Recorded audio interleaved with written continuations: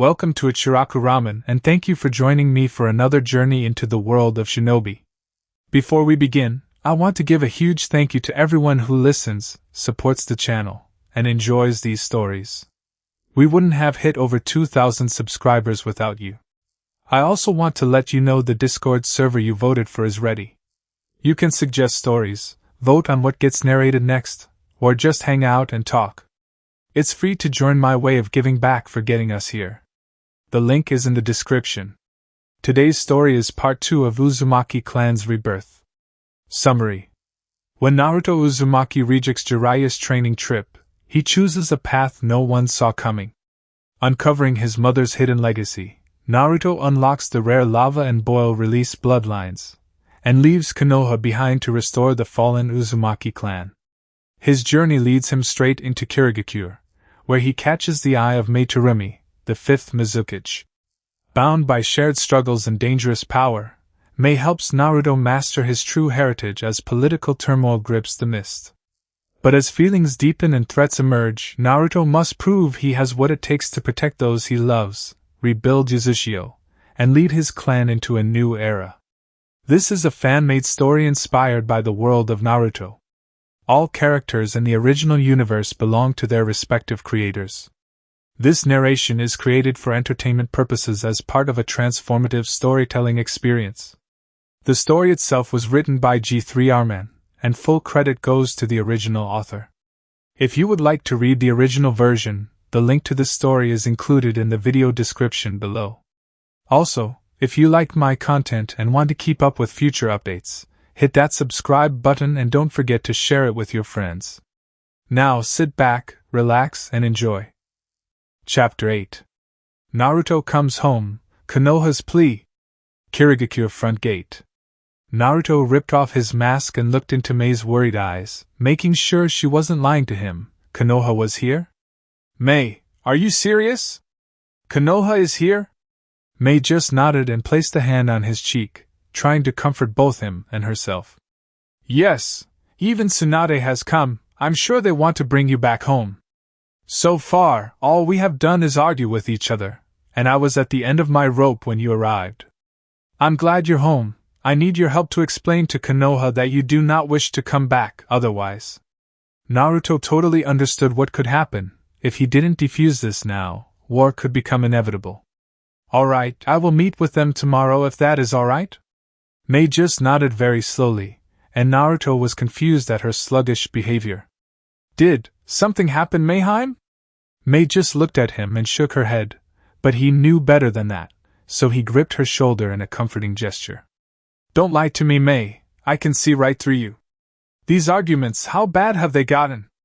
Mei looked into his serious gaze and backed down at the ground and sighed, turning away from him. When she first came, it was only verbal with a slight altercation. But now, it's gotten to the point where I can barely keep myself from wringing her and that pink-haired girl's necks. Naruto's eyes widened. Sakura was here? Wait, altercation? Sakura is here? Mei sighed again, and started walking towards the compound, Naruto quickly falling into step. Tsunade slapped me after I defended our relationship. Naruto stopped walking, his body seized at the thought of his bachan hurting Mei. What the fuck, Tsunade? Why would you do something like this? What? Naruto whispered in an edgy voice, his temper raised to its zenith at the thought of Tsunade slapping his Haim over and over again in his head. Mei turned around and hugged him in the street, not surprised at all by the possessive strength his arms brought with them when they wrapped around her waist. If it makes you feel any better, I slapped her back. Mei tried to joke, and thought she succeeded when Naruto's mouth switched from a scowl to a snickering smirk, but it only lasted a second. That does help a little, but it doesn't change the fact that she did what she did. She disrespected you, this village, and she has disrespected me too. Mei just shook her head at his reasoning but said nothing. It was impossible to reason with an Uzumaki when they were angry. The clan was known for being stubborn. I know, Naruto, but that is why you need to speak with her. No matter how many times I tell her that you don't wish to come back, she won't believe me. You are the only one she will listen to now. Naruto nodded, Knowing that it was his duty to clean up the mess he had brought to Kiri, he had to be the one to fix Konoha. Alright Mayheim, but like I said, we'll do that tomorrow. Right now though, I need a bath and you look like you could use one of my special massages. Naruto playfully waggled his eyebrows at the young woman, who actually let out a giggle and started smiling. You read my mind, how about we knock both out at the same time?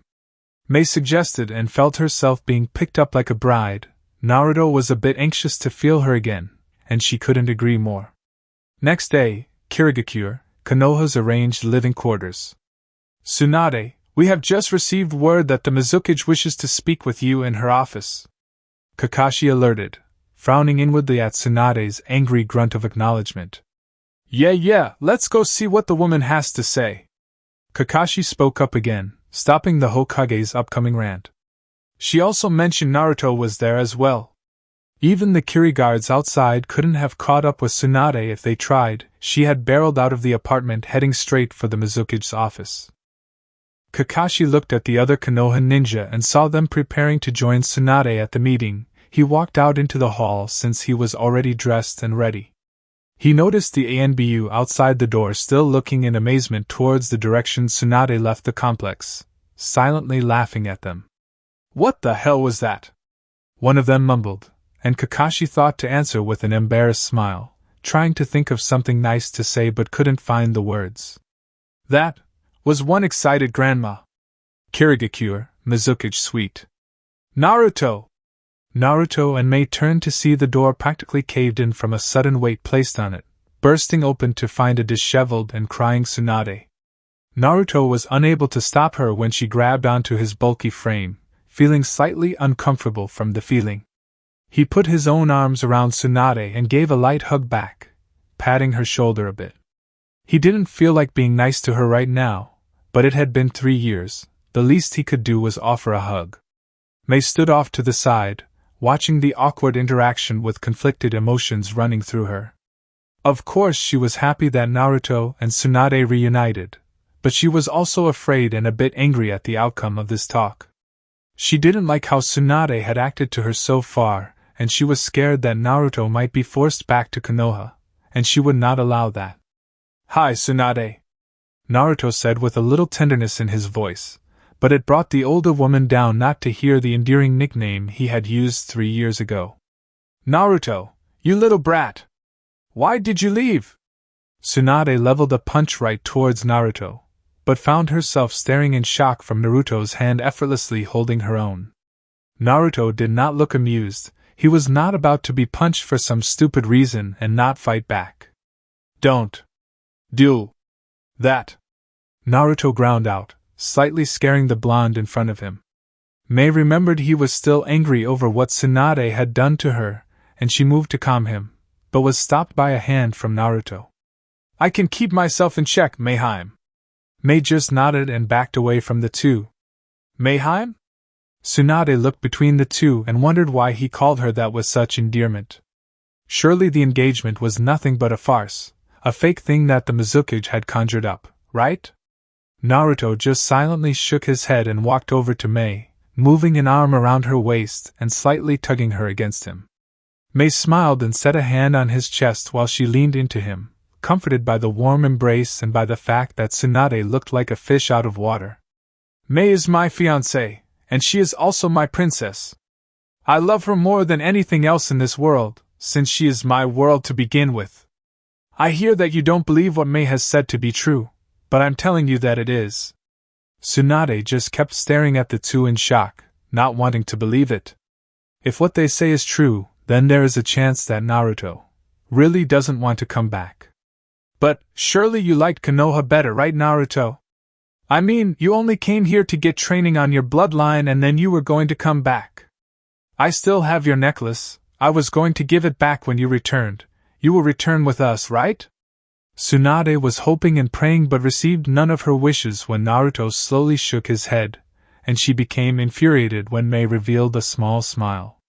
What the hell are you smiling at, that you won? Surely Naruto isn't in his right mind with you around.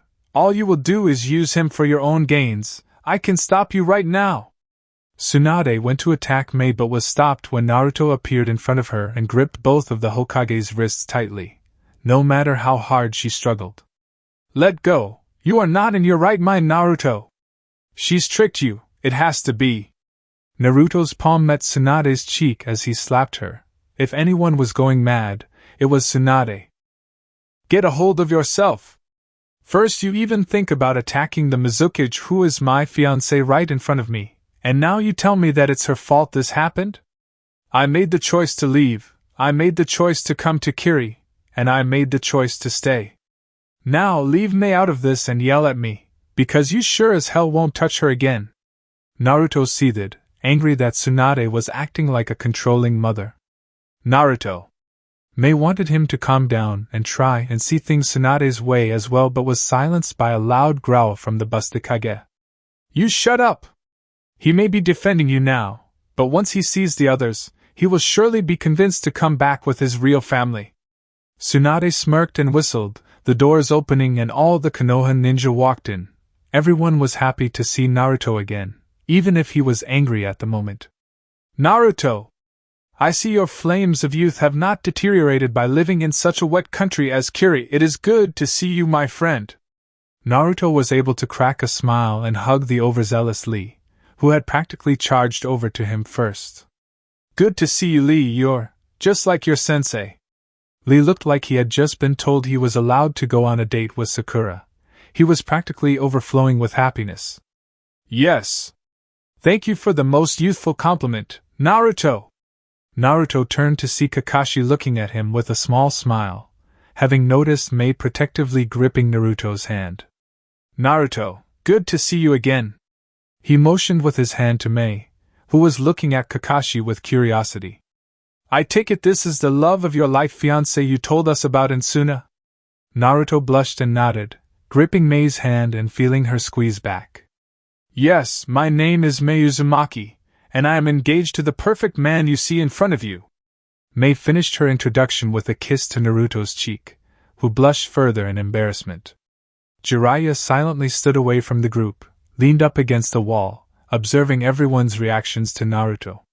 Tsunade was smiling upon seeing Naruto so friendly with the other Konoha ninja. Sakura looked to be getting a bit jealous and moody at Mei and Naruto's clingy attitudes, and Kakashi was still as laid back as ever. I suppose I was wrong on my first assumption of the Mizukage. She isn't an old hag. Naruto sure did bag a good one there. Wonder if she has any sisters. Mizukage-sama. Mei turned to look at Sakura, who she had barely spoken to over the past few days of her being there. All the times they conversed, Sakura would keep conversation to a minimum and sometimes glare at Mei for no reason, frustrating and confusing the redhead. Yes? Naruto turned to look at Sakura now. She appeared to be gathering her strength. I want to know why you love Naruto. What do you have that other girls don't have? Why did you choose him and he chose you? Mei was surprised at her question but quickly came to the conclusion that she was interested. I haven't the faintest idea why she is though. Naruto told me of her behavior towards him before his leave. She looked around to see everyone was interested in her answer before taking a deep breath and smiling. She looked at Naruto, who was looking down at her from his position beside her, and she moved her hand to rest on his cheek. I love. Mei searched for the right word. Everything about Naruto. All his quirks, interests, flaws, secrets. She glared at Tsunade for a second but quickly continued. Naruto has grown up to be quite the handsome young man and a powerful ninja, and I'm sure anyone could have seen that potential when he was younger. Why girls weren't throwing themselves at him is beyond me, but for that I am very thankful. Mei glared at Sakura this time, making the younger girl gulp. The best part is that Naruto reciprocates my love for him. He loves everything about me, even the things that I hate about myself, and he helps me be a better me. Love, it is a fickle feeling that is difficult to find, harder to keep, and priceless to own. That is why I love Naruto. I'm sure he can agree, right, Naruto? She looked at him and smiled brightly when he smiled at her. That's right. I wouldn't ask for my life to turn out another way. I'm very happy with what has come. Sakura frowned after hearing him acknowledge the woman's speech, but quickly recovered with a small smile. I know I cannot have him. Perhaps this is for the best. I understand. Thank you, Mizukage-sama. Mei just nodded, not really paying attention to anything other than Naruto. Tsunade had progressively sunk deeper and deeper into anguish as the conversation went on. Sure, she was happy Naruto found happiness, but why did he find it with Mei? Why couldn't he have waited a little longer for Sakura or even found some nice Konoha civilian girl? Besides, Mom encouraged me to go out and explore the world. She told me that she and my father would be proud, no matter where I lived or went. And with that adventure, I came here and found what I really wanted all along, a nice Uzumaki girl, just like Mom said. Mei blushed at that, feeling eyes on her again. Naruto, what about your family? What about Konoha? Tsunade whispered, making Naruto frown at the thought of his precious people. While Konoha will always have a place in my heart, I have another family now, one that is just as important that I will not let go of. At that, a large group of Kiri shinobi filed inside, including Ao and Chojuro. They fell into standing behind the entangled Uzumaki couple. This is my family.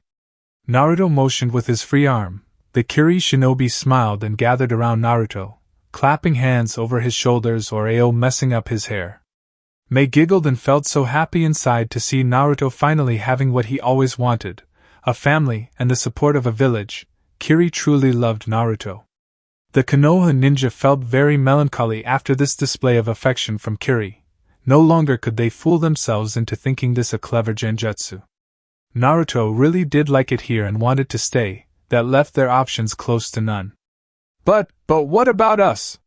Tsunade asked meekly, wondering where Konoha now stood in Naruto's heart. Naruto stopped smiling and looked down at the ground, trying to figure out just that same question. Well, I'm technically a missing nin, so I can't just go back to Konoha. Tsunade's hopes sprung back. Was that all? Naruto, I can easily pardon you of that status if you came back. It would be no problem. Naruto just sadly shook his head. I made no mention of coming back with you, Tsunade. I was merely stating why it would be dangerous for me to even touch soil from your country. Our country. Jiraiya seethed, and Naruto cast a glare at him. Your country. I no longer align myself with Konoha. I am a Kiri shinobi. I will not stand for this nonsense. You will be coming home now. Tsunade yelled out, her anger once again rising to the surface. Don't tell me what to do, Hokage. I'm not one of your ninja and I sure as hell am not your child to be ordered around. Tsunade gasped at his outburst, causing all the Konoha ninja to flinch, other than Jiraiya. Tired of staying silent and seeing Tsunade take a beating, he came forward with the ultimatum. You know, if Tsunade comes home empty-handed, Konoha will be calling for blood. There will be a war if you continue this little vacation, Naruto. Naruto was seething. How dare he play off something like this as a vacation? First of all, you have no place in this discussion, Jiraiya. Second of all, would you really risk a war against Kiri against me? Naruto quietly hissed the last part, shocking the Konoha ninja. Naruto would be willing to fight them? Would you be ready to kill Konoha ninja? Would you be able to do it after personally knowing each and every one of their faces? Jiraiya asked, thinking Naruto could only bluff. Naruto smirked. What a fool he was. You threaten my village, my friends, my Mizukage?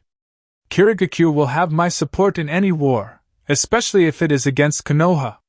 Besides, Naruto shrugged his shoulders and let loose a maniacal smirk. I could always just accidentally let Kyuubi take over my body inside Konoha. Would you like that idea better? Jiraiya gasped, as did Tsunade. He could talk with that beast. I think I have a better idea. Everyone's eyes moved to Kakashi, who had spoken up after the heated arguments started to get bad. Kakashi had observed the tense feelings between Naruto and the other Konoha ninja for long enough. It was obvious he was not coming back. Even so, Jiraiya and Tsunade had to have something to satisfy them. So, Kakashi thought up something that would appease everyone, and it was something that Naruto could easily do anyways. How about instead of a war, our two nations settle the problem with an official or unofficial duel between shinobi? Naruto could fight, Jiraiya and that could settle things. If Naruto wins, he stays in Kiri and is allowed to visit Konoha whenever he wishes without any danger to him. Naruto liked the idea, already glaring at Jiraiya in a competitive manner. And if I fail? Naruto asked, but he already knew the answer. You must return with us to Konoha, Kakashi announced with a smile, while in reality he was sweating from the glares received from the Mizukage and the Kiri ninja. Don't accept Naruto. I'm sure that we could kick this poor country's ass in a war. No point in bothering with such a silly idea, Ao announced, silently worried that Naruto could lose his battle. Yeah, Naruto, the 7 swordsmen are behind you in a war, you know that. Mororo Toda, fellow swordsman of the mist, yelled out. He would gladly march to war with the young blonde, having garnered respect for the Jinchuuriki when he was in training to become a swordsman. Naruto, it's your decision. Naruto was still smirking, as was Jiraiya. Both were confident in their abilities to beat the other. I'll do it. Everyone settled down a bit after that, although Kiri was a lot more tense after Naruto's agreement. Tsunade spoke up, angry over the deal. That is great and all, but I'm not satisfied. I want to fight Mei in a match as well, see if she is really worthy to call Naruto her future husband. Mei looked at Tsunade with a surprised face. Kiri and Konoha were also taken aback by the request. This bitch wants to see if I'm worthy, huh? Well then, I'll just have to give her a show. Alright, but it will be only taijutsu, and none of your super strength. Tsunade smirked at that. She already fought like a brawler without her strength. This would be easy. Tomorrow it is then. I think everyone should get some rest for it. Let's go home, Kakashi announced, but stayed behind to talk to Naruto. Naruto saw this and moved to Kakashi as everyone but Mei headed out too. Naruto, I'm confident in your abilities. Jiraiya may have confidence too, but I don't believe he can win this match against you. Naruto was surprised. Kakashi set the match up on purpose? Wait, you mean you think I'll win anyway? Kakashi just nodded. I told you in Suna, I support you in your choice as Gaara did. Tsunade may not be in the right state of mind to hear it, but it's past time that you chose your destiny, and you have chosen. If this is your place that you wish to be, then I will happily agree. Besides, I failed you as a sensei, and to help you with this is the least I can do. Kakashi looked down in shame, and Naruto frowned. Kakashi, is it true that Jiraiya no longer writes Ika novels since I left? Kakashi looked up confused, as was Mei, but he nodded anyway. Yeah, he said that he could no longer sit around researching while you were off missing or something like that. Why? Naruto smirked deviously, scaring his old teacher. In the match tomorrow, I think I can make him see the error of his ways. Hopefully you will be enjoying a new novel soon, Kakashi, Naruto mentioned before taking Mei's hand and walking out of the office, leaving a confused but somewhat hopeful copy ninja behind. I wonder what he meant by that. Kirigakure, General Training Grounds. Are you ready for this, Naruto? Jiraiya had stepped into the aforementioned ring and taunted the blonde. Naruto just nodded his head and looked at Ao, the self-designated referee. All right. The rules for this fight, keep it in the ring, everything else is allowed. Naruto and Jiraiya nodded and Ao stepped back with his arm raised high before lowering it. Jiraiya roared and charged Naruto, who stood with his hands in his trademark technique's hand sign. Shadow Clone Technique. At least 24 Naruto clones appeared, leaving Jiraiya standing in the middle of the ring wary of his next move. All the clones set up for another jutsu and Jiraiya was prepared for anything. But the jutsu they called out next. Tsunade Harem Technique. Everyone's eyes widened when out of the large batch of smoke came 25 Tsunades in very skimpy or no clothing at all, leaving Jiraiya foaming at the mouth with blood gushing from his nose. Jiraiya-kun! The girls cooed, wagging fingers for him to come closer, to which he did with a speed thought impossible. Oh Tsunade-heims, you have finally seen the error of your ways. I always knew you would call for me eventually. I'll have to thank the Gaki later. Jiraiya felt himself being pulled closer and closer until his face was buried under the clone's excessive cleavage, smothering him into a blissful unconsciousness. Ao watched on with wide eyes and a small blush before entering the ring and observing Jiraiya. Naruto's clones were long gone from the pervert. Naruto has knocked Jiraiya unconscious. Naruto is the winner! The large Kiri group erupted into cheers, Mei running across the field and kissing him for all she was worth. Oh Naruto-koi! That was wonderful! But… Mei released the killer intent directed at Naruto, her eyes taking a hooded glare. Ao recognized that look, she had given it to him many times. But, you will no longer use that technique, ever. Got it? Naruto just gulped and nodded, frightened at her reaction to his winning jutsu. Mei immediately brightened upon his nod and kissed his lips again before walking off to Naruto's side of the ring. Her match was next. Tsunade, meanwhile, too angry at Jiraiya and Naruto to remember the match, was slapping Jiraiya's unconscious face silly. Damn it, Jiraiya! You wake up right now so I don't feel as bad when I beat your ass. Mei sighed, already impatient over the blonde. Are you ready, Hokage-sama? Tsunade looked up and saw Mei waiting for her in the ring, which she smiled to and entered it herself. Ao nervously walked up, fearful of either lady's strength. Okay, this match will consist of only taijutsu. Keep it clean, like back in my day when Kunoichi dash. He was interrupted from his rant by an irate Mei. Ao! Shut up and start the match before I kill you! Ao just backed away and made a cutting motion with his arm, signaling the start of the match. Alright bitch, let's go! Tsunade announced, feeling very free now that she was in a ring with the Mizukage. She was so excited that she wasn't able to catch Mei's sucker punch. She took it right in the jaw and stumbled backward. Tsunade wiped her lip of blood and smirked. What the hell was that, a bug bite? Mei growled and charged the blonde again, intent on ending the battle quickly. She generally detested taijutsu, she much preferred her ninjutsu over hand-to-hand combat any day.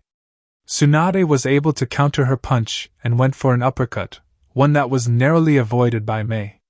With her leg guards, Mei felt she had an advantage over kicking and sent a roundhouse straight for the older woman only to have her leg caught and be thrown across the ring. Tsunade smirked and went for the down Mei, bringing the woman into a choke hold and inadvertently zipping her blue dress down a bit, revealing more cleavage than anyone should see other than Naruto. Kakashi uncomfortably adjusted his pants along with several Kiri ninja, their thoughts intertwined. Whoa, this is hot. Naruto was pissed. He quickly went through a few hand signs that left only himself and Ao in visibility of the arena with an earth wall in the way. He brought his hands up to his mouth and called out to the hurting redhead, bringing her out of her trance.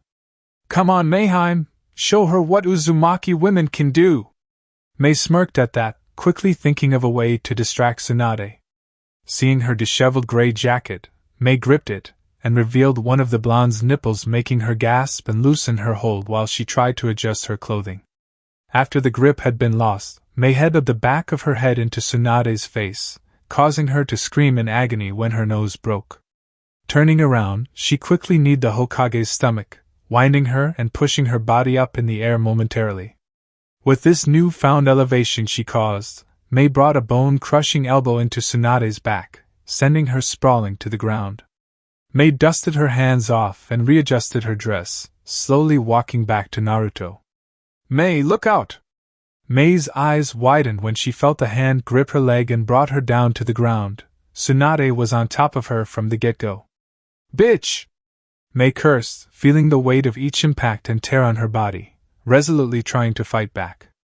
Their clothing was the first casualty of the battle, their anger so high they barely noticed that Mei was now in her torn bodysuit and short skirt, while Tsunade had lost her top long ago. How do you like this? Mei asked when she pinched a nipple and twisted quite harshly, smirking at the pained sound uttered from Tsunade. To retaliate, the blonde quickly punched Mei in the face, the first real damage anyone had done to the other. Mei felt her cheek and hissed in pain, now realizing it was serious. Alright, two can play at this game. For the next few minutes, all that could be heard were smacks of knuckles and knees against vulnerable flesh as the two released their emotions in the ring of pain. The two finally settled the battle with a final blow that had both knocked the other out, allowing Naruto to come to the field only after Ao announced a draw. Mayhem! Naruto whispered as he cradled the hurt Mei, his Kiri-jounin vest already covering her revealed body. Her eyelids fluttered open for a moment, a small smile gracing her chapped lips. Did I kick her ass, Narukoi? Naruto smiled a little, gripping her bloodied hand. As far as I'm concerned, you showed her just what an Uzumaki woman can really do. Just try not to do any of that to me, alright? Mei giggled a bit but hissed in pain, her ribs cracked from Tsunade's onslaught. Naruto cringed and yelled at Ao, who was watching the two camps attend to their kage. Ao! Get us a damn medic, the Mizukage is hurt, you idiot! Ao was startled but nodded and began to walk off to get a medical ninja when Sakura called out. Wait! I can heal her!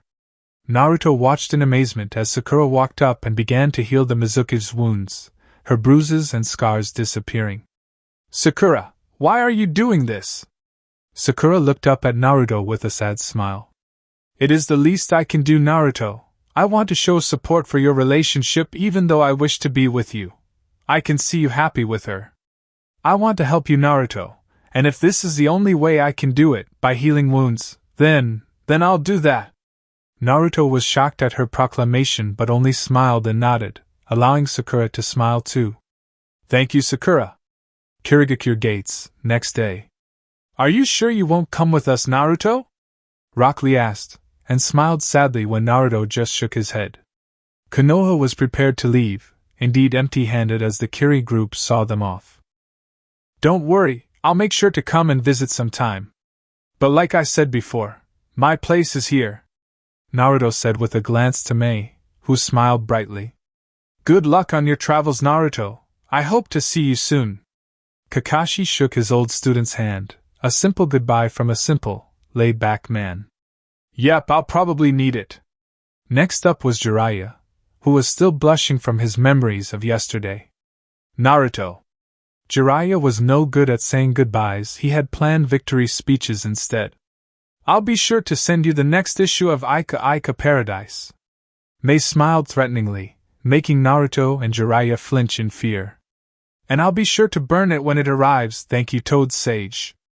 Jiraiya just scratched the back of his head and walked away frowning at the thought of someone destroying his works of art like that.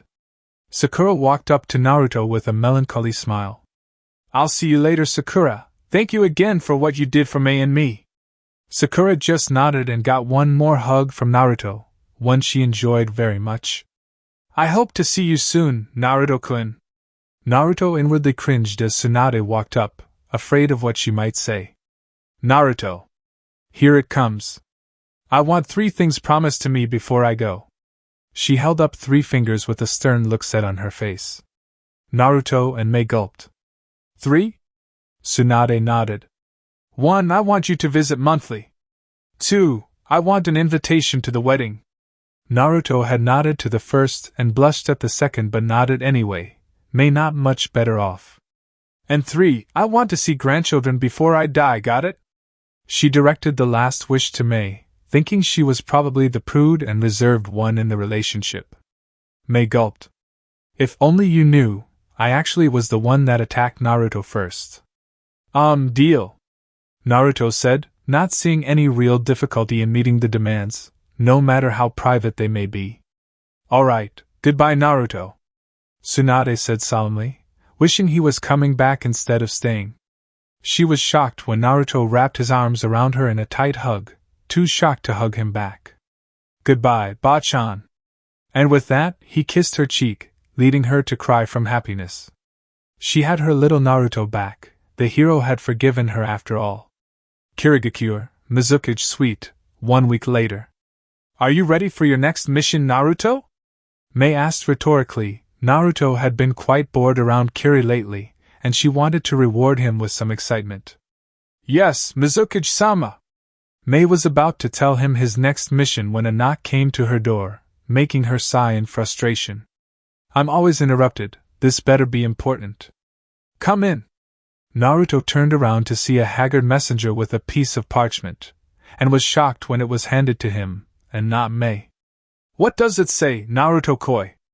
Naruto looked down at the message, his mouth slowly opening in shock from its contents. Deliver only to the blonde swordsman of the mist. Naruto, this is Mikaru, commander of the Kinkaku bounty squad. Tamura told me of you and your exploits upon his return from Wave, and I must say that I'm impressed. While Kumo and Kiri have had our differences, I would like to thank and assure you that you have my organization's support in the future. Now the real reason I have sent this message is a bit more serious.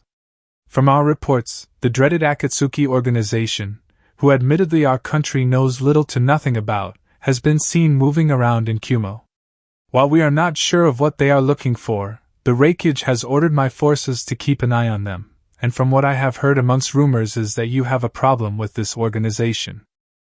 Whatever the reason, I wish for you to come to the port city of Nagara and Lightning Country immediately. I have received word that Akatsuki has frequented that area, and coincidentally, a Jinchuuriki container of ours, Yujutoni, also does. We are afraid that either Akatsuki will try something or the volatile container will instead. We feel that with your apparent expertise, we may be able to handle the situation better. I have Tamura there to help accommodate you upon arrival. He also has a large contingent of Kinkaku hunters with him. We have no idea what we could be facing with the possible enemies. I ask for your speedy arrival, because if you do not act quickly, Tamura will have to intervene on his own. That could lead to any number of results, and I doubt the odds are good for my men. Please, hurry to Nagara and help us keep Akatsuki under control. Mikaru. Kinkaku Bounty Squad. Looks like that mission will have to wait, Mayheim. I have another Jinchuuriki to save. Quick pause, guys, I just want to take a second to say thank you. We actually hit 3,000 subscribers, and that is entirely because of you. I genuinely could not have done it without this community, and it means more than I can put into words. Now we're setting our sights on 3,000, and if you're not subscribed yet, this is your moment. It takes 1 second, and it truly makes a difference. Alright, let's get back to it. Naruto's not going to wait forever. Chapter 9. Jinchuuriki Skirmish, Zombie Brothers. Konoha, unknown location. An aging man sat on a small cushioned chair inside a darkened room. He looked to be waiting for someone. He had many scars on his face, and his right eye and right arm were covered in bandages, obscuring their form and making it look as though he were crippled. A cloaked figure appeared before him, and he smiled a warm smile, or at least as warm as Danzo's smiles could get. Welcome back. He lost his smile and looked sternly at the rude operative. Report. Sir! The man sounded off, acknowledging the order. From what I have been able to gather, the visit to Kiri did not go well for us. We were unable to obtain the 9 Tails Jinchuuriki and no reparations were made against Water Country. The man reported, quietly noting the little to any change on his leader's visage. That is what I expected. Tsunade can't do anything right for this village, she is too soft, and it's because of that boy. I suppose we will have to take matters into our own hands now. Danzo reached into his pocket and fished out a scroll. He placed it in front of himself. Take this scroll and alert Hyo to gather his squad. He has a new mission that is to begin immediately. I don't want any mistakes, Sai. The masked ANBU, now revealed to be Sai, nodded and along with the scroll, disappeared from sight. Danzo sighed and looked towards the door, silently contemplating the turn of events. Naruto Uzumaki, did you really think you could escape Konoha's leash that easily? Well, I suppose the roots will just have to drag you back in. Lightning Country, Nagara's outskirts, Nagara Dam. Over 15 Kinkaku bounty hunters hid in the mountain paths surrounding Nagara's chief dam and water processing facility where currently 2 Akatsuki members were seen walking. The cloaked men appeared to be walking in a random direction, but looks were always deceiving.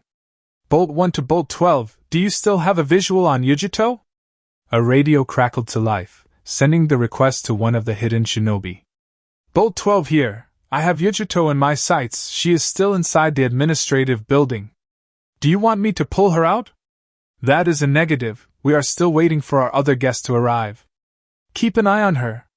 Roger. Tamura sighed, wishing the stupid mask wasn't in his way so he could rub his forehead. Trailing both Yujito and Akatsuki was annoying business. He wished they could just knock Yujito out and take her back to Kumo, but it was not meant to be. Come on, Naruto, where the hell are you? The message for him to arrive in Nagara had been sent a few days ago, and he hoped Naruto had the skills to move quickly. The Kinkaku captain had a sinking pit in his stomach. He felt like something was going to happen today. Something bad. Bolt 15, has anyone arrived at the ports yet? Tamura whispered into his mask's radio, hoping that his operative had seen him. That is a negative, sir. Unless he is coming by foot, no one has entered this harbor. I'll keep you notified. Tamura held back a sigh and just nodded to himself. He looked left and right. The closest Kinkaku members were leaning over the mountain's edge, flexing their muscles in anger and anticipation. It seemed everyone wanted to take a shot at Akatsuki, even if they didn't have any problems with them to begin with. Probably since they are always smirking, cocky jackasses. Sir! This is Bolt 9, the Akatsuki are on the move! Tamura could tell that from where he was. What was the big deal? I know that, Bolt 9, what's the rush? They always walk down the same street then go back into town, what's so dash? Tamura was interrupted when the man hissed back into his radio, his nerves getting the better of him. They are entering the administrative building. They must be headed for Yujito, sir. Tamura was about to order the man to calm down when his radio crackled again. Sir, this is Bolt 12, I have lost Yujito. 1 second she was standing in front of the window and the next she disappeared. Great, can anything else go wrong right now? Sir, the Akatsuki, they're killing everyone in the administrative building, they are slaughtering them. Shit! Tamura said aloud, the Akatsuki obviously don't like witnesses. All squads converge on the surrounding buildings and evacuate as many civilians as you can, the administration building is a no-go. I repeat, the administrative office is off limits. Bolt 12, find me Yujito now. I don't care if you have to beat her senseless, get her back into town. Bolt 15, if you don't have good news for me, I'm gonna skin your ass. Roger that, sir. His men chorused their assent and moved at top speeds from their concealment points, moving to the few buildings around the dam and started to evacuate the confused workers. Bolt 15? Sir, I think I see him, he is running across the water, sir. I repeat, the swordsman has arrived. Tamura smirked, the guy made it right on time. Alright, Naruto, I thought I was going to have to steal all your thunder. This time, looks like you're stealing mine. Now the fun begins. Nagara Dam, 5 minutes ago. Hey Kakuzu, is today the day we get to catch the cat? Hayden asked his masked partner, eliciting a lazy glare from the man. I already told you this morning, will you shut up already? If you aren't careful, you might just get yourself killed this time. Hayden laughed at the man's accusation, how he wished someone could do that. Yeah, Kakuzu, whatever you say. I got dibs on this one though. I want a fucking challenge and I hear that she is one feisty feline. Kakuzu sighed and looked him in the eyes.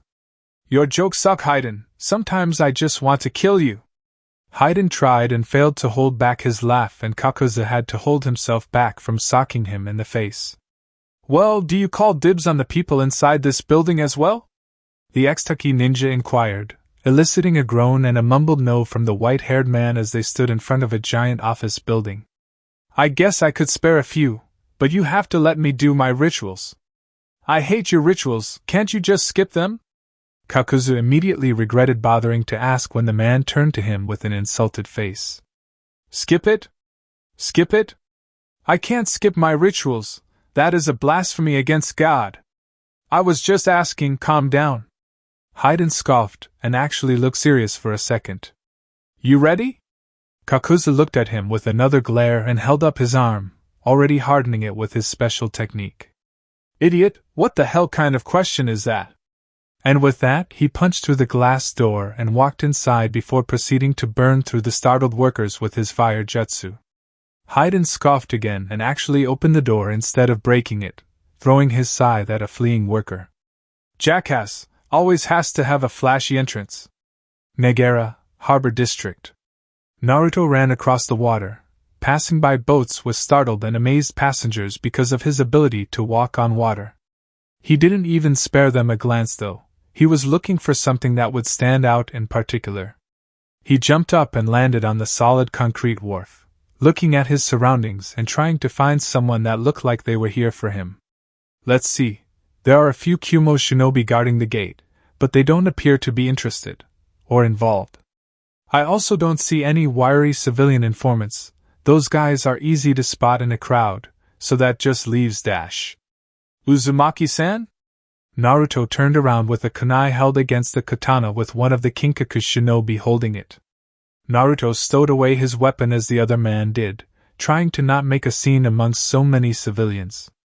There really isn't much time to explain, sir. Tamura has already moved to commence operations and I have to get you to their location. If you have a radio, change your frequency to 389.5, that is our squad communication link. Naruto nodded and began to fumble with his communicator while following the golden masked man out of town towards a mountain path flanked by a river. So what exactly is the situation, Anbu-san? The man afforded a glance to his right and looked back forward. From what I can tell over the radio, we lost track of Yujito, who we were supposed to be tracking. We think that she is their target, and recently it sounded like they were finally making their move to attack her. Other than that, I have no idea. I have been at the docks waiting for you to arrive. Naruto grunted in acknowledgement and smirked in satisfaction when he started to hear voices emanating from his earpiece, although the words spoken didn't cheer him up. Sir, buildings 2 and 3 have been evacuated, moving to the last one. Roger that. Can someone give me an update on the administrative building? Bold 5 here, can't see shit from where I am. The windows are covered in blood. It's pretty quiet though, sir. I think it might be over. Bold 12, did you find the blonde yet? Naruto was intrigued by this. Was he the blonde? Roger, sir, I found her. The bad news is she is inside that building, more specifically in its lower levels where the sewers run. Best I can tell is that she is being followed by the 2 Akatsuki, but they are still moving. We have some time. Keep in touch. Prepare yourselves, boys. As soon as our guest from Kiri arrives, we will be moving into those tunnels and flushing out the Akatsuki bastards. Maybe Yujito will even reward you poor lonely bastards with a kiss. Kami knows most of you need one. Yes, sir. Naruto smirked. That must have been Tamura. He could always liven up a crowd. Naruto turned to his guide to ask how much longer. When will we get there? I would prefer to save the girl than wrap her in a body bag. The Kinkaku ninja chuckled at that. I think most of us have been doubting Akatsuki's abilities. If they were coming after Yujito, they must not know her that well. She is one of the most powerful shinobi of our village, and put that together with the bijou inside of her and you've got one hell of a combination. No matter how powerful those guys are, they don't stand a chance against her. Naruto wanted to scoff at that but kept quiet. No need to bring about more hostilities. If only you knew just what we were dealing with. Yujito is the one who doesn't stand a chance. If I don't get there quickly, she might just get captured after all. Nagara Dam, Administration Building, Sewers. Have to keep moving, have to get to the ambush point. Yujito ni, Jounin of Kumogakure and Jinchuuriki of the two-tailed cat was running through the sewers, luring her prey right into a trap. She detested the fact that so many died getting the Akatsuki inside, but she would make the killers pay. She heard a low whine coming from behind her and picked up the pace, trying to reach the end of the narrow passage. Feeling the light shining on her face from the room she was running into, Yujito jumped inside just as she felt the danger reach her. The blonde watched as a side sailed harmlessly below her flying body, and she landed safely on the water, facing the passage. That was a nice move. She heard one of her pursuers comment. My attacks are the slowest in Akatsuki, so I'm not surprised I wasn't able to hit you. She watched 2 men appear in the doorway, the 2 that she had been observing for the past few weeks in Nagara. The one talking was a white-haired man with a slick smirk and a cable he was holding to control his scythe. The other had strange eyes and a taki headband. His face was covered by a mask and he looked very bored or annoyed. So you really are Akatsuki? Yujito commented, confirming her growing suspicions. You are the only one left here, all alone, the scythe man said, not bothering to confirm or deny the obvious answer. That glare shows you're tough too. This might actually be a challenge, Kakuzu. This is the Two-Tails Jinchuuriki. If you're not careful, you will probably die. Haiden smiled at his partner for that. Thank you for your concern, but I doubt this bitch could kill me. Yujito growled. No matter how much I wish she could. Haiden added as an afterthought. Alright, let's do this, Kakuzu said after a few moments of tense silence. Haiden took out a Jashin icon and closed his eyes in prayer. Just let me finish praying. Kakuzu sighed, his anger rising again. Will you quit it? We have a job to do. Haiden opened his eyes and met his glare. Hey, I don't like it either, but the rules are clear. Yujito was somewhat intrigued by the strange god that the man apparently believed in but raised no questions. They were enemies, after all. Seeing the men distracted, she felt it was time to reveal the reason she ran to this spot. You probably think you have me cornered now, but you are wrong. Yujito formed the serpent hand sign and focused her chakra. Haiden and Kakuzu's eyes widened a bit when they heard the familiar sizzle of an explosive tag and looked at the door to see one explode and then another. Soon all the doors had collapsed in on themselves, leaving the three trapped inside the sewer room. I purposely lured you here. Now that I know you are Akatsuki, I cannot allow you to leave here and continue your deeds. The Akatsuki had their own little conversation, ignoring the girl. Looks like she got us good, Kakuzu, we're trapped. Haiden faked distress, his partner showing no real signs of emotion. It's not a problem, in fact, this works out even better. She's trapped in here with us. That means no escape in case she tries to turn tail and run. Haiden started laughing after that, much to Yujito and Kakuzu's ire. Haha! You actually made a joke, Kaku.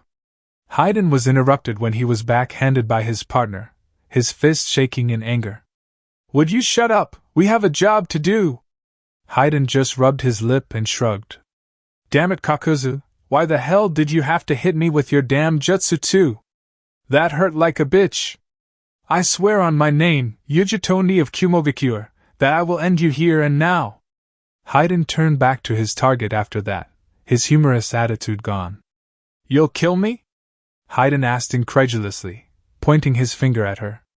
You know I really hate when people shout out battle cries like that, it makes me angry. And when I get pissed, the blood rushes to my head. And when blood rushes to my head dash. Haiden was interrupted by Kakuzu, who was at the end of his rope. Shut up, Haiden, you talk too much. Haiden looked at the green-eyed man and shrugged. Sorry. He looked back at Yujito. But when blood rushes to my head, I start forgetting about our objective and just start killing anything and everything. If you don't calm down, Haiden, I will do it for you. Our orders are absolute. Akatsuki's mission really goes against everything I believe in. I mean, leaving someone half dead is blasphemy. Can we just talk this out instead? Yujito's eyes widened in surprise. Talk it out? She asked aloud, curious. What is with these guys? How's about you just let us capture you? Haiden suggested, but soon realized it wasn't the right thing to say when the woman changed from calm to pure anger. She slammed her hands into the water, her chakra overflowing and changing into a deep flaming blue color. Her hair braid snapped from the sudden pressure, and her hair flew up into the air above her, her face in an unbridled fit of rage. Don't mess with me! Yujito began her transformation into the Two-Tails, the blue chakra quickly taking a lumbering shape of a cat over the two men. Yujito's body completely disappeared and she allowed the cat's consciousness to take over somewhat, however she kept most of the control. In her new body she howled a final battle cry over the two surprised Akatsuki. Whoa, what is up with her? She just let the beast inside take over her, she looks just like it. Kakuzu wasn't given time to respond as a large paw came slamming down on him, forcing him to harden his skin and absorb the impact. Haiden gaped at the large paw beside him, surprised at the beast's pure strength. He wasn't given much time to admire though as the bijou looked at him with an open mouth and a fireball forming within. Shit! Haiden quickly sidestepped out of the way, just barely avoiding the blast that was meant for him. The fireball impacted the wall and exploded outwards with a large amount of energy. Outside, the ground surrounding the building began to shake and everyone looked to see the administrative building explode from a large source of pressure. Hayden avoided falling debris from the wrecked building above, hiding behind a piece of rubble big enough to hide his entire figure. He caught his breath and peered around a corner, trying to find the enemy and his partner. Damn cats! I thought they hated hot stuff! He spotted the cat. It was glaring right at him with its pupilless yellow eyes. So this is the two-tailed cat everyone calls the living ghost? It has me right in its trap. I'm like a rat in a maze. Hee, that's kinda funny. Hayden chuckled before moving to avoid a swipe that decimated his cover, preparing his scythe when he saw Kakuzu up and moving. This is gonna be fun! Nagara Dam, outside perimeter. What the hell was that explosion? Naruto asked upon arriving at the blockade the Kinkaku had set up to ward away any civilians. Tamura stood with at least a dozen other hunters, all snapping on equipment, or doing final checks before entering battle. Seeing as he wasn't getting an answer, Naruto stalked up and grabbed Tamura by the collar, eliciting many katana to be drawn against him, to which he ignored. What the hell was that? Naruto asked again, sounding out each word like the men were idiots. He could tell that they were all angry and annoyed by his presence. Hell, even Tamura didn't seem all that enthusiastic. He didn't care though. He had to find and destroy the Akatsuki before they could get their hands on another Jinchuuriki. That was Yujito's power in combination with her tailed beast. We believe the fighting has already started and we are preparing to set up a perimeter and allow her to fight it out with them. Naruto scoffed. So you aren't going to help her? She is one of your own, damn it. The Kinkaku shifted, some crossing their arms while others shook their heads. Hey, if you want to get yourself killed by entering the ring with her, that's your call. We normal shinobi would be dead from friendly fire in the first 5 minutes. We will make sure that if she does lose, they won't get away with her. Alright, I'm going in to help her. Watch my back, alright? He started running towards the fireworks but was stopped by a firm hand on his shoulder from Tamura. Naruto growled, this was taking too long. I really would suggest you stay here. You can't keep up with them no matter your skill dash. Naruto shrugged off his hand and took off his hunter mask, allowing them to see his face. I am a Jinchuuriki like her, so I damn well better be able to keep up. I'm not allowing them to take her and I'm sure as hell not going to let you or your men stop me, got it? Tamura and the others had silently gasped at the knowledge of him being a Jinchuuriki, but quickly got on the same page with him. Alright, just thought I would give you a fair warning. Try to play nice, we enjoy our dams here in Kumo. Naruto smirked, opting to keep his mask off for this battle. I'll try, but no promises. And with that Naruto was off, running straight for the battleground that allowed Yujito's hulking form to be seen. Alright men, set up a 2-mile perimeter, no one gets in or out. The Kinkaku saluted their captain and disappeared, leaving Tamura with his own front row seat to what could be the most interesting battle of the millennium. Nagara Dam, Administration Building, ground level. Raya!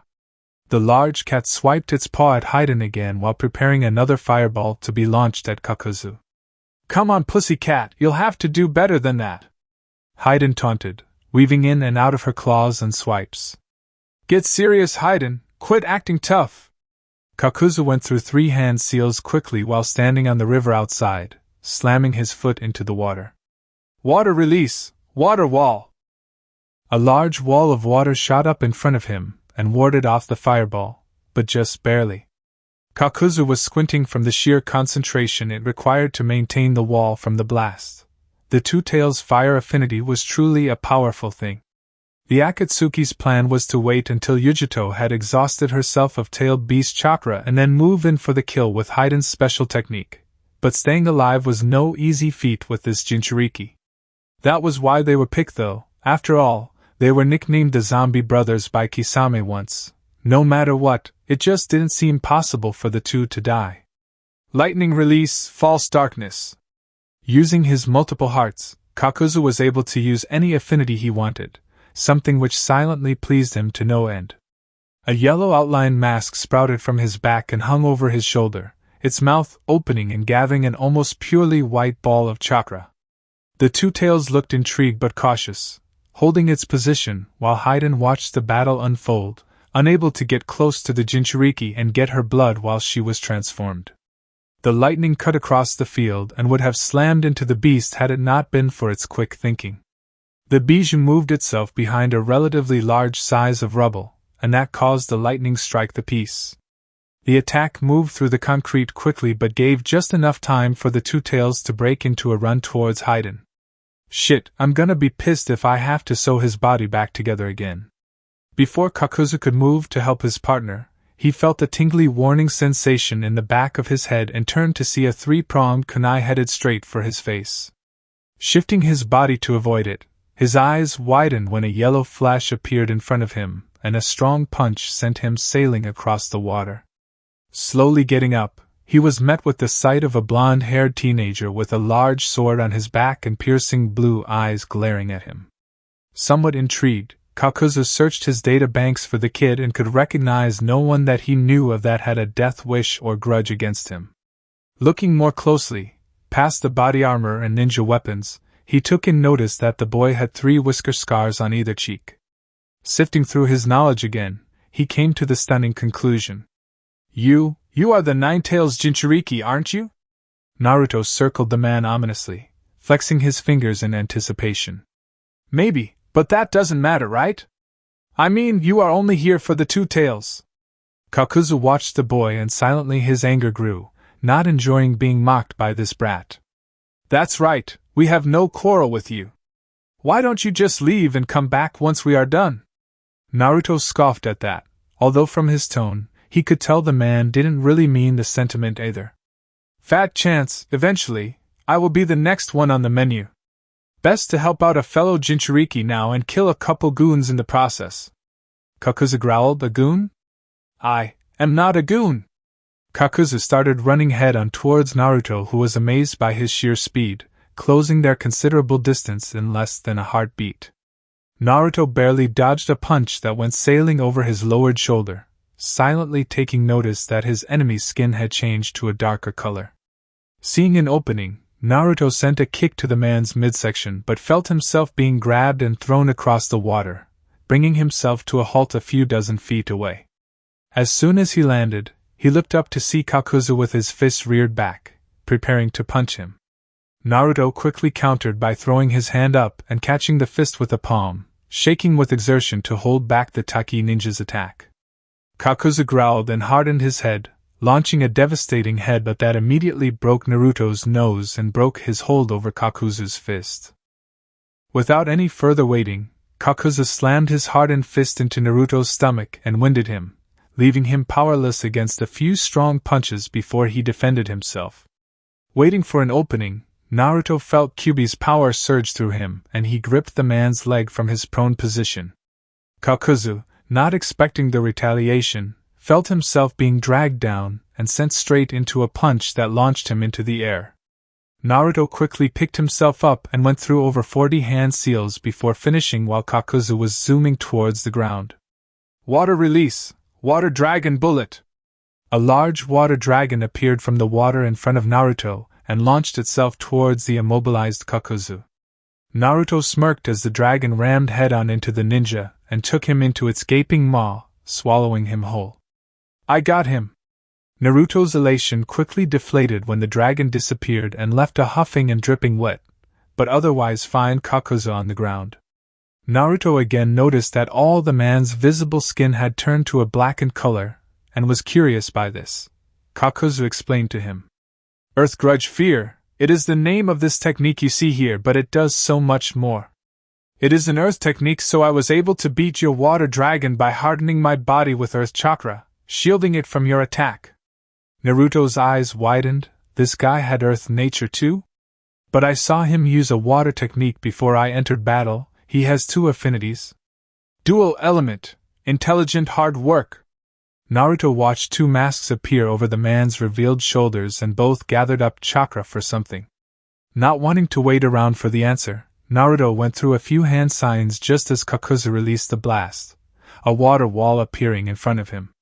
Naruto soon realized that the combination wind-fire technique was too much for one element, and quickly moved away from behind the wall before it collapsed. How many elements does this guy own? Kakuzu silently chuckled at the bespectacled look on the teen's face. He must have realized that he had more than just a couple elements now.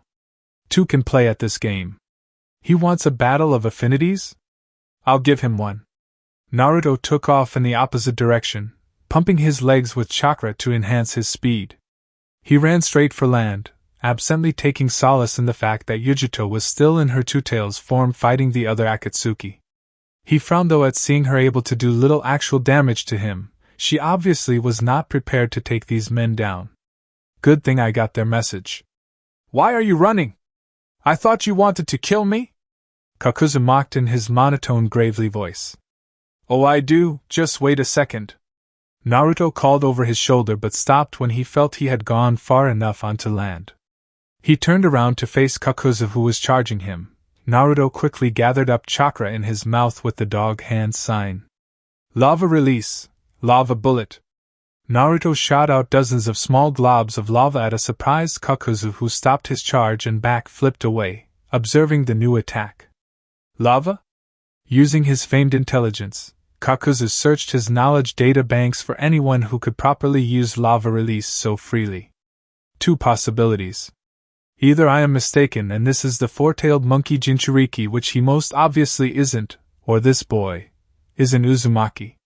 I am 91 years old and I still remember the old days where Kirigakure was an extremely powerful nation out in the Isles of Kiri. Since the 5-year siege over 30 years ago, Kirigakure and the Uzumaki have fallen into despair and entanglement in Kiri's net of influence. Why is there still a pureblood alive? And what the hell is he doing with the tailed beast inside of him? Doesn't matter, I guess. This boy must have a pretty big bounty. I might have to break the rules, just this once. While Kakuzu racked his brain with knowledge, Naruto was going through hand seals. He ended with the dog hand sign and stomped his foot onto the ground. The shaking ground awoke Kakuzu and alerted him to something wrong. He was just barely able to dodge the hot lava that took the place of the ground, instead choosing to stand on a piece of rubble. I won't be able to stay on this thing for long, the lava is melting it. Sorting through his options, Kakuzu went through a few hand signs and lowered his hood so his mouth was uncovered. Water release! Violent water wave! A large amount of water shot out of the Akatsuki's mouth and hit the boiling lava, slowly cooling it into a solid ash. Naruto scowled and went through more hand signs, intent on keeping the lava field in play for as long as possible. Lava release, fire pillar landscape destruction. Naruto sent his nature chakra into the ground and, combining with the natural magma underground, shot the supercharged heat upwards and through the soil. The battlefield was now a death trap for both combatants. Even Naruto could not survive such heat from the natural artificial lava mix. The lava and fire spirals were now appearing in random spots, somewhat guided by Naruto's will, and they would unexpectedly launch out of the ground attempting to hit Kakuzu with the intense heat. Not bad, kid, you are making this fun, Kakuzu noted, enjoying the challenge he had not felt for a long time. Not since the day I attempted to assassinate the first Hokage have I fought someone with such control over advanced nature chakra, very challenging indeed. Shadow clone technique. Naruto made 24 clones, all with their broadswords out, and ready to fight against the Taki ninja. Kakuzu smirked. The battle was getting to the good part. He completely forgot about Haiden and the Two Tails. Looks like it's time to get serious. Nagara Dam, rubble, ground level. Haiden felt the tremors in the ground and quickly glanced in the direction he last saw Kakuzu fighting the intruder. His eyes widened when he saw what looked to be lava shooting out of the ground in the battle zone, often obscuring the side user's vision. Looks like Kakuzu's got his hands full over there. Wonder who dash. Haiden couldn't finish his train of thought as he dodged another swipe, but was unable to prevent himself from being hit with one of the two tails the cat had. Its fiery qualities led the man to get not only crushed into the ground but burned as well. He once again thanked Jashin for his immortality and promised 100 more souls put to slaughter in his name. Damn it! Why won't you just run out of chakra already, you stupid bitch? The bijou appeared to become even more angry after this and charged Haiden, who was yelling out apologies after that. Mwah! With one last blast, the two tails launched the largest fireball yet at Haiden, forcing him to be blasted away from the sheer size of the shock wave. Yujito appeared in the fiery center of the beast, the blue fire slowly receding back into her body as she fell victim to exhaustion. Damn it, I haven't even killed one yet. Looks like I'll have to use my normal chakra. Haiden picked himself up off the ground, snapping a few broken or misplaced bones back into place from his jumbled landing. He looked back at the woman and smirked when he saw the beast's chakra had receded, leaving her vulnerable to his attacks. Haha! Now it's time to play! Haiden charged forward, intent on slicing the Jinchuuriki with his three-bladed scythe. Yujito pulled out a kunai and began to parry and counter against his attacks, just barely avoiding his attacks each time.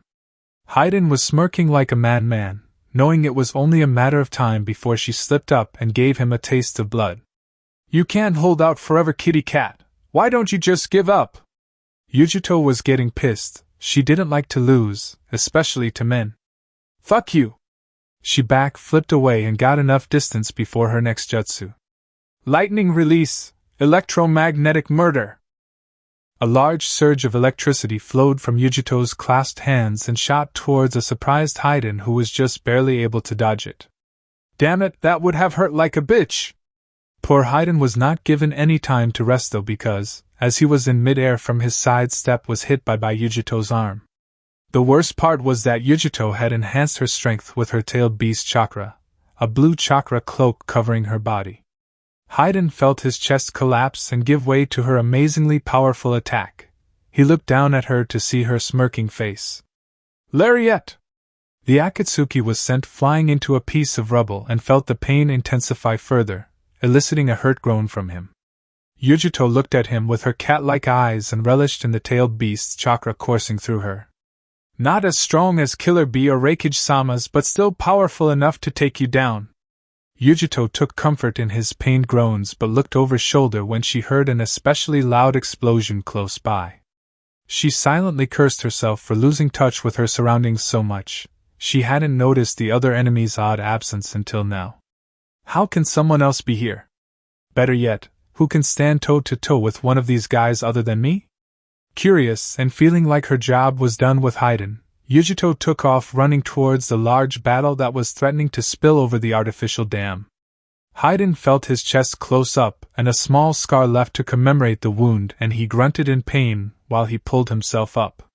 Wiping his lip of the blood that had garnered there, he stalked towards the battle that now occupied his partner and their target. Fucking bitch, that actually hurt. Nagara Dam, ground level. Lava release, lava dragon bullet.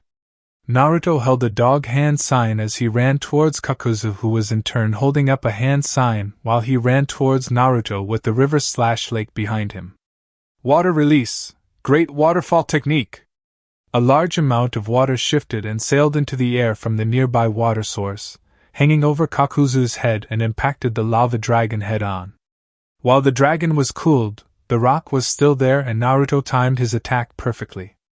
Kakuzu and Naruto reached punching range and the Akatsuki didn't wait to send a punch straight to Naruto's face, one of which Naruto deftly dodged before he brought up a leg and kicked the man. Kakuzu smirked and held the leg but widened his eyes when a shadow clone flashed to Naruto's left and kicked Kakuzu in the stomach, sending him hurtling back in air. A piece of cooled lava debris fell in front of Naruto's face, and he yelled out his next technique, surprising Kakuzu with the sheer speed and timing of it. Earth release, rock blizzard. Naruto gripped the large piece of debris and threw it in front of himself before shattering it into dozens of smaller sharpened pieces from a single punch.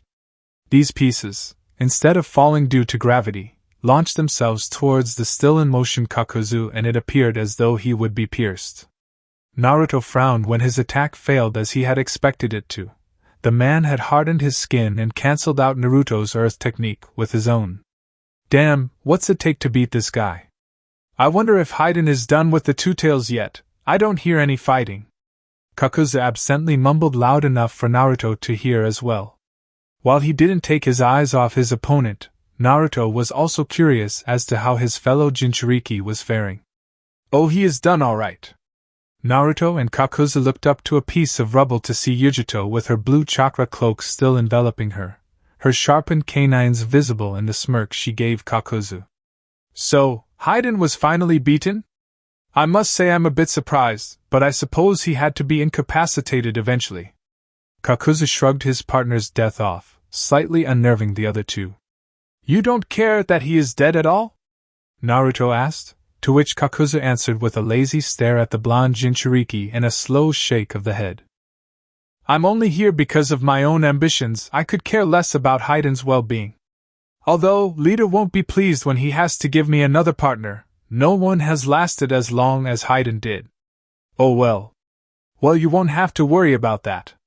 Yujito jumped down to stand next to Naruto, sending chakra to her feet, allowing her to remain on the lava. Since we will kill you before that happens. Naruto was a bit surprised. He didn't expect her to trust him so quickly. I am wondering though. Yujito whispered to Naruto. Who are you? Naruto smiled. I am Naruto Uzumaki, a hunter swordsman from the village hidden in the mist. I also happen to be the Nine-Tails Jinchuuriki. I was asked to come here and help you fight off Akatsuki. Yujito gasped at the point where he revealed his Jinchuuriki status, and she glared at him. What the hell are you doing here? I don't care who asked you to come and help, these men are after the bijou inside of us. If you are captured, who knows what will happen? Naruto shook his head, confusing the other blonde. I know what will happen, and whether you believe it or not, I am just as experienced as you, Yujito-san. I am a jounin of my village and I have already killed 2 Akatsuki on my own, so I can easily keep up with you. Besides, 11 tails are better than 2, right? Yujito stared at Naruto incredulously until she slowly started to smile. She held out her hand in a quick friend's shake. Well then, Naruto Uzumaki, I accept your help. Now let's finish this guy off. Yujito was interrupted by the unexpected arrival from Haiden, who was cursing up a storm. Hey bitch! Our battle isn't over yet. Kakuzu, who the hell is this? Why the hell didn't you kill him and come and help me, you fucking asshole? Kakuzu just lazily stared at Haiden before shrugging. I figured you were dead, but I see you are still alive. Humph. Haiden just stared wide-eyed and had a gaping mouth directed towards Kakuzu. That is all you have to say after I almost die for real? You son of a bitch! I hate you, Naruto and Yujito just watched the exchange with mild interest. Naruto almost wanted to laugh at the two's exchange but decided against it. Shut up, Haiden! Let's just finish these two and then you can bitch all you want. Haiden just glared at him a little more before folding his arms across his chest in a standoff style, looking away in another direction like a pouting child. Fine, but I call dibs on the girly . You'll have both of us. Haiden and Kakuzu turned back to the Jinchuuriki pair and noticed both had a tail and animal ears from their chakra cloaks, Yujito's blue and Naruto's red/orange. Both had yelled the statement at the same time as they charged the 2 Akatsuki, intent on ending them with the help of their bijou's power. Chapter 10. Battle Intensifies. Plot Thickens. Nagara Dam, ground level. You die now! Naruto growled out as he charged Kakuzu, intent on killing the multi-hearted man. Kakuzu was intrigued by the Jinchuuriki's power but went through a sequence of hand seals and 2 masks appeared over his shoulders again. Naruto's slitted eyes widened before he was blasted by Kakuzu's windfire technique. Got you, hee.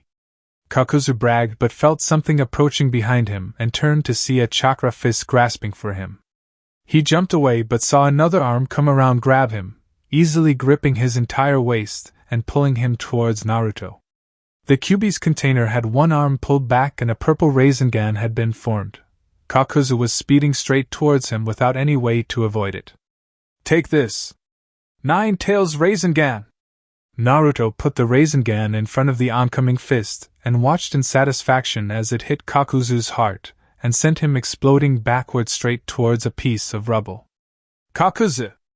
Haiden tried to run towards him but was once again stopped by Yujito. a wall of fire blocking his path to his partner. "Damn, you little bitch!" Haiden charged Yujito, but she easily avoided. Her speed greatly increased with the cat's chakra flowing through her. "Two Tails Fireball!" Haiden looked to see her gathering up a mass of chakra in her mouth and began to charge, hoping to get her before she completed it. "Oh shit!" Haiden was enveloped in blue flames and Yujito smirked in satisfaction. Her elation sunk when she saw the dust clear and Haiden was trying to futilely put out the blue flames on his coat, his face in panic. "Damn, damn, damn! If leader finds out I need another cloak, ah shit! Why won't he just die? Thought you had me, didn't you? That's the first time in a while someone made me lose a heart. I must congratulate you." Naruto was now on the defensive as Kakuzu swung at him with his fists. He was now back on his feet. "Ruah!" Naruto grew a second tail and Kakuzu felt a slight stinging sensation on his skin, courtesy from the demon chakra seeping out. Naruto threw himself at Kakuzu, who was barely able to dodge each attack, every one a little more aggressive than the last. Naruto threw a punch and had it caught by Kakuzu. Smirking, he threw a solidified punch at Naruto's cheek. He didn't even flinch. "Boil release, acidic breathe!" Naruto coughed out a small mist from his mouth and it hit Kakuzu's revealed face, causing him to scream in agony and move his hands to his face. With the current advantage, Naruto took out his broadsword and funneled fire chakra into it, making the sharpened edges glow and flicker with the flames now dancing on them.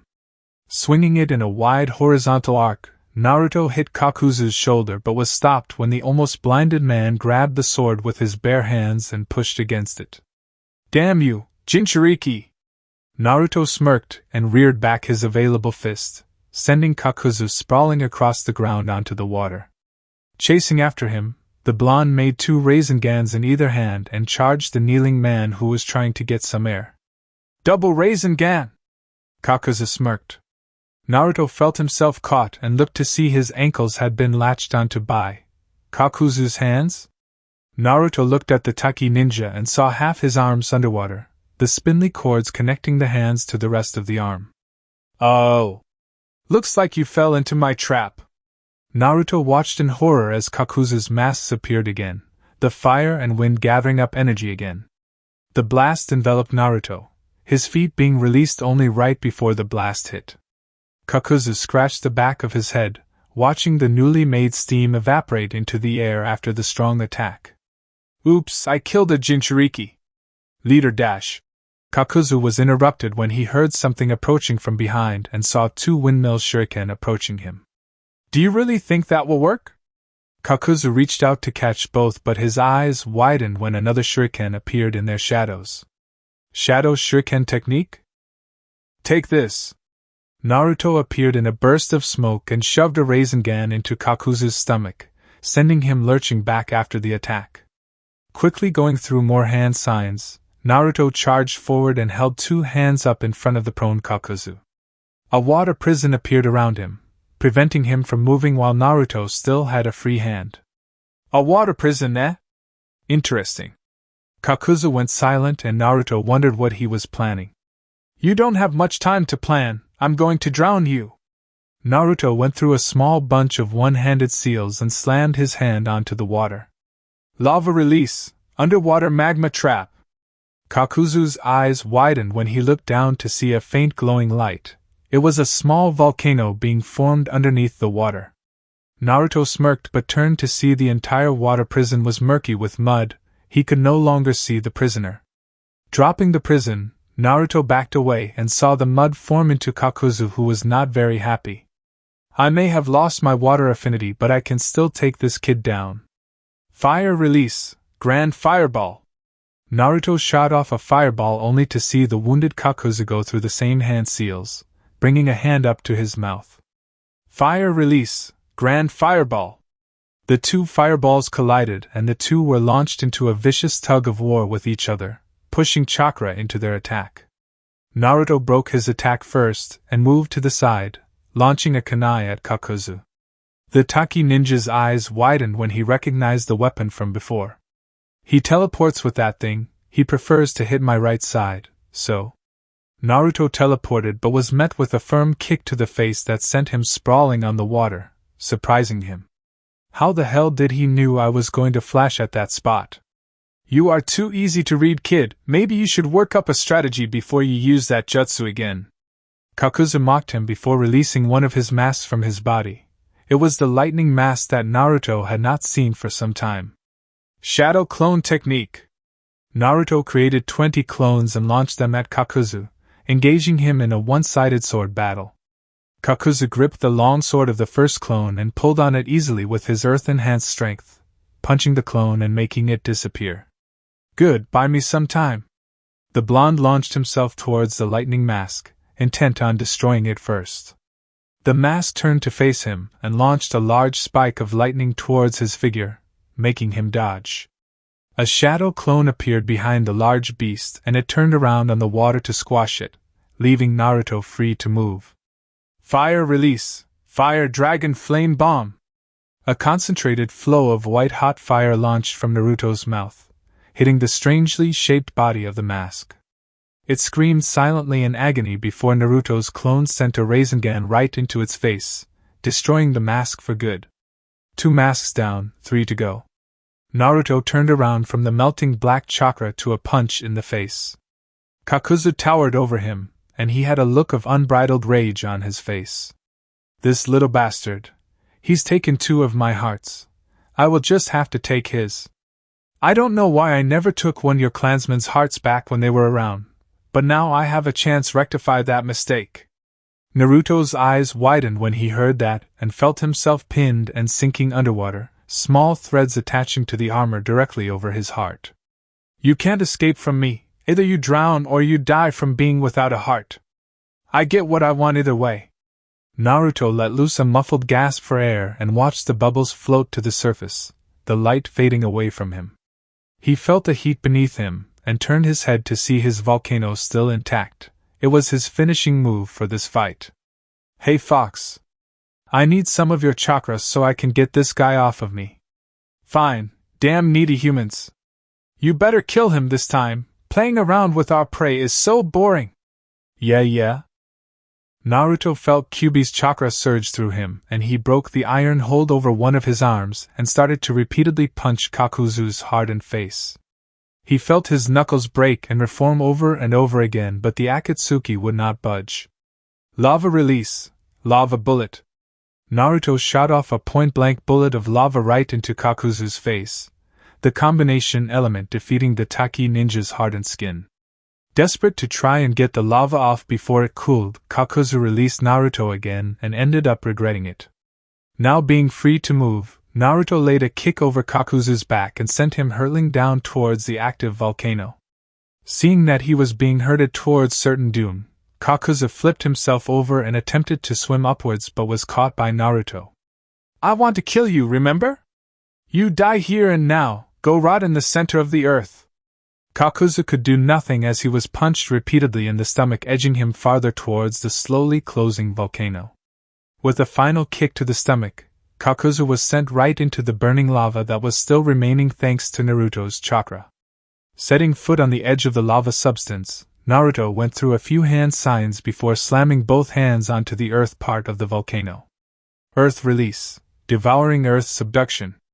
Nothing was heard as the volcano silently sunk underneath the ground, closing like a Venus fly-trap around the burning Kakuzu. Naruto returned to the shore for much-needed air and to escape the underwater prison. Upon reaching the mangled ruins of the battlefield, Naruto collapsed onto the ground and felt himself blacking out. The last thing he remembered seeing was a flash of gold and nothingness.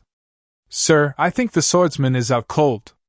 The Kinkaku squad had moved to assist when Naruto had been dragged underwater but now found themselves tending to a victorious blonde. Is he injured? Tamura asked. The medic shook his head. Nothing that won't heal on its own, but we show dash. The man was cut off by a large explosion and the bounty hunters turned to see Yujito get shot straight through a piece of rubble. She landed amongst a pile of rocks and did not get up. Haiden stalked towards her with a giant smirk on his face, the scythe hanging limply over his shoulder as he walked towards her. Did you really think you could win? I bet Kakuza has already gotten the other one and is just waiting for me to finish up. Fucking asshole. Yujito tried to stand but felt all her strength leave her. She had nothing left to fight the enemy with.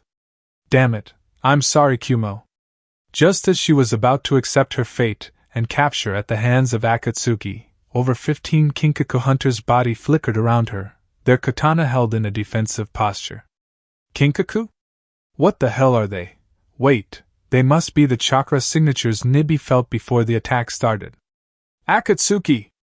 You will not take a single step further. You have attacked one of our ninja and you will pay for that crime with death. Haiden grew a tick on his forehead. I hate people that make stupid fucking battle cries like that.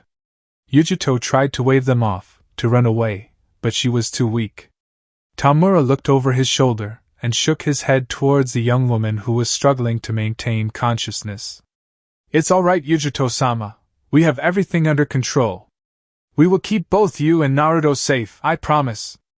Yujito's eyes widened a bit at the thought of Naruto and wondered if he was all right. Yujito's half-lidded eyes wandered until they landed on an unconscious Naruto on the ground nearby. A small smile graced her lips. She settled into an unconscious state herself soon after, relieved from her responsibilities and giving Tamura rein. Thank Kami. Tamura, without taking his eyes off the smirking Haiden, gave a few hand signals pointing out Yujito and Naruto. Two of his Kinkaku squad members stiffened a bit and disappeared into blurs. The unconscious forms of Yujito and Naruto had gone missing as well. Haiden scowled. Them running was going to make his job a lot harder. Kakuza, go kill those guys and get the damn Jinchuuriki. Kakuza? Tamura smirked behind his mask. Your friend is dead. He was killed by the other Jinchuuriki. It's just you, us, and a whole lot of ground to cover until you reach Kumo. We won't allow you to make it very far, of course. Haiden's eyes widened. Kakuza was dead? Son of a bitch, bastard would leave me all the work in the end. Probably laughing in his fucking grave, fucking asshole. What makes you so sure you can kill me when your precious Jinchuuriki couldn't? Tamura frowned. There had to be some way to kill him, right? Let's find out, shall we? Tamura and his men launched themselves at the cloaked man.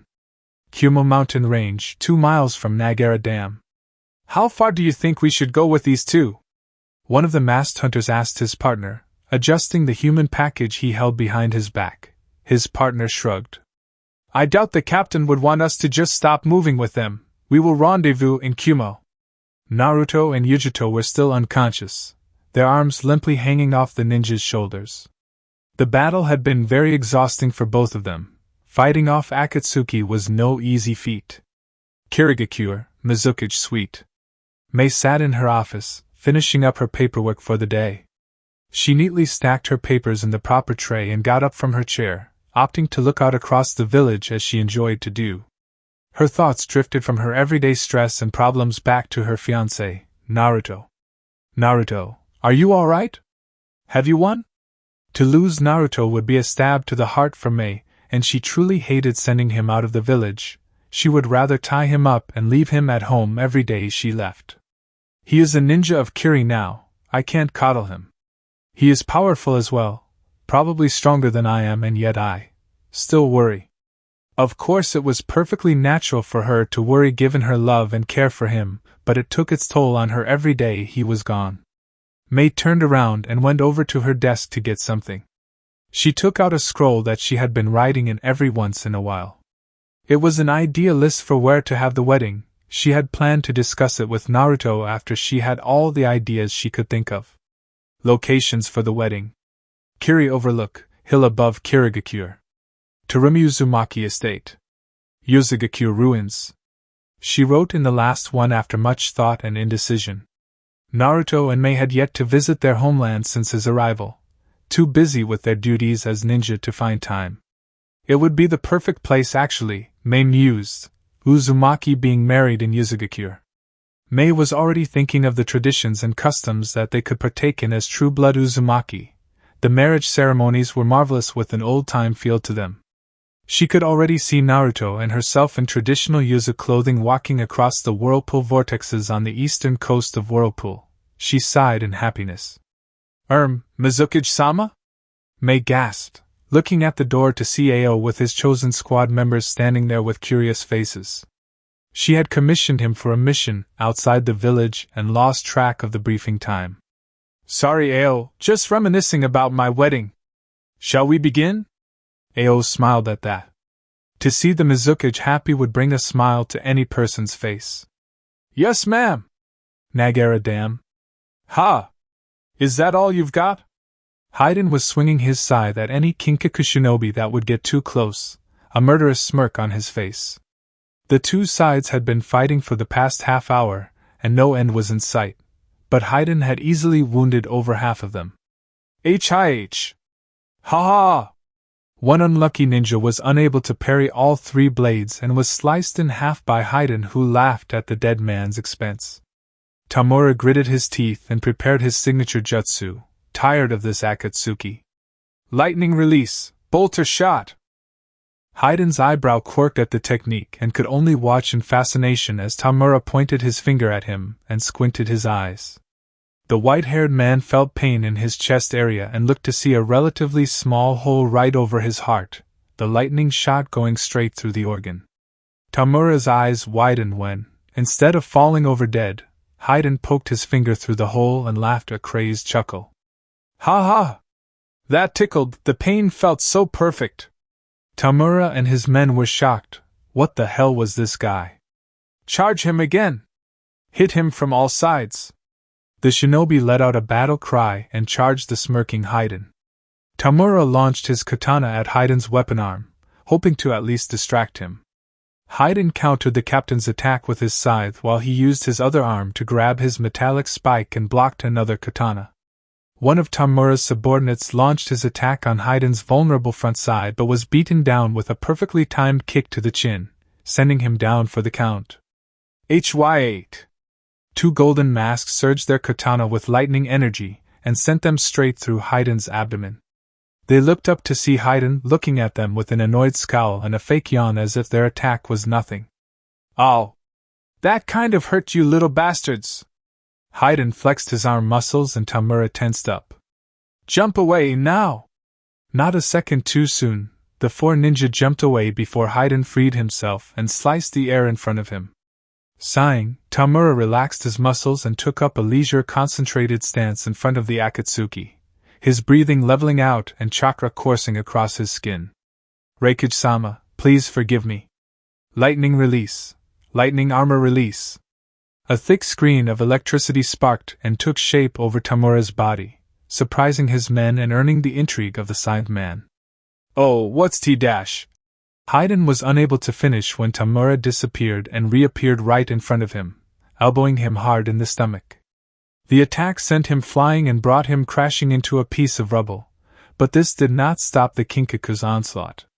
Each punch and kick brought the force of 1,000 more with the lightning enhancement, quickly bringing Haiden's curiosity to an annoyed anger. Get off of me! Tamura was straddling Haiden, laying punch after punch into his face with no real effect.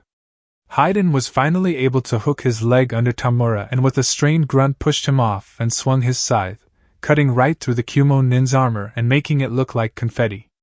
The captain fell into a heap against a pile of rubble, clutching his bleeding chest, and watched his executioner walk towards him.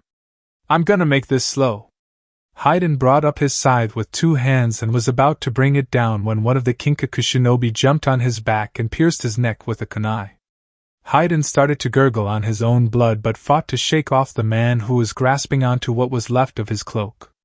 Another Kumo nin rammed into Haiden's stomach and tried to make the bigger man fall onto his back, but Haiden held strong and began to beat the man's back with his fist. The final squad member rushed in and elbowed Haiden right in the face, bringing the Akatsuki down with a heap onto the ground. The man on his back rolled away to safety. Tamura was now up with his katana in his hands, now holding his weapon in an executioner fashion above his head with both hands. Haiden looked up at him with a look that no one had seen him make in a long time, absolute fear. Why won't you just die? With every ounce of strength he had left, Tamura brought his weapon down onto the man's neck and severed Haiden's head from his body, bringing an end to the fight. Huffing from sheer exhaustion, he moved to see to his men but stopped when he heard a growl from behind him. Slowly turning around, his eyes threatened to leave his head when he saw Heiden's head still talking and glaring at him. "You bring my body over here right now and put me back together so I can kick your fucking ass." Pure anger and adrenaline the only thing fueling his body, Tamura ran towards Heiden's terrified head and punted it right into the lake. Tamura looked over the edge of the water and watched the head sink down into the murky liquid. The thought would surely haunt him for some time after. He dusted off imaginary dirt on his gloved hands and gave a tired smirk to his men. "Well, all in a day's work, boys." And with that, the Kinkaku captain rightfully collapsed, brought down by the fight that had defeated the Jinchuuriki as well. He fell into sleep content with the knowledge that they had won and Akatsuki had lost. 2 days later, Kumogakure, hospital. Naruto opened his eyes to see white, just white. At first panicking because he thought he was dead, he decided to look left and found a sleeping Yujito in a hospital bed of her own. Naruto reasoned that they had been taken to a relatively large city in Lightning Country and patched up, but where exactly they were and what the situation with Akatsuki were the big questions on his mind. Stretching his muscles, he felt that he had the strength to get up and slowly pulled himself out of bed. He wobbled slightly and noticed his clothing was neatly folded on a nearby chair but started to chuckle when he saw a small trench where someone dragged his sword across the floor. It was leaning against the wall next to his clothes. Too bad for the floor. Quickly pulling on his clothing and weapons, Naruto prepared to head out of the room and head for Kiri but was stopped by a hand gripping his arm. He turned his head to see a pleading Yujito in her revealing hospital gown. She tightened her grip on his sleeve, obviously not wanting to leave so soon. "I never got the chance to thank you. You didn't think you were going to get away so easily now, did you?" Yujito said, smirking, and Naruto chuckled, scratching the back of his head nervously. "Sorry, I didn't mean to leave so suddenly like this, but I need to head back home. I've already taken too much of Kumo's care and time. I don't want to impose." Yujito scoffed at that. Kumo would regard him as a hero, not as a weakling. "Nonsense, there is nothing wrong with you being here. And why do you have to leave so soon?" Naruto glanced at her and saw what she was obviously hinting at with her half-lidded eyes and slight shake of her hips. He chuckled nervously again with a blush, hoping to not get beaten for this by her or Mei. "Well, you see." Naruto pushed his pointer fingers together nervously. "I'm engaged." Yujito's eyes widened. "Engaged? Wah?" Naruto just nodded dumbly.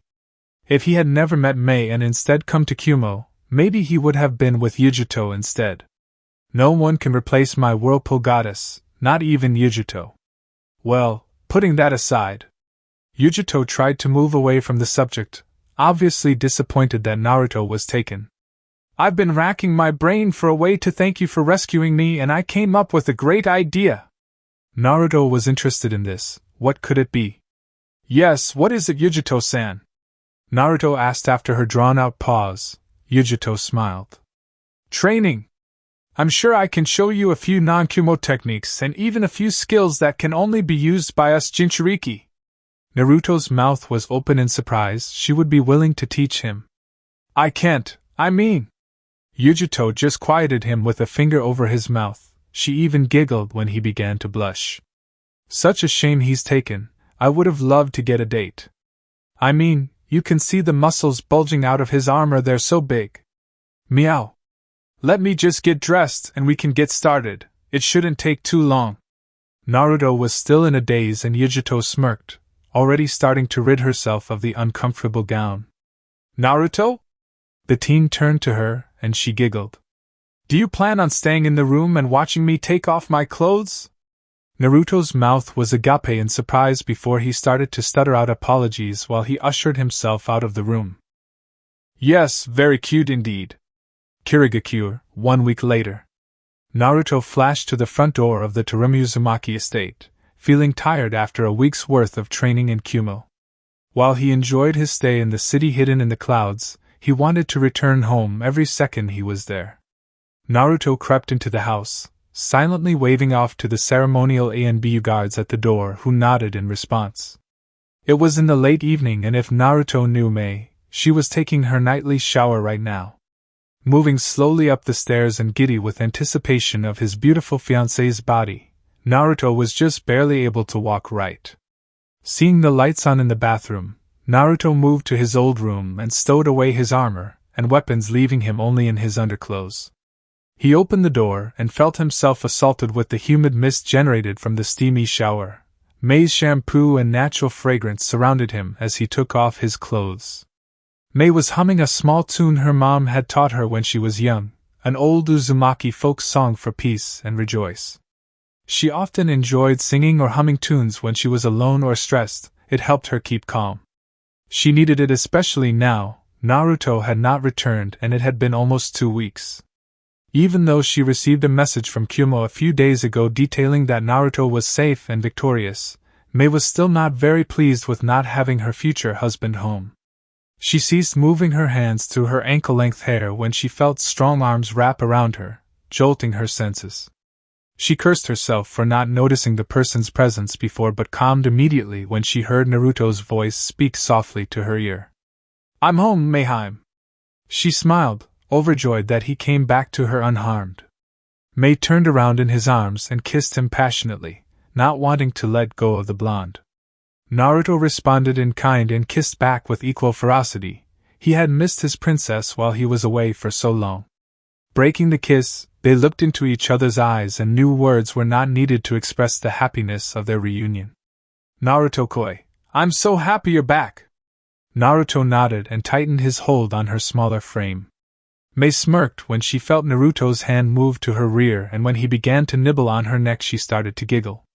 "Someone missed me, Mei allowed herself to be pushed against the shower wall, and craned her neck so as to reveal more of her skin that Naruto seemed to have an appetite for.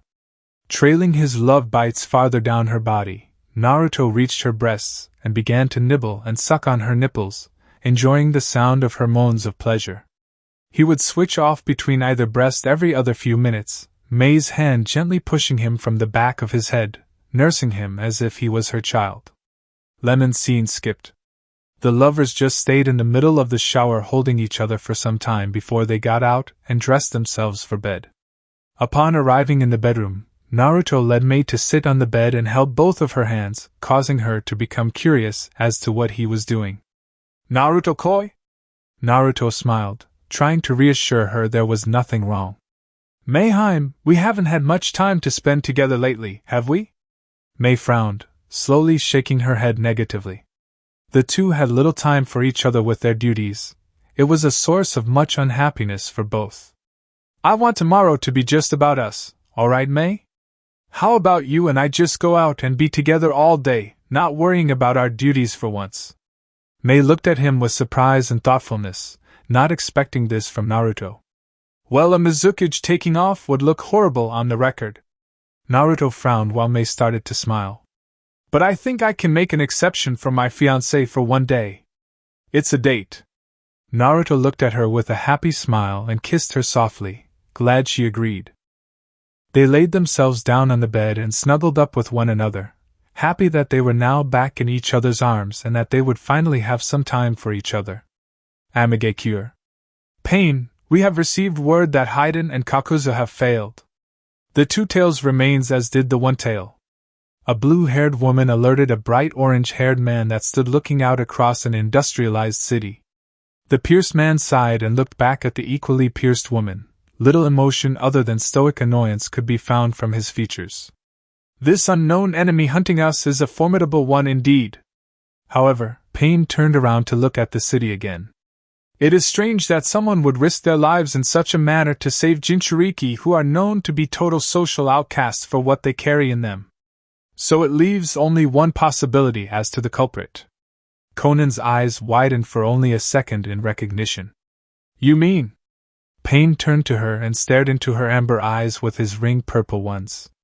"Yes, a fellow Jinchuuriki is hunting us and I would like to find out which one so I can stop him. Myself if need be." Conan's eyes widened again. He would take care of the enemy? "I will alert Setsu immediately, Pain." Unnamed Kirigakure. Hyo stood with his small squad of fellow root members. they had made a base camp on of the smaller islands off the coast of Kiri for their mission. He reviewed the plan one more time in his head, having already destroyed the mission scroll given to him by Sai. Naruto Uzumaki, we will stop your little vacation to Kiri. You insolent little whelp, actually thinking you could just leave Konoha. The Nine Tails belongs to us. Chapter 11. Date, plans, and a trap is set. Terumi Uzumaki Estate. Naruto opened his eyes, the window bringing the early morning sun rays right into his retina, forcing him to bury himself in his pillows. In this case, Naruto happened to snuggle further into Mei's large breasts, who was still asleep. She moaned in appreciation and quietly moaned his name. Smiling, Naruto kissed up her chest and landed on her lips, to which he kissed all around them until finally launching his tongue into her open mouth. I'm being especially daring this morning. I suppose I'm still excited about our date today. Mei opened her eyes and awoke to Naruto jamming his tongue down her throat. It surprised and enticed her. Sending her tongue after his, her arms wrapped around his neck and they shared a passionate morning kiss. Breaking it, the two looked into each other's eyes. Both were practically sparkling. Good morning, Naruto-koi. She smiled at him, to which he returned with one of his own. Morning, Mei. Are you ready for our date today? She nodded, excited about the plan for today. I think I'll get him to discuss our wedding and other things today, she thought with a blush. We better get ready, we can't stay in bed all day, can we? Naruto suggested, to which Mei moaned, hugging her blonde pillow tightly around his waist. But can't we stay in bed a little longer, Naruto? Naruto just smiled and shook his head, doing his best to ignore the fake tears and puppy dog eyes she was giving him. I'm afraid not, Mei, there is a lot to do today. Mei sighed and slowly released him from her embrace, climbing out of bed completely naked. She smirked as Naruto ogled her while she put on her underwear, purposely putting them on slowly for him. You are such a pervert, Naruto, she told him with her hands on her hips, trying her best to look angry when she really wasn't. His perverted qualities served to excite Mei much more than they annoyed her. Hey, when you have a beautiful fiancé, these things tend to happen, Naruto said, shrugging his shoulders with an innocent look. Mei giggled. Well, I have a handsome fiancé, but I don't ogle. Mei fully turned around from dressing herself to see Naruto was still naked. His piece was erect after watching her put on her clothing. Naruto smirked. You don't what, Mei? I didn't quite catch that. Shaking her head to escape from fantasies, Mei just scoffed and turned to walk out of the room. Get dressed, mister. We have a date and much to discuss. The way she emphasized much made him very interested in what she wanted to speak about, so he quickly pulled on his black undershirt and pants before deciding to go with the simple Kirigakure vest. It was a dark gray vest that had two large breast pockets either side. Small shoulder plates jutted out from where his shoulders were.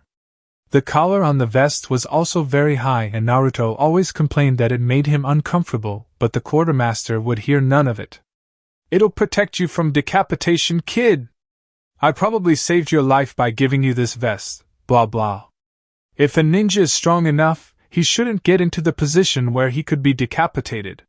He adjusted his forehead protector, checking it in the mirror and making sure it fit snugly on his forehead. The final piece were two black, fingerless gloves with metal protectors on the back. Mei always told him for a guy he spent way too much time on appearance, but Naruto always enjoyed getting dressed into his ninja gear. It made him feel legit. Naruto, do you need me to help me with your makeup? I think I would be better suited for it. Naruto groaned at Mei's mocking. He wouldn't hear the end of it if the guards told anyone about this. It's called being mature, Mei. Maybe you should try it sometime. It got eerily quiet after that, and Naruto was a little afraid to leave the room. Moving over to the sliding door, he cautiously opened the door a bit to peek out and saw no one in front of the door. Sighing in relief, Naruto opened the door and turned left, only to be stopped by an irate Mei. She was tapping her foot on the floor angrily. Mei, hi, me? His answer was a fist to the face, and Uzumaki was all for fun and pranks, but their stubbornness and anger were very infamous too. Mei towered over his unconscious body with a big smirk. she began to drag him by his feet downstairs to the living room. The Uzumaki may have been a patriarchal clan, but the Uzumaki women were always known for keeping their men in check. Per Naruto, he's the head of the clan and yet he gets dominated by his fiancée, hee. Kirigakure. Naruto and Mei walked out of the estate with looped arms, their hands interlocked with one another. Naruto was sweating bullets after the tense morning encounter, and Mei just had a big happy smile on her face. A little too happy. Walking through town to their chosen destination, Naruto and Mei made small talk about the nature and history of Kiri itself. Mei was always happy to give detail on its past with the blonde. Upon arriving at the village's park, the couple moved off to the grassy field and away from the more populated areas of the park. It was another sunny day in Kiri, and they wanted to soak up the warm rays. They also didn't want anyone to disturb them while they were together. Naruto pulled out the cloth he had been carrying in his pocket and laid it out on the ground. They had decided to have a nice picnic today and just talk. Mei sat down on the cloth and took off the bag she was carrying on her shoulder. She had opted to attempt to fix their food today. Naruto had reluctantly agreed after she had set her mind to becoming the best housewife for him. He really didn't mind all the cooking he had to do, but she insisted. Taking out her own meal first, Mei observed the simple meal of fish and rice, the fish itself being another of the rare species found near Yuzu country. Naruto's mouth was watering now. He couldn't wait to see what Mei tried to make him. Here Naruto! She quickly thrust out his meal with her head bowed low, anxious and embarrassed at what his reaction to her cooking attempt would be. Naruto looked at the meal and smiled. It was ramen. No one, not even Mei, could make bad ramen in Naruto's book, so he took the noodles with his favorite pork meat and had a cautious bite. Mei looked on with wide eyes as he had moved the noodles and meat to his mouth, anxious for his reaction. So, how is it, Naruto-koi? Naruto chomped on the noodles and savored the flavor before swallowing, putting down his dish and looking at Mei with a serious face. She seemed to shrink under his gaze. It was good. You are definitely getting better, Mei. I can't wait to have more of your home cooking. Mei just got teary-eyed and looked down at the ground. Naruto was afraid he had said something wrong. He reached out with his arm but was literally blown back when Mei suddenly shot back up and pumped her fist into the air in victory. Yes. I'm doing better. One day I'll get to cook for Naruto-koi and our children, woohoo! Naruto outright blushed at the sound of children, but Mei seemed totally oblivious. After she had calmed down and they resumed eating, Naruto decided to raise the discussion on the future of their relationship. Hey Mei, you mentioned kids a little while ago. Have you already decided that you want children? With me? Mei looked at him incredulously, as if she couldn't believe he didn't think that already. Of course I'm going to end up having your children, Naruto-koi. I know you want to bring back our clan, and both of us being purebloods means that our children will be guaranteed to carry the Uzumaki Kekkai Genkai. I am prepared and know my place as your wife and future matriarch of the clan. Naruto frowned. He didn't expect her to think of the pregnancy as all business. Sure, he wanted to bring the Uzumaki back, but only if Mei herself wanted to as well. He would never force her to have children with him. He just couldn't. He grabbed a hold of both of her hands and saw her look at him curiously. Mei, I don't want you to think that us having children is just to carry on the line or anything. I want to bring the clan back, but I also want to be able to love and care for my children along with my wife. You don't seriously think that's the only reason to have children, right? Mei looked surprised for a moment, but then smiled, squeezing his hands with her own slender ones. Of course, Naruto. I just wanted to let you know that I am prepared to have many children with you. I'm not even doing it for the clan, really. I'm doing it because I love you and I want to have your children. I've wanted kids for quite some time now. I never thought for a second, though, that I would meet you and we would bring the clan back together. I love you and I will love our children with equal passion. There is nothing more that I want than to be a mother married to you with our little Uzumaki running through the house. It would be like a dream come true. Naruto had tears in his eyes after hearing that. He had no idea she wanted to have children so bad. She wanted his children. He brought her into a tight embrace she was quite happy to receive, returning it back to him. Mei, I'm so happy that I have found you. I love you so much. She gently stroked his hair as he cried into her shoulder, glad they were able to talk about their future together. I love you too, Naruto-koi. After calming down from their emotional embrace, the two decided to lie down on their backs and watch the clouds. So Naruto, where would you like to have our wedding? Mei turned to face him as he looked at her, their hands intertwined as they lay there. Naruto looked like he was thinking, but then he just started smiling.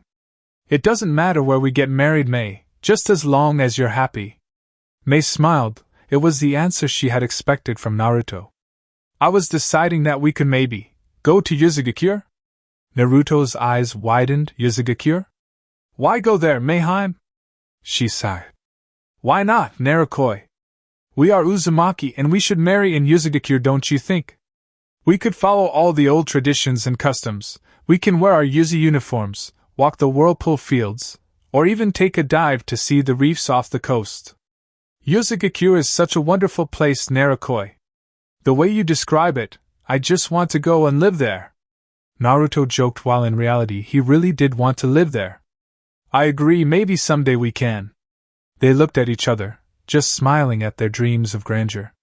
Mei, can you tell me about the history of Uzu? I know you've told me some already, but you really have left out most of the recent events. Mei looked a bit downtrodden before perking up for Naruto's sake. He deserved to know the history.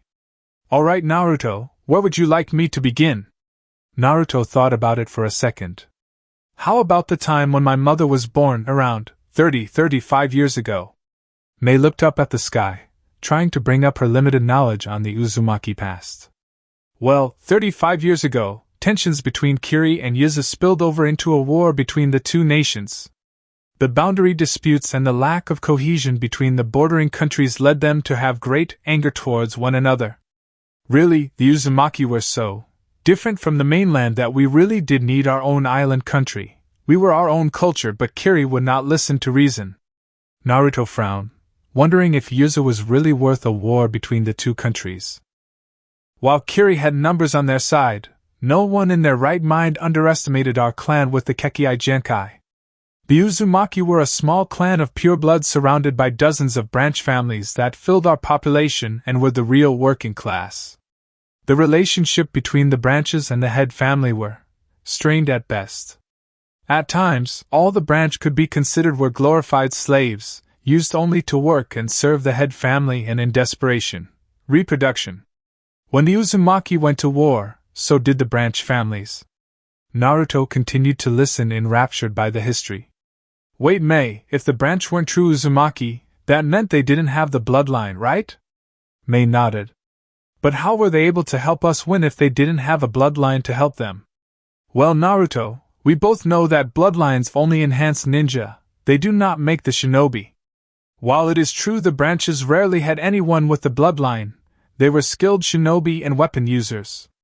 Their primary weapons were a bit old-fashioned for the current times, often consisting of long spears and shields or even short swords. The Uzumaki went to war with our usual pride and confidence, some even boasting that Kiri would fall within 3 days, just in time for hurricane season. Thinking back, they were fools. It was the one time that Uzumaki pride got in the way of our better judgment, but that quality wasn't our downfall, stubbornness was. Stubbornness? Naruto questioned, to which Mei just nodded. Yes, Naruto, the war at first went well for the Uzumaki. Kiri was first met on our home turf. They had been preparing an invasion fleet with not only shinobi but the daimyo's soldiers as well. We met them on eastern coast of Uzu country. The whirlpools were always harsh to sea vessels, even the Uzumaki, but we always knew just the right way to ride the storm. Kiri was not so lucky.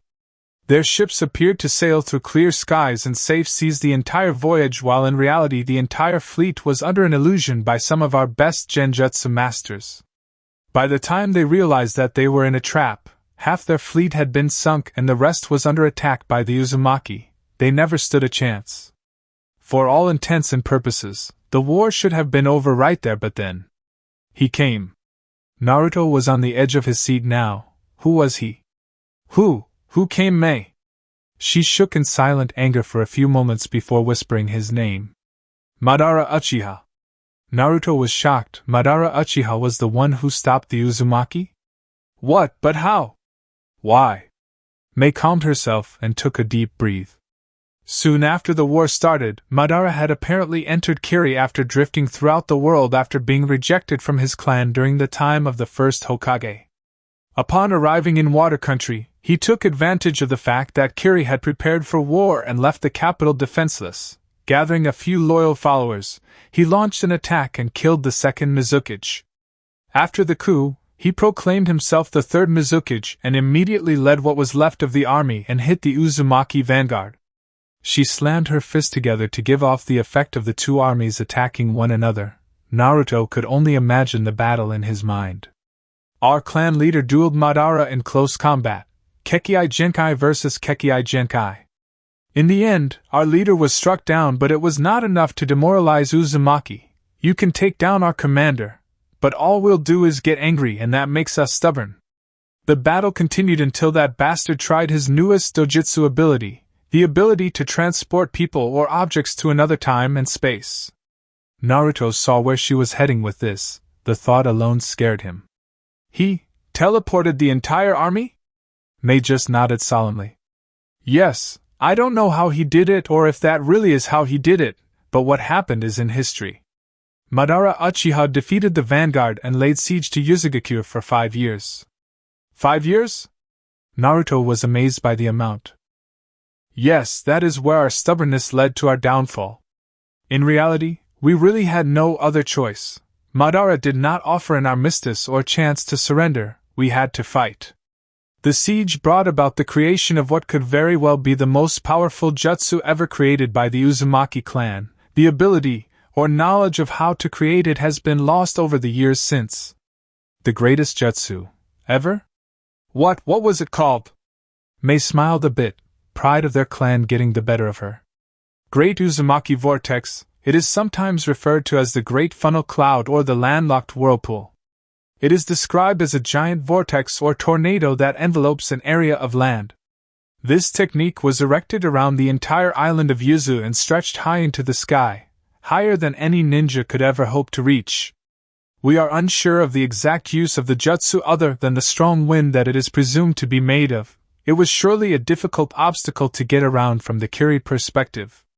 The jutsu was extremely tiring for those using it, however, and I believe it was rumored that the entire Uzumaki clan save the branch families had to work together to maintain it.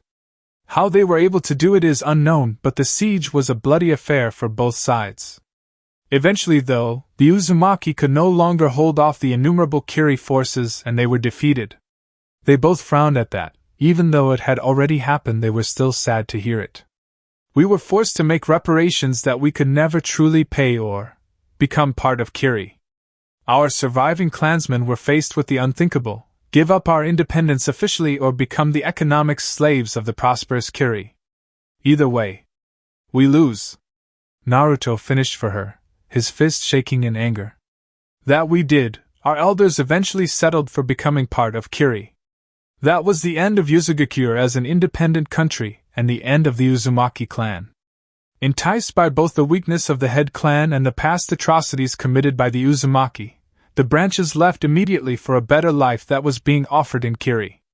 The Uzumaki did their best to remain on their home soil, but eventually everyone realized it was a lost cause and our clan fragmented, drifting apart into what it is now.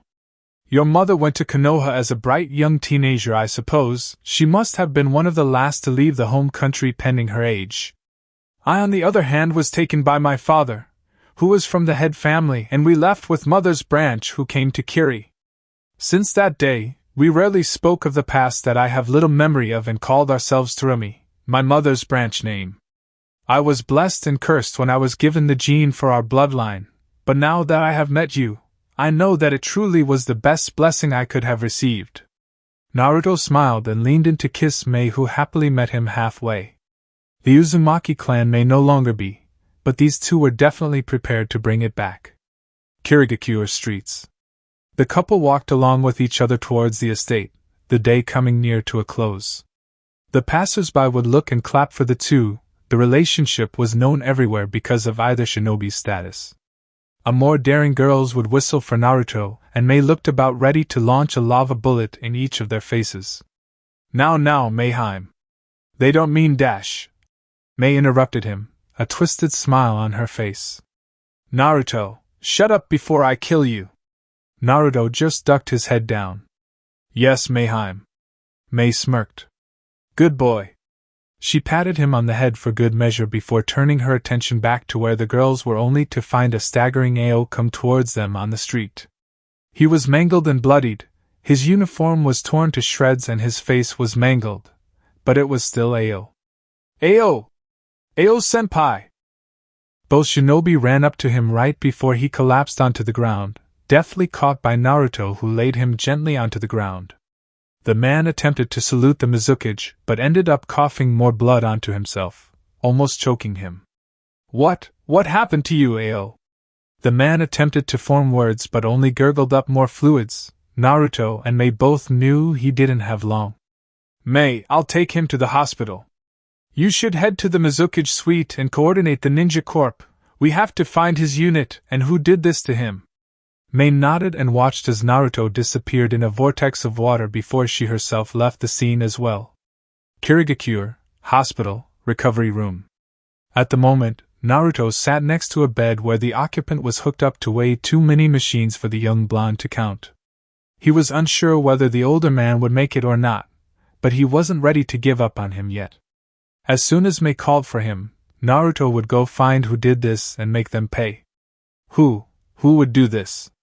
Ao is one of the best ninja from Kiri and he isn't even a swordsman. Whoever they were though, they seemed to really want to get his Byakugan away from him. Perhaps it was Dash. Naruto was awoken from his thoughts by a low gurgle and saw Ao trying to get up. He was quickly stopped by Naruto. Ao-senpai, you can't move yet. You're hurt very badly and you need rest. Don't worry about those guys who did this to you. We'll get them. I promise. Ao didn't seem satisfied. He kept grasping for something and made motions in the air with his hands, confusing Naruto. What is it? Do you want to write something? Ao attempted to smile and nodded. Naruto got up and found a piece of paper and pencil nearby, handing them to the man. While his ability to write with his wounds was subpar, he was able to scribble some writing onto the parchment, and shakily gave it back to Naruto. The swordsman took it, and read the 2 words scrawled onto the message. His hands began to shake from the myriad of emotions running through him.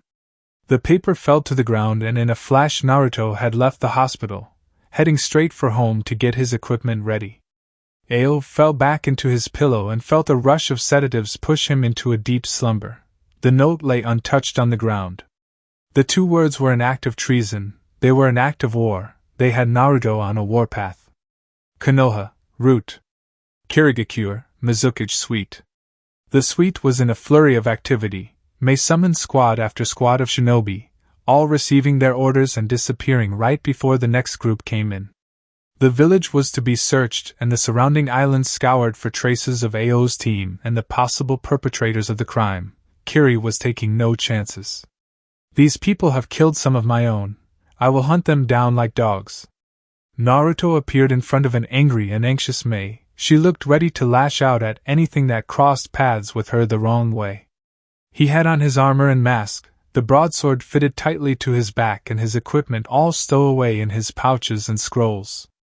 I know who did this. I'm going to go confront the source now, Mizukage-sama. Mei gave her attention to Naruto, her eyes gleaming with anger and anticipation. Who did this, Naruto? Naruto growled. Root.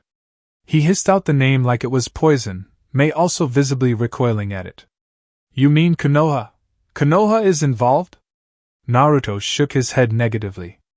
I highly doubt Bachan even knows about this. Danzo operates in the dark with his operations. If there is anyone to blame, it is him and him alone, and I'm going to go bring him to justice. Mei stared into Naruto's veiled eyes, her leadership skills taking over. No, it's too risky. He is on his home turf and fire country. Attack him and all of Konoha will be breathing down your neck. We will eliminate his lackeys first, then proceed with diplomatic dash. Naruto slammed his fist down onto the desk, cracking its wooden frame. Those monsters killed a whole squad and left Ao-senpai permanently crippled. I'm going to kill those bastards. Danzo won't stop no matter what we do, and Konoha and Tsunade are powerless to stop him even if they wanted to. Mei glared at her fiancé. He was not making this any easier on her. I understand that, but there is nothing we can do, Naruto. Naruto scoffed and walked towards the door, fed up with the politics and niceties of being a Kage. I'm going, you'll thank me soon enough. Before Mei could utter another word, Naruto disappeared in a yellow flash. Her arm was outstretched towards the door, desperately trying to pull him back to her. She lowered the arm after a few long moments, her face tilted towards the floor. Salty tears fell down her cheeks as she broke down. Her fiancé truly had sent himself into the lion's den, and he may not be able to escape this time around. Naruto! Konoha Forest, 5 miles north from Konoha. Naruto appeared at a marked tree. His Hiraishin seal on it flashed for a moment before disappearing again, leaving Naruto alone in a dark forest. Alright, Fox, it's time we use your sensing abilities to help me find them. What makes you think they are anywhere near here? Shouldn't they be back around Kiri? No, once Root gets the job done, they always return right back to their master, Danzo. They act like dogs trying to appease their owner by following orders, pitiful. It doesn't matter anymore though, as soon as I find them, there will be no more Root or Danzo. Whatever, just start heading to Konoha while I try and pinpoint their location. Naruto got his bearings and broke out into a run, heading straight for his old hometown. A few minutes later, Naruto heard a grunt in the back of his mind and heard Kyubi point out the direction in which he had to go. Moving out at speeds most would have found impossible, Naruto caught sight of 4 robed figures moving quickly through the underbrush. They were fast approaching Konoha. He spied them and saw the telltale ANBU masks and white robes of the Black Ops in Konoha. They were covered in blood head to toe. Sir, the mission was a success? One of the subordinates asked the leading figure. Yes, it was. Leader told us to kill the hunter squad and leave one alive. For what reason though I don't know. Naruto growled, so they left Ao alive on purpose. We will just have to trust Leader Sama. Another one of them added. They all silently agreed with the man. Upon arriving near the gates, the 4 got off the main road and went to what seemed to be just more bushes and grass. The leader held up a hand sign and the image of the grass disappeared to be replaced with a small manhole, large enough for only one person to fit at one time. Naruto watched them all enter the base, taking note of the location for future use. Once the last one had gone underground, Naruto quickly dropped from his hiding spot and moved to the manhole. He uncovered it and slapped his bare hand on the ground next to the exit. A small seal appeared and it gave a quick exit to Naruto should he need one. Entering the base, Naruto had officially infiltrated the hornet's nest. Konoha, underground caverns, root base. Naruto stalked the halls, keeping out of sight and trying his best to stick to the shadows. Fortunately, the only thing lighting the place were some strategically placed torches and candles, allowing Naruto to easily slide along the sides of the walls under the cover of darkness once he shut off the lights. Coming across the first door he found, he read the sign over it and smiled. Living Quarters, Block A. Naruto psyched himself before opening the door. He snuck in and saw evenly spaced bunk beds with all the operatives either sleeping or missing entirely. Creating a few dozen shadow clones, Naruto got to work annihilating the root forces, one member at a time. He moved from room to room. He was the shadow on the wall that no one thought to look to, the one man out of place. By the time any root members could realize what was going on, they were dead on their feet. The lucky ones were killed while they slept. Simple slits to the throat were all they received. Upon arriving at 2 double doors labeled Mess Hall, Naruto stood with his clones and kicked the door down, arriving to a sparsely inhabited gymnasium-sized room. The only people there other than him were none other than Hio and his squad. They all looked towards him with what was surely surprise under their masks. Kiri? What the hell are they dash? One of them began to question Naruto's arrival before a kunai was launched and a flash appeared. His squad members were horrified as they saw his head hit the floor. Naruto stood with his broadsword out, facing the root soldiers with a rage that few had ever seen him have. He was going to kill every single one of them no matter what it took. You, die now, root scum! Naruto and his clones charged, quickly overwhelming Hyo and his squad. The Konoha shinobi fought bravely but were eventually cut down by the sheer amount of enemies attacking them. Hyo was the last one remaining. He was bloody and beaten, his tanto broken in two and his mask broken in half, and he watched Naruto make his way towards him, ready to execute the rude operative. Danzo-sama, help! Naruto continued to make his way towards the panicking man before he saw the door open directly in front of him. Hyo's back was to it. The ANBU turned around and saw his leader, Danzo, standing in the doorway glaring at Naruto. Yes. Danzo-sama will defeat him. Good job, Hyo, you have fulfilled your duty. Hyo's eyes widened when he heard those words and turned around only to see a sword come around towards his neck. Naruto decapitated the man, leaving nothing but shock on the betrayed man's face. Hyo's last thoughts were on his leader, the man he had put all his life and loyalty into. Danzo-sama, you betrayed us all. Hello, Ninetales! Naruto growled, taking a step closer to the older man. Danzo held his ground, clearly unfazed by the threatening demeanor that Naruto was showing. Danzo, you will pay for what you have done! Danzo smiled. He actually almost felt like laughing. I have done nothing wrong. Everything that has been for the betterment of Konoha. If you would have remained in your place like you should have, you would have played a part in that as well. Naruto scoffed. No way would he serve him. I would never have followed your orders, Danzo. Danzo just shook his head, disappointed at the boy. You say that, but what if I could make it so you didn't have a choice? Naruto's eyes widened. What did he mean? No time to find out. I have to get him before he tries something.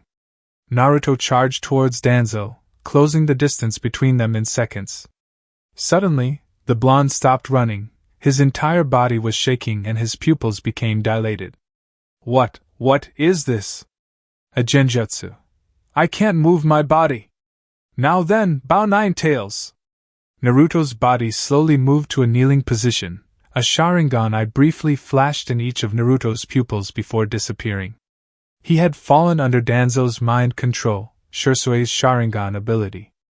I am at your service, Danzo-sama.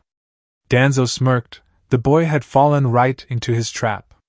He had lured Naruto here, knowing that he would be driven by revenge to come and stop him. The boy's judgment became clouded and Danzo acted on it. Slowly pulling out one of his kunai, Danzo stalked towards Naruto slowly. He wanted to savor this moment for the rest of his life. That's a good boy, now hold still, you little runt. If Konoha cannot control the Ninetales completely, then I will make sure no one can have its power. Chapter 12. Genjutsu broken, Jinchuuriki have perks. Konoha, underground caverns, root base. Danzo stalked towards Naruto's kneeling form.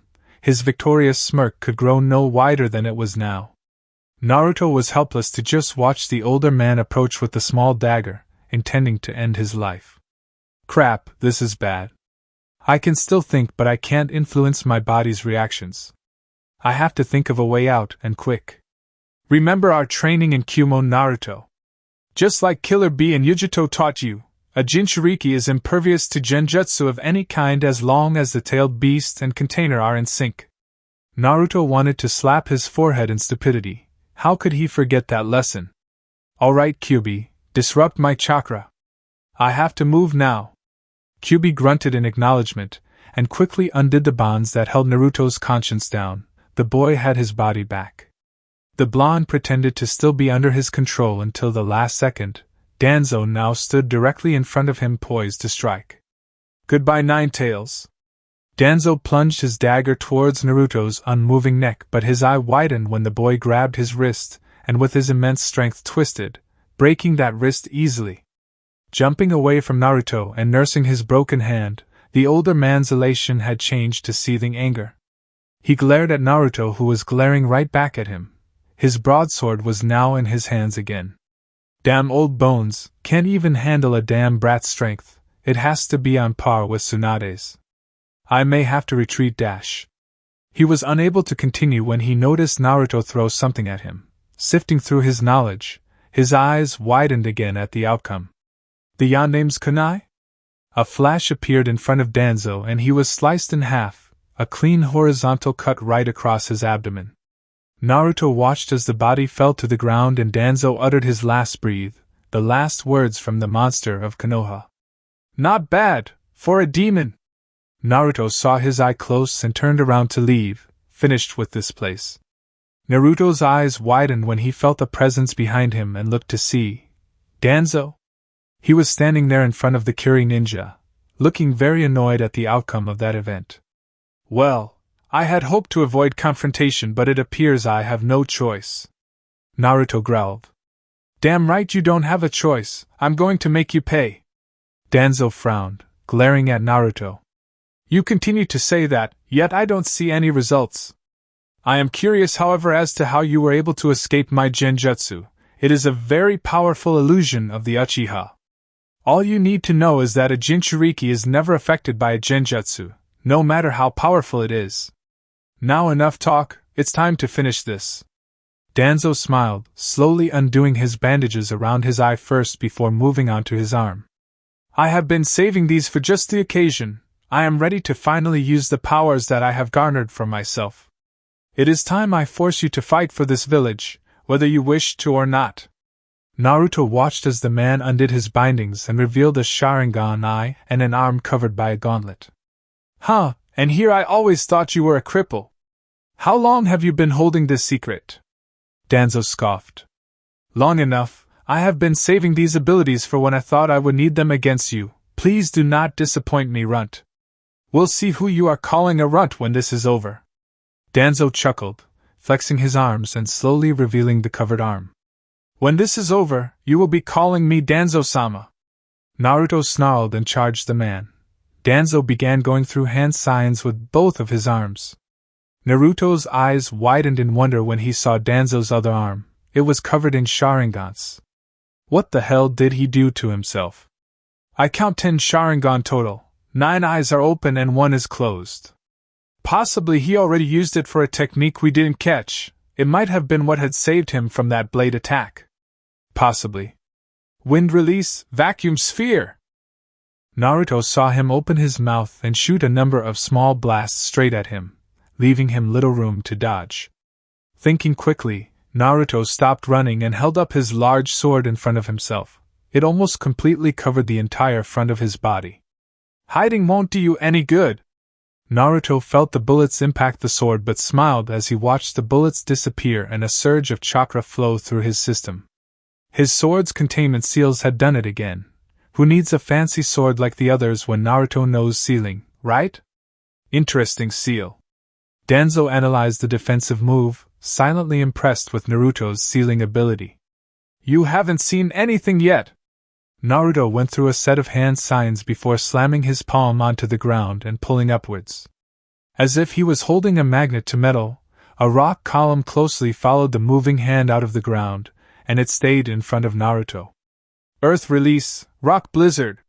With a violent kick, Naruto sent dozens of large pieces of sharpened rocks at Danzo, who deftly dodged them with his speed.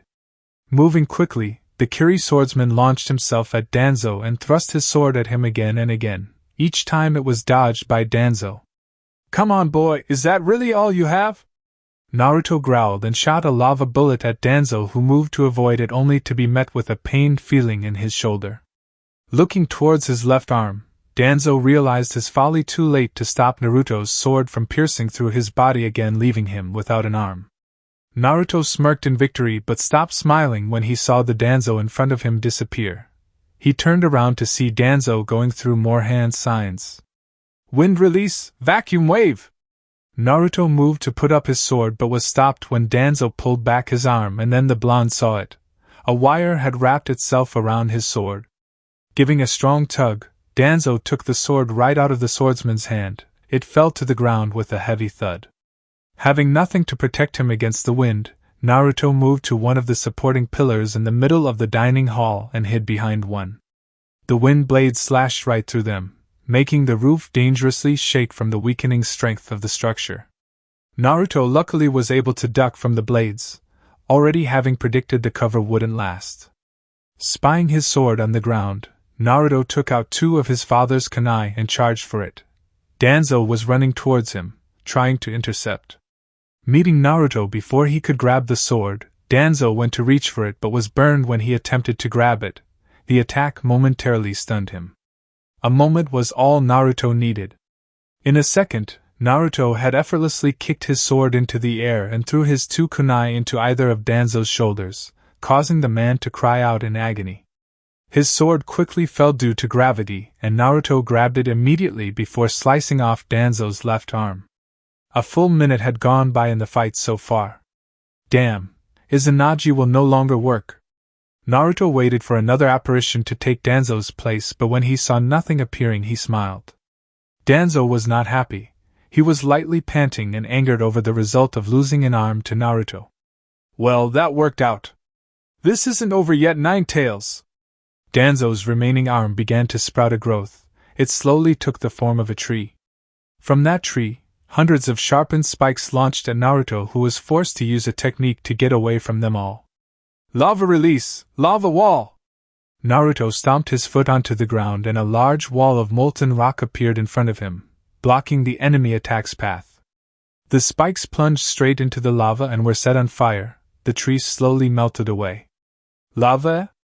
I always knew I should have kidnapped him the day he was born from that wretched woman. Unfortunately for both combatants, the lava wall also affected the structural support, and destroyed a few more pillars keeping the room up. There were only a few structural pillars remaining and they were between the two combatants. One of them happened to be growing a chakra tail, while the other glared. It's time to finish this! Naruto's voice deepened and his features became more announced on his face, allowing Danzo to envision the true demon inside of him. I will destroy you if I must, Nine Tails. I'd like to see you try. Naruto held out a hand and brought his sword to him. It flew through the air and was grabbed by the palm of his hand. Chakra flow, you can do many things with it. Naruto explained and Danzo scowled. I don't need a damn lesson on it. I'm more experienced than you will ever be. Naruto just shrugged and charged towards the man who in turn charged him. Both hurtled straight for the other. Danzo took out one of his kunai and blew a gust of wind on it. A low whine or gust could be heard emanating from it. The two brought their weapons together in the middle of the room. A loud clack could be heard as the two tried to snuff out the other in their sword battle. Naruto smirked as he began to push Danzo back. The wind chakra being absorbed by the sword made the root commander's attack useless. Danzo scowled again. He backed away and went through hand signs while Naruto held up his hand and began to form chakra. Wind release, vacuum serial wave, massive Rasengan. Naruto threw himself towards Danzo with the immense Rasengan in front of him, the wind blades disrupting but not stopping the large, blue sphere. Danzo bit his tongue in annoyance, and dodged the attack just barely. A part of his robe was ripped away from the blast. Unfortunately, the attack was the final blow for the underground base and the roof began to fall on top of them, leaving them little time to think of a plan. Naruto began to go through hand signs and a shadow clone popped into existence before the clone began to go through hand signs as well. The combo was a first for Naruto. He had just thought up the idea from his past fighting. Lava release, lava wall.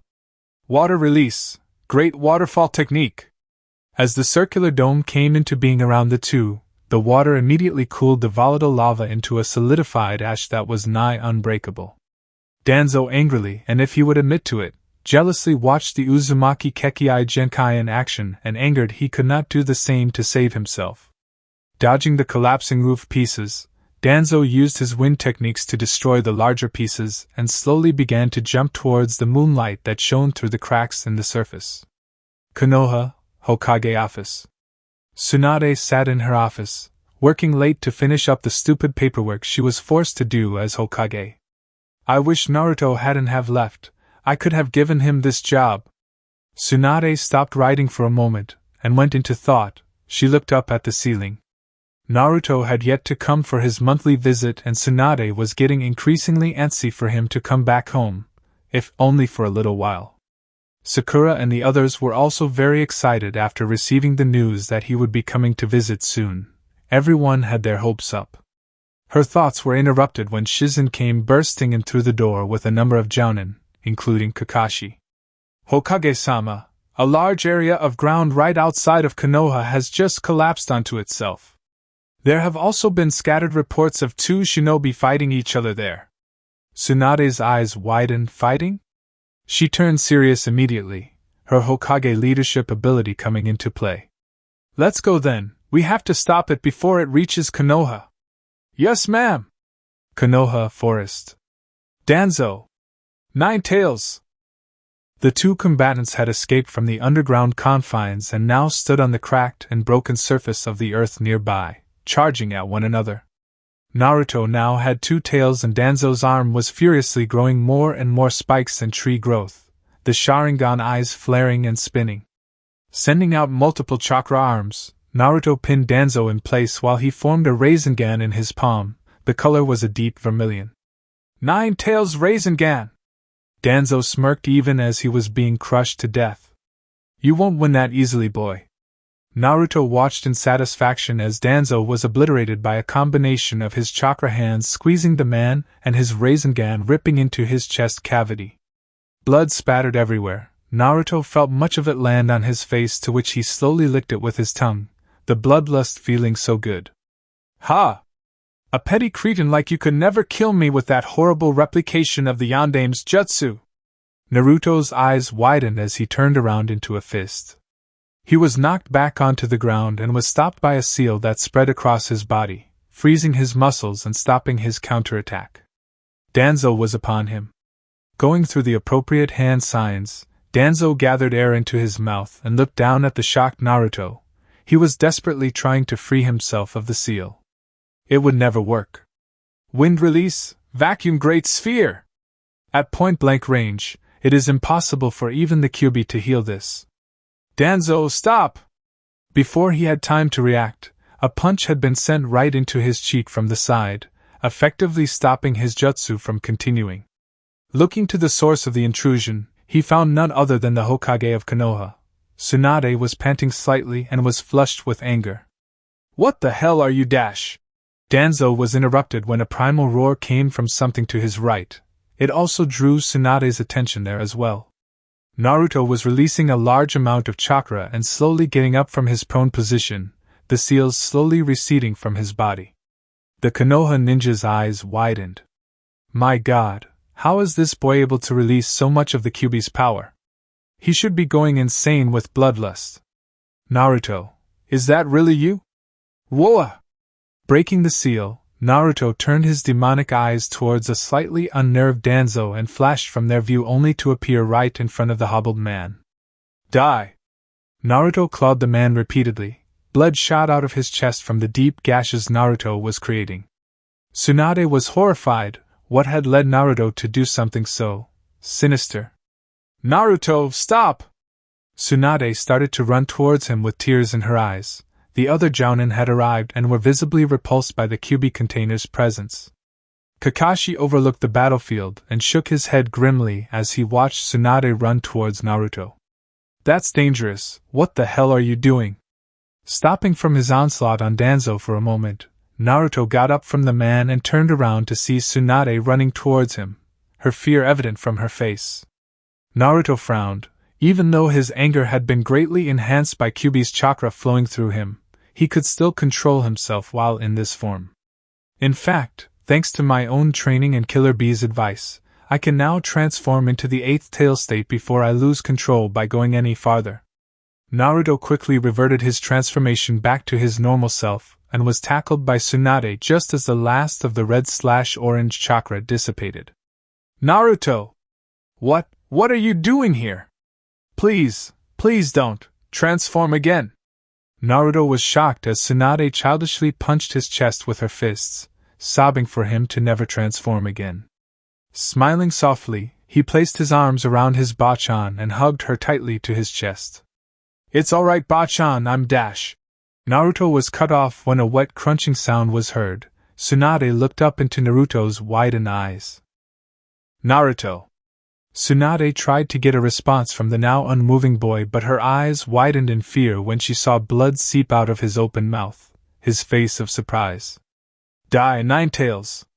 And with that, Danzo fell backwards onto the hard ground, his kunai still lodged in the back of Naruto's chest cavity. His breathing labored. He knew that he would not have much more time.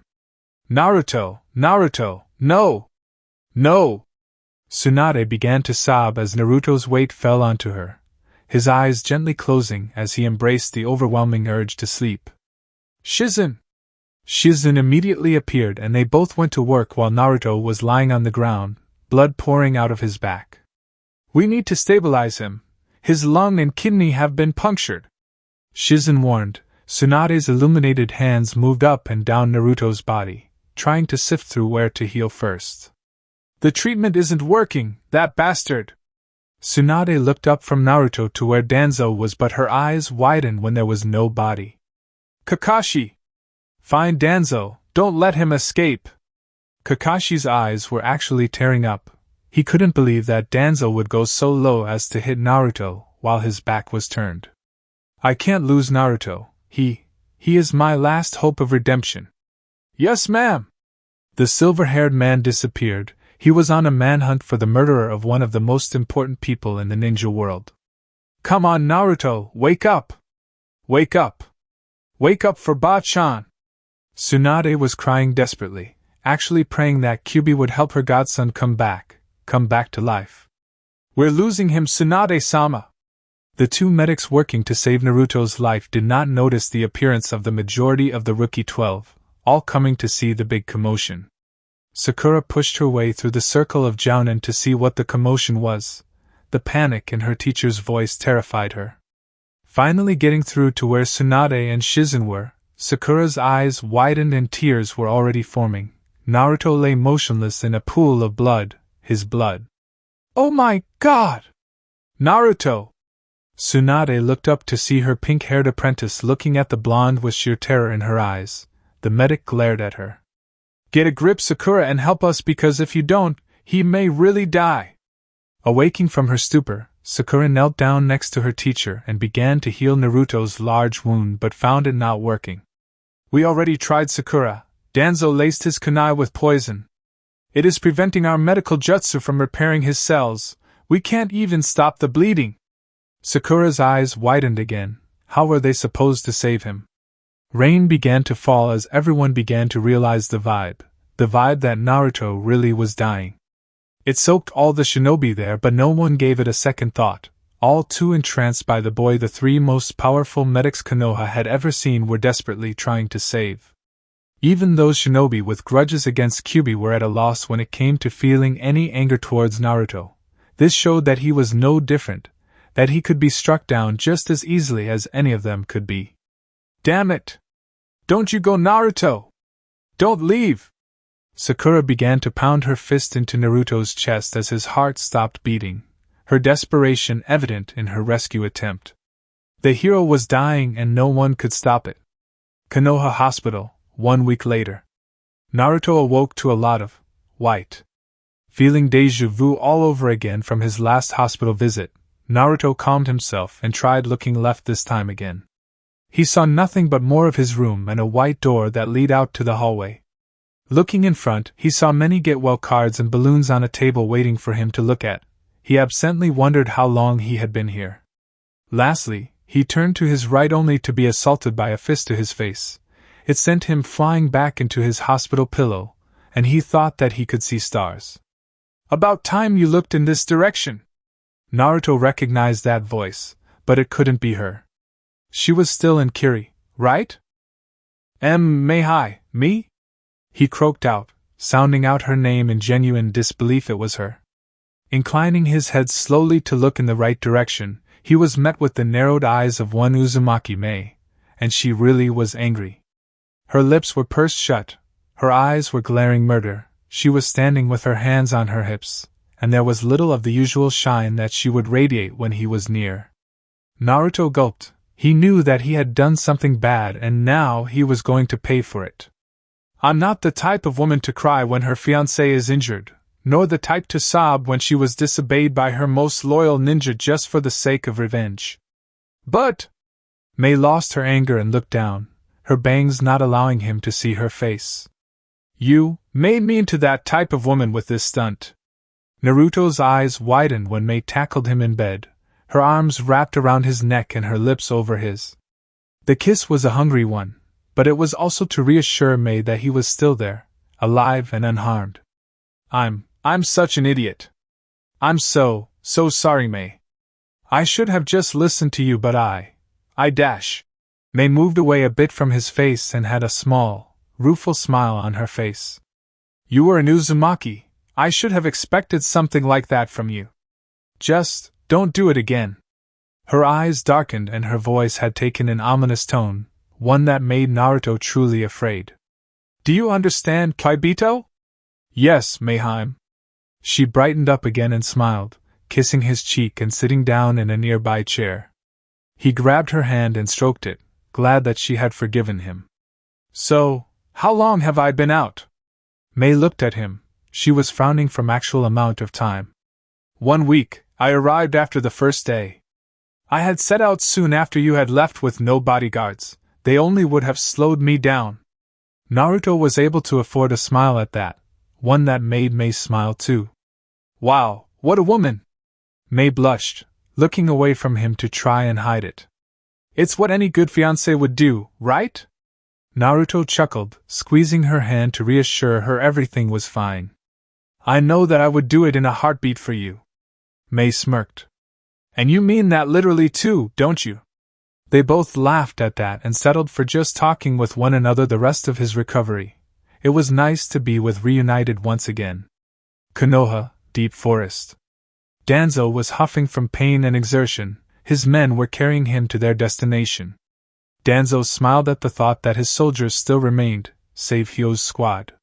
He had cast a complex illusion over the base before Naruto had arrived, making him see that he was killing his men when really he was passing through empty rooms.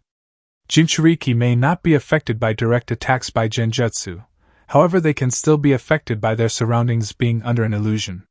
Sir? How much longer until we reach our destination? The large group of root shinobi had been running almost non-stop from Konoha since Danzo's close victory over Naruto. He had immediately gotten away with his men and ordered them to set off for Amigakure. Not much longer, boys. I have been there, once. We have much to discuss with them. Otogakure, underground base. Sasuke, how is your individual training going? Well, I hope? A pale man with snake eyes questioned his apprentice, a blue-haired teen with a sword hooked to his belt and the Uchiha symbol on his clothing. Sasuke turned to look at Orochimaru, his tone of voice or looks not changing from their level of neutral. It's going fine. It won't be much longer until you get yours, Orochimaru. Oh? That's good. I can't wait to test the fruits of our labor. The man hissed out, pleased with his vessel's response and progress over the past 3 years. Humph, whatever. Orochimaru watched the haughty clansman walk towards his room, totally ignoring Orochimaru's wish to continue the admittedly one-sided conversation. Little brat, it may be sooner than you think. Perhaps your friends could try and rescue you again? I would love to see how that Uzumaki has progressed since our last meeting. The snake man licked his lips, already imagining the delectable battle it would be. Chapter 13. Tour of the Past, Old Memories and Friends Come Forth. Konoha Hospital. Tsunade walked the halls of the medical building in Konoha, where the sick could be healed and doctors could be found. She was on her way to check up on Naruto, who had apparently just woken up according to what the nurses told her. She had been afraid he would never wake up from the practical coma he had been in for the past week. With the deadly poison that had run through him, anything was possible. Approaching the correct wing of the hospital, Tsunade spied Sakura in her nurse uniform and waved her over, a smile present on the younger girl's face. Tsunade-sama, did you hear that Naruto woke up? Tsunade nodded her head, confirming it. Yes, in fact I was just about to go visit him right now. Would you like to come along? Sakura glanced at the other nurses before nodding and heading off with Tsunade. Getting closer to the blonde's room, Tsunade and Sakura took notice of strange noises coming from its direction. Looking at one another, they both gave a confused look before walking up to the door. Tsunade set her hand on the door knob and listened in on the door. Now Naruto-koi, I think it's about time we finish this. Somebody might find us. She heard what sounded to be a woman's voice inside the room. Her eyes widened. Mei? I'm almost there. Keep going, Mayheim. You're the best healer I could have asked for. Hearing Naruto moan out that sentence made her angry. She could tell Sakura was getting angry too. I'm your fiancé. That's my job, right? Tsunade was at her wit's end and bust down the door, coming across two naked people on the bed. Mei was looking at the door with surprise evident on her face but also hint of annoyance tugging at her lips while Naruto looked like a deer caught between headlights. He knew he was done for. Sakura came charging into the room and assessed the situation, or more towards just staring at the two in mid-intercourse and Naruto's large piece. She blushed scarlet while she just stared at it in a trance. Oh my. Is that really Naruto's? It's so big. How can she handle that thing? How would I handle that thing? Hello? Mei awkwardly waved at the two, not bothering to cover herself or show any signs of embarrassment. Mei was a very honest woman and not embarrassed by having herself revealed. Naruto, on the other hand, was futilely trying to cover himself up with a blanket, panicking over the dangerous situation. I can explain, Ba-chan. Tsunade formed a fist with her hand, stalking towards the two Uzumaki. Oh, I bet you can. Why don't you tell me, Dash? Mei raised her voice over Tsunade's, getting both of them out of the hot water. We were just busy restoring the clan. We want a lot of little Uzumaki running around the house. And the sooner we get them, the sooner someone gets grandchildren, right, Naruto? Naruto looked up at Mei, who had been straddling him during their fun time, and smiled, nodding slowly. Nice save, Mei. Tsunade's eyes widened and she blushed a bit at the thought of being a grandma, slowly edging away from the two. Sakura had finally passed out from blood loss and lay there in a pool of red, going completely unnoticed. Well then, continue with what you were doing. Don't let me stop you. Tsunade smiled big and grabbed Sakura's limp arm before dragging her out with her. As soon as they both had left, the couple looked at one another and wiped the sweat off their brows. That, Naruto started, was a close one. Mei finished before resuming her activity of riding Naruto's member. Konoha. Naruto and Mei stood right outside the hospital, fully dressed and done with their playtime. Mei looked at Naruto and Naruto looked at Mei. Both smiled. Commence Operation Vacation from Kiri, Naruto playfully said, making Mei giggle. Now you can show me around your old town, Naruto. I would love to meet all your friends too. Naruto had a lackluster smile after that. His home village was really not somewhere he wanted to stay for long. How about we go to the Hokage office first, then we can go check out the training grounds for the rookies. Mei nodded and settled for holding Naruto's hand as he guided throughout the city.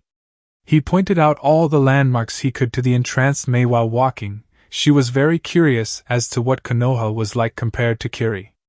Naruto was glad that no one recognized him any longer.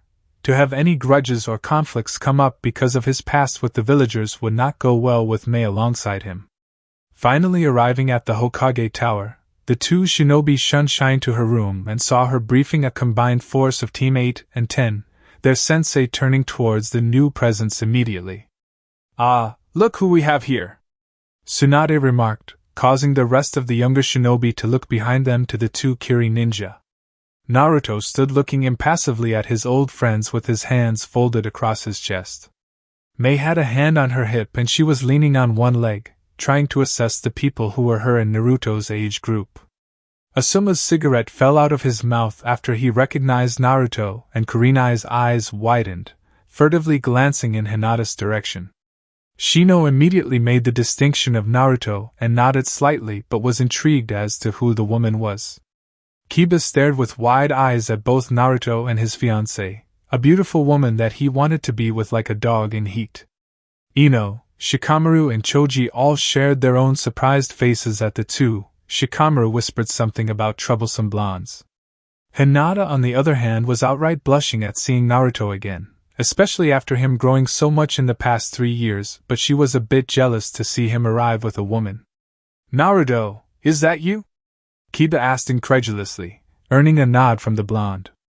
Naruto now noticed that the majority of them, all but Hinata, were eyeing his gray Kiri-jounin vest and his forehead protector with the Kiri symbol, obviously needing confirmation he had really changed sides. Hinata just continued to stare at his face, unable to form words at the sight before her. "So, you really are a Kiri shinobi?" Shino asked rhetorically, to which Naruto nodded anyway. "Interesting." "Whoa, Naruto, is that your weapon?" Choji pointed out the large great sword on his back and Naruto nodded again, earning more surprised gasps from the Chunin and Jounin. Kiba walked up to Naruto and leaned in close to Naruto's ear, careful to keep his voice low. "Hey Naruto, who is she?" Naruto watched Kiba hike a thumb towards Mei, who was watching their private conversation with silent intrigue and amusement. Naruto smirked. He was going to ruin Kiba's 0 chances really quick. "That's my fiancée, idiot." Everyone's eyes widened and Kiba stumbled backwards, just stuttering while pointing his finger back and forth between the two. Mei smiled, moving over to Naruto and looping her arm with his and holding his hand, showing everyone their relationship. Why, you're engaged!" "To her!" Kiba all but yelled out, and Naruto and Mei smiled and nodded. Kiba proceeded to faint in complete disbelief. Akamaru knelt down to assist his partner, while the others just gave their congratulations. "Nice job, Naruto." "So troublesome, you always have to make a scene, don't you, Naruto?" "Interesting." "Wow, I can't believe Naruto got with an older woman, nice." "Not bad, Naruto." "What's her name?" Mei stepped forward a bit, taking a small bow to the shinobi gathered. "My name is Mei Uzumaki and I am the 5th Mizukage of Kirigakure." Everyone was surprised to hear that Naruto was marrying an Uzumaki and Kage? "It is good to meet you, Mizukage-sama." All the Konoha shinobi bowed slightly to her in respect. She waved her hand lazily, not keen on the whole respect thing from the Konoha shinobi. "Don't mention it, we just came by so Naruto could show me all his old friends. I must say, you are all very interesting." Everyone began to have small talk with each other while Hinata just smiled sadly. Her Naruto had been taken away from her. I was too late. She felt pain tears come to her eyes and looked down to hide them when she felt a reassuring hand on her shoulder from Kurenai, who just gave the girl a rueful smile. "I'm sorry, Hinata." Wiping her eyes clear, Hinata smiled at her sensei. "It's fine, Kurenai-sensei, he looks happy." "In the end, that's all I really want to see, his wonderful smile. I will not forget what he taught me and I will strive to continue being stronger, even if he will not be by my side." Kurenai smiled at her little rookie. "Hinata, you have grown so much." She glanced at Naruto. "And he is the reason behind it all, even if he probably doesn't know." "All right. I think you all have your assignments, and I think Mei is getting a bit smothered. You may all see Naruto later before he leaves to go back to Kiri." Tsunade ordered the ninja to clear out, to which they did reluctantly, leaving 4 ninja in the room now. Kakashi had just arrived through the window. "Ah, Naruto, you're up, I see." Kakashi greeted Naruto with a wave. He turned towards Mei. "Mizukage-sama." He inclined his head in an informal bow and received a simple wave of indifference. "Yes, I was thinking that Mei and myself could get some sparring in before we head home. She can't be gone for too long since she is the Mizukage after all." Tsunade nodded, understanding their situation. "All right, I'm sure you remember where the training grounds are, Naruto. Go enjoy yourselves and tell me when you're leaving. I'd like to at least say goodbye." Naruto nodded and grabbed Mei's hand before departing, leaving Kakashi and Tsunade alone. Tsunade swiveled her chair to face the copy ninja and could already tell that his mission was a failure. Kakashi could see what he thought to be disappointment, and looked away, shamed that he was unable to find Danzo. "I'm sorry, Hokage-sama, but I was unable to find any trace of Danzo. My hounds think he was headed for Amigakure, but I'm not positive. I want to trust them, but the question is why he would want to go to Amigakure." Tsunade finished, remembering rumors of the civil unrest and turmoil in the industrial country. She didn't understand what Danzo wished to gain from going there. "Do you have any idea, Hokage?" Kakashi asked, hoping the older woman would have more knowledge of it than he. Tsunade got up out of her chair and went to the window, looking out at the village with her hands clasped behind her back. Her eyes were squinted in quiet concentration until they relaxed suddenly.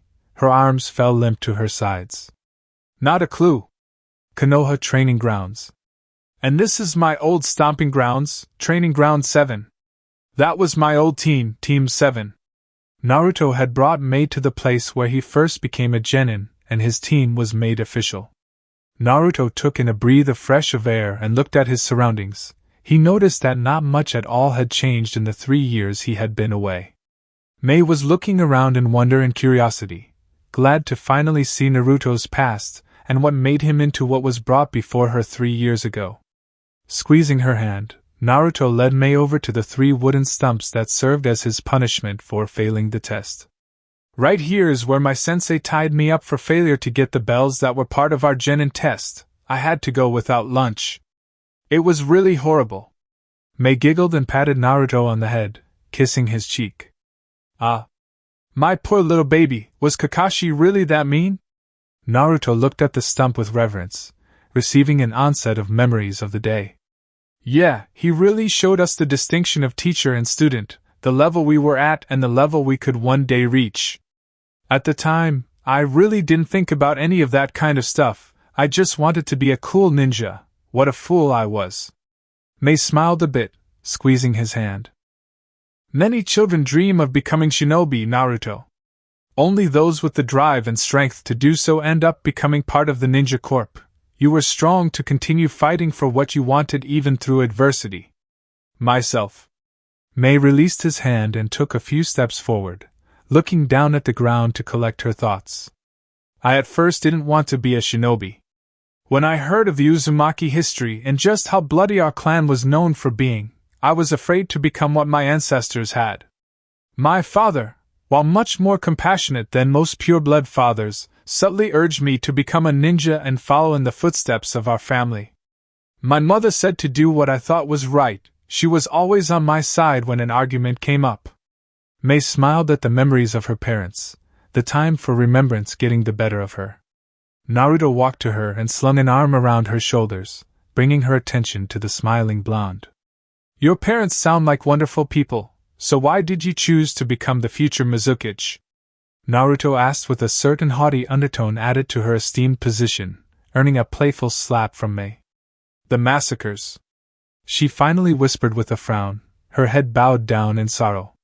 Naruto immediately frowned after hearing her and tightened his grip around her waist, bringing her close to him. I'm sorry you don't dash. He was cut off by a wave from Mei, who was dead set on telling him the story. No, there is nothing you should be sorry about. It is something dark that happened in Kiri's history that needs to be retold, and I could use someone to talk to about it.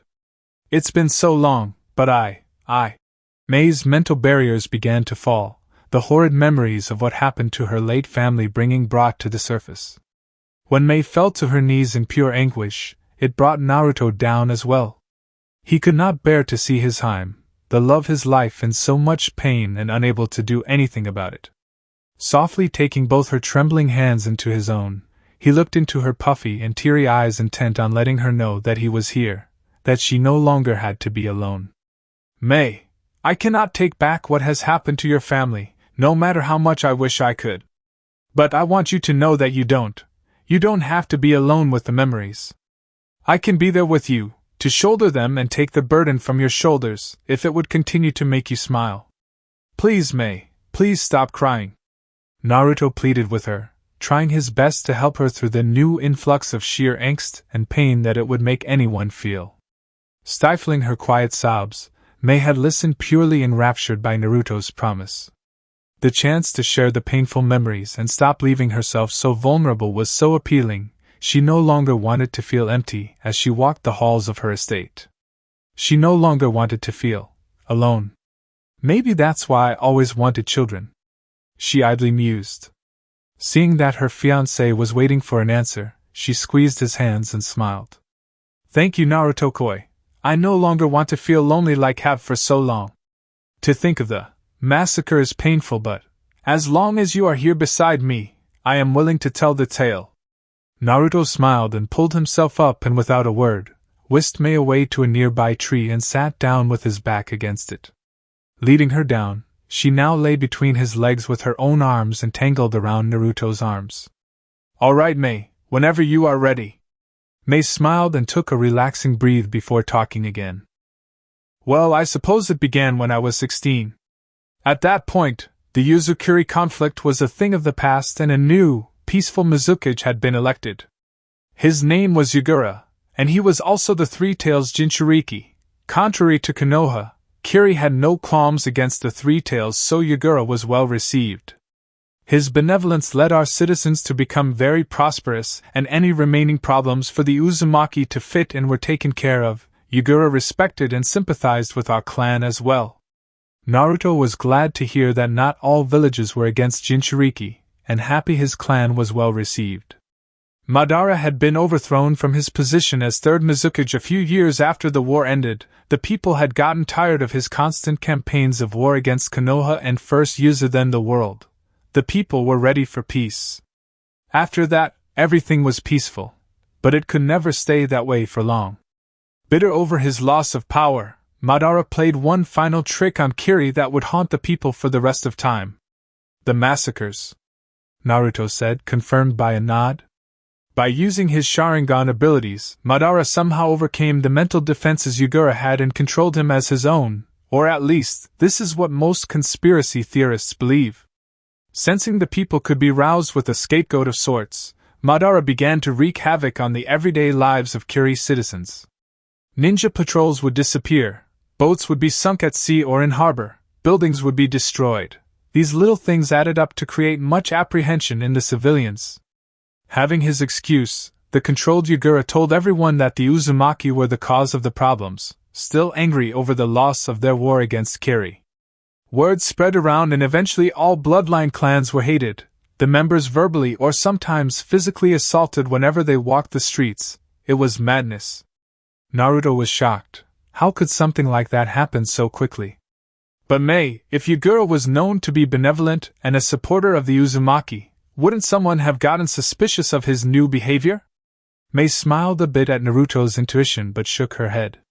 The clans noticed. It was quite obvious something was off with the Mizukage, but the commoners would not listen to reason. The simpletons had seen all they needed to see so far in Yagura's golden age that they were willing to listen to anything he said when it came to conflict, and we became the victims of a cruel Uchiha exile. Eventually Yagura came out with the simple rules of engagement. You leave your compound, your safety isn't guaranteed. That's how? Naruto tightened his grip on Mei when she began to shake and sob uncontrollably, her tears strolling down her cheek in droves. That's how Mother died. All she did was go and get groceries, and they cut her down like she was an animal. The Kiri shinobi were monsters, laughing at her as she tried to crawl back towards the safety of the compound gates. Their kunai and fists were slick with Uzumaki blood and no one was going to do anything about it. My father told me to wait in my room while he went down and gathered my dying mother in his arms before forever closing the compound gate, not allowing anyone else to leave. She wasn't even able to say goodbye. I wasn't. Damn Madara! Damn him! Naruto just held on to her, whispering quiet encouragement into her ear, trying to calm the woman down. I am so sorry, Mayheim. He petted her hair, moving his hand through the long red locks. I'm sorry. I thought I had gotten over my anger, but I suppose there was still some there, hee. She tried to joke but just sighed from the sad attempt. Well, after my mother passed away, my father became increasingly irritable towards outsiders and outright refused to meet with anyone to solve the massacre problem. He was afraid of losing someone again. No one could go through it a second time. He began to teach me self-defense and simple shinobi arts. He said it was so I could protect myself. At first, I had been so adamant against it that I threatened to run away, but then he slapped me.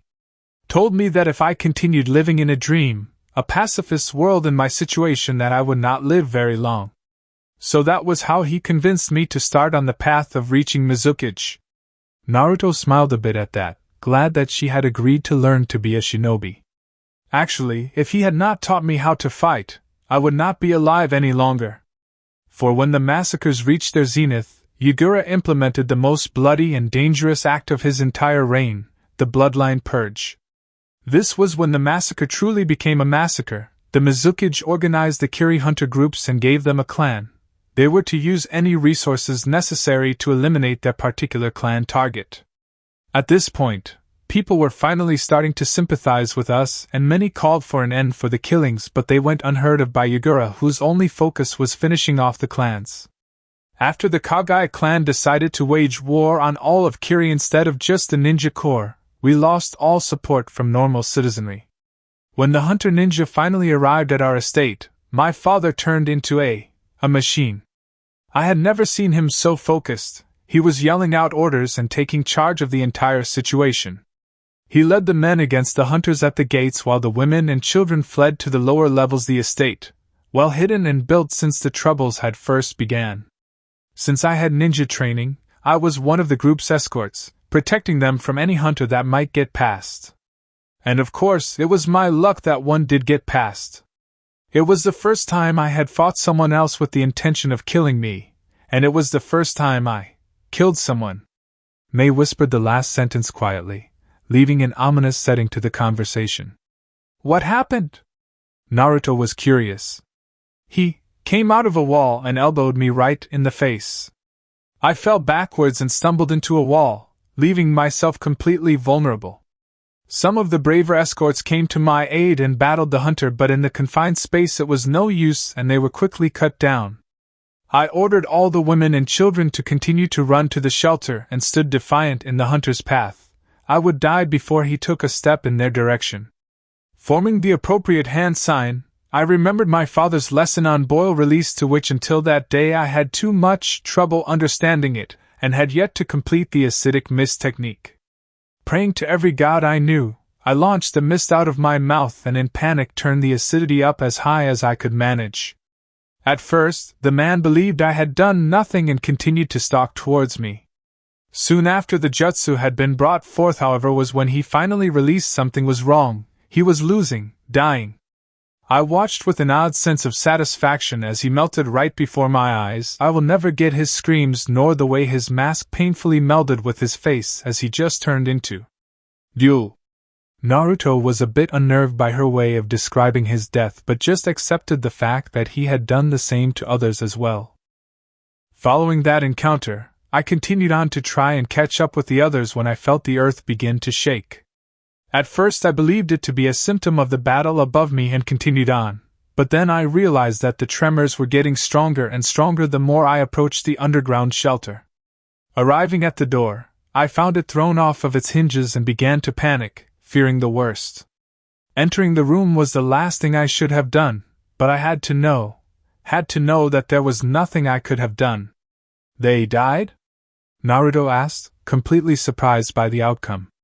Mei didn't say anything, instead she shifted uncomfortably in his grasp. They had been slaughtered, every single one of them. Not even the children had been spared from that bastard. Madara Uchiha himself was the one who finished off the Terumi branch. I saw him with my own eyes. He stood in the middle of them all, their faces looking at him with surprise and fear, but he only looked at me with a smile. He said nothing, and the only thing I remembered past that was a flash of his Sharingan activating and nothing. When I awoke, I was in another clan's care, one that had been mysteriously spared, no doubt because of their non-existent bloodline. They told me my entire family had perished in the slaughter, and that I was the only one left. From that day onward I promised myself that I would not ever again show weakness on my part, and dove into my personal training of becoming a kunoichi. Since that day, I have been alone. You aren't any more Mei, you have me, remember? Mei looked up into his blue eyes and smiled, nodding to herself. You're right, I do have you. And in the end, that's all I ever wanted. You were a gift from above. With you my life has been given new meaning and I now have a purpose. The two lovers kissed, sealing their trust in one another. Getting up, Mei stretched out her aching back and turned around to see Naruto doing the same. Feeling her stomach growl, Mei decided to ask Naruto about Konoha's restaurants. So Naruto, is there anything good to eat around here? Naruto looked at Mei curiously before tapping his chin in thought. Duh. How could I ever forget? Snapping his fingers, Naruto wickedly smiled and rubbed his hands together, already imagining his wonderful meal of hot, steaming ramen. I know just the place, Mayheim. Konoha, Ichiraku ramen. I am Nichin. Tuchi-san. I need 10 bowls of pork ramen and a nice bowl of shrimp ramen for the lady. The couple walked into the stand hand in hand, and Naruto was practically dying to have some good Ichiraku ramen. Suddenly a ladle hit him on the head and he fell to the ground with a big bruise on his head, courtesy of a pissed-off Ayam. Mei tended to her fiancé and openly glared at the young woman, who looked down at them with little pity. Only Naruto-kun can call me that, so don't even bother. It's because of monsters like you that he left. Naruto slowly stood up with Mei's help, smiled at Ayam, who was finally taking in his appearance. You already forgot what I look like, I am Nichin? Her eyes widened when she realized that this was Naruto in the flesh, not some imposter trying to play a mean trick. Leaping over the counter, she brought Naruto into a loving hug and cried into his chest. The action surprised the blonde. Naruto! Where did you go? I thought we lost you forever. Don't do it again or else you'll get worse than the ladle, understand? Naruto just nodded and patted the crying girl on the back. Hey, just because I live in another village doesn't mean I can't come and visit. In fact, Naruto took off one of his gloves and pressed his hand on the stool he had sat in every time he had eaten there. Ayam was confused until she saw a seal slip off his hand and attach itself to the stool, disappearing soon after. Now I can come visit any time for a nice meal of ramen. How does that sound? It sounds great. Now then, time for that order. Ayam happily went back around the counter and began fixing his food while humming a happy tune. Mei sat down on the stool next to Naruto and smiled at him, making him look at her curiously. What is it, Mayheim? Ayam looked up from her work, curious as to the affectionate nickname. Oh, nothing, Naruto-kun. Just wondering why you were so touchy and feely with Ayam-chan here. Naruto gulped as he noticed the ominous tone of Mei's voice and her widening smile. He was on the fence right now. I used to eat here all the time when I was young. Ayam and her old man became the only family I really had. I can only imagine how much it hurt when I just disappeared on them. You don't have to worry about me being with other girls. You are my only one, Mayheim, I promise. Mei just kept smiling and took his hand in her own, idly playing with his fingers while waiting for their meal. That's good, because if you did bring another girl home, I would have to melt her and your balls. Understood, Naruto? Naruto nodded vigorously, and Ayam ducked her head down further behind the counter, now trying to get the thought of dating Naruto out of her mind. Damn it, the good ones are always taken. He may have been a shorty when he was young, but he was always cute, and now that he's back he has a damn girlfriend. TCH. Eat up, Naruto! Mei and Naruto received their meals and began to dig in while Ayam just watched them and joined in on their small talk. Hey Ayam, where is the old man? Ayam set her washcloth down and fixed her messy hair, trying to smooth it back down. He's out sick today, probably just felt lazy or something. I'm here alone for right now until we close up at around 4 o'clock. Naruto frowned a bit. He wanted to announce the marriage with him being here, but now it wasn't going to happen. Well, Naruto reached into his bag and fished out a card, a wedding invitation. Mayheim and I have been working on cards for our wedding, so can you give this to him when he gets back? I'd like both of you to attend. It would be a great honor. Ayam nodded and took the invitation, her brain not yet registering what had just been said. Naruto paid for the two of them, and they both left for a little bit more exploring of Konoha before they decided to leave. Yeah, sure, I'll give this to him. Ayam mumbled to herself, placing the invitation on a clean spot on the counter. Getting ready to wash the dishes, her brain finally caught up with Naruto's last words and her mouth started stuttering silent syllables of surprise. Wedding? Konoha, abandoned residential district. Naruto and Mei walked up a series of staircases to get to Naruto's old apartment. He was amazed it still stood. Actually, he really didn't want to come back and reopen the old wounds, but Mei insisted that she see all his past, so here they were. Here we are. This is my old apartment building. I wonder if anything has changed, Naruto said quietly, enraptured by returning to his roots. Looking over to Mei, he saw her staring at the door with horrified eyes, her hands visibly shaking. Confused, Naruto looked back at the door they were in front of and examined it more closely, and upon doing so found his mistake. After putting up with the abuse and hatred of the villagers for so long, he had gained the ability of tuning out their harsh actions and words against him. Mei had no such defense. His door was littered with graffiti writing and pocket-marked with holes and burn marks. The hateful things said about him obviously roused Mei's sadness and anger. I'm sorry. I had hoped you wouldn't have to see something like this, Naruto sadly admitted. However, he knew that this was something he had to revisit to finally move on. They really mean all these things? Dead demon, the 9 tails is dead. They really believed you were the monster?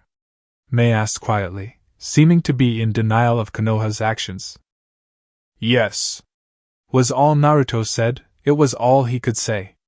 If he were a few years younger and had never left Konoha, he would blatantly deny the villagers' involvement, and just blame it on traveling vandals or something. But not anymore. He could not lie to himself or Mei about something like this. It was the sad truth. I can't believe it. How could they be so cruel? They were afraid.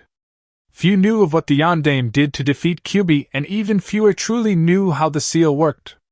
They all believed I was the Kyuubi in human form, and I was hated for it. Mei looked at him with such sadness, even pity. I don't want your pity, Mei. What happened has happened. It's best that we both just accept it and move on, Naruto announced rather harshly, pushing open what was left of the door and striding into his old apartment. Mei calmed herself and realized just what Naruto had said. It was true that she felt sorry for Naruto, who couldn't. He has grown so much since then, but inside, he still is the lonely little boy. I have to be there for him as he was for me. Walking into the apartment, both took notice that all the inside was marked with soot, and charred remains of furniture still remained. They had burned the inside of his apartment, as if it was tainted. Naruto once again thanked his younger self for taking all of his belongings with him as he sifted through what was left, trying to remember where everything once was. I never really had anything special. Everything that was important to me I brought along. This was where the couch was. My bed was right in there, and it's also where I found most of my parents' inheritance. Wow, I really don't like being here. It just feels so awkward. I feel like I just got pulled back to a place that I tried so hard to escape from. I don't know, maybe I'm just going crazy or something. Mei walked up to him and held his face with both of her hands cupping his cheeks. She smiled softly at his sad attempt of denying his feelings. Naruto, you don't have to lie to me or yourself. Just like I did not want to talk of the massacres, you do not want to talk about your past, you don't want to relive it. I'm here for you, we trust one another with these things. You can cry with me and I can shoulder your burden just as you have done the same for me. What you said is right, I am no longer alone, and neither are you. Naruto just wanted to deny the ugly truth of her statement, say he was fine and that he thought it was time they left. But he just couldn't. He didn't want to keep living with the feelings he had whenever he thought of his past in Konoha. Naruto couldn't think of how to start. He didn't know what to say. Is this how Mei felt? Start from the beginning, Naruto. I will listen to your story. And so Naruto did tell her his past, and she listened. She listened when no one else would. Konoha Forest. You all know the mission and details, right? Yamato asked his 2 subordinates, Sai and Sakura. Both nodded. Their mission brief back in Konoha illuminated what the plan was. They were to head to river country through grass and inspect the suspected area of where Naruto first fought the Akatsuki and to try and recover any further evidence that could improve relations with Kiri and Konoha. Tsunade wished to form an alliance with Mei's country, but Kiri's hesitation was understandable. They needed something tangible to truly strike a deal with Water Country, and their mission was imperative to the Nation of Fire. Konoha, Village Gate. After a heartfelt day where both lovers entrusted not just their minds but emotions to one another, the 2 shinobi were ready to go back home and take a nice bath back at the estate. Tsunade stood alongside Kakashi to say goodbye to the two, wishing them well on their travels. See ya, Ba-chan! I'll be back next month for sure! Naruto called over his shoulder as he began to walk away, waiting for Mei to finish her goodbyes. Seeing she was being left behind, Mei sufficed with a simple wave and ran to catch up to Naruto. They began to jump through the trees intent on arriving in Kiri as quickly as possible. Their trip was silent and peaceful as the sun descended below the horizon, but things were becoming very loud in Kiri. Kirigakure, prison. Kyo sat in a room that he had been dragged off to by the burly guards. Apparently someone wanted to see him. He had thought they had forgotten about him after the Mizukage had him tried and arrested. She was a true tyrant. If only the people could see that Yagura was right in killing off the Uzumaki and the clans then. His thoughts were interrupted when the person that called the meeting entered. His eyes widened a bit in surprise when he saw it to be one of fellow councilmen. He sat on the other side of a table from Kyo, as directed by the guards. What do you want? Why have you come here, to laugh? To tell me that the Mizukage was right to imprison me and that you are working on having me executed just because I spoke the truth? He raised his voice slowly throughout his rant, finishing it by slamming his fists onto the table in anger. The guards moved to control him, but the other councilmen just waved them off. No. I came here to ask for your help. We are becoming what we no longer wish to be, and it is because of the people in charge that this has happened. All I ask is that when you are released, you promise to help us. Kyo was intrigued but suspicious of the vague offer. What exactly was the man trying to get at? Speak plain, what kind of help? Help rectifying the problem, of course. Aim country outskirts. Danzo and his men had arrived at the designated meeting spot, sitting in the rain with no sight of their informant. They were to meet the leader of Akatsuki apparently and try to get into a contract or alliance, as he had with Orochimaru before. Sir, are you sure he is coming? Danzo looked to the man who asked with veiled annoyance. Patience was lost on the younger generation. Even his root were not immune to it. Yes, have patience. He should be dash. Danzo was interrupted when a masked man in an Akatsuki robe arrived in front of them, causing the root to form a defensive formation around their leader. Danzo, you have a lot of nerve trying to contact me. If Pain had come in my place, you would be dead. You are a lucky man. Now, what the hell do you want? The masked man asked, speaking very plainly with the Konoha runaway. I wish to strike an alliance with Dash. He was once again interrupted by a fit of laughter from the man in front of him, causing his anger and his men's level of tolerance to rise.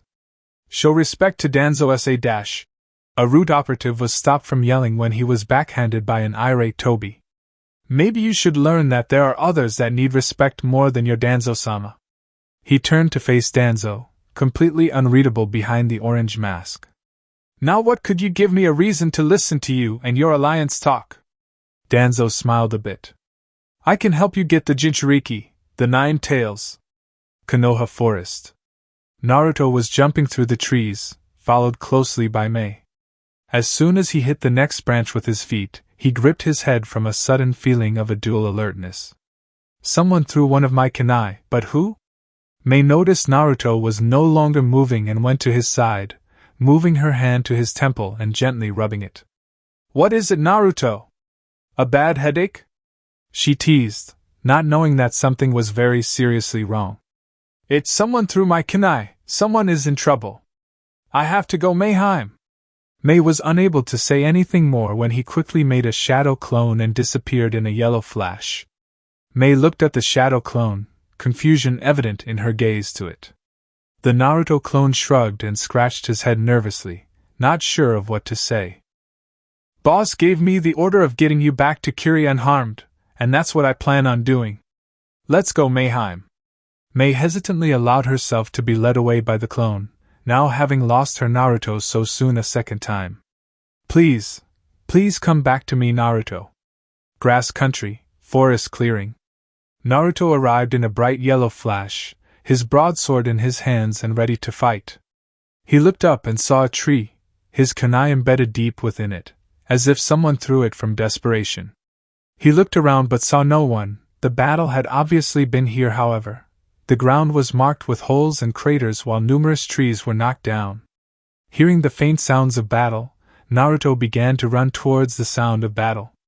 Jumping through the trees, he felt the earth shake again and looked up to see a large explosion of smoke and ash push up into the sky. Forcing himself to move quicker, he decided that it must be Sakura who had called for him, and not Gaara. Jumping past the last tree, Naruto came across the scene of battle and his focus was first brought to the pink head of Sakura. She was on the ground, beaten and bloodied by someone, and her mouth and eyes were wide open in terror towards someone Naruto was not looking at.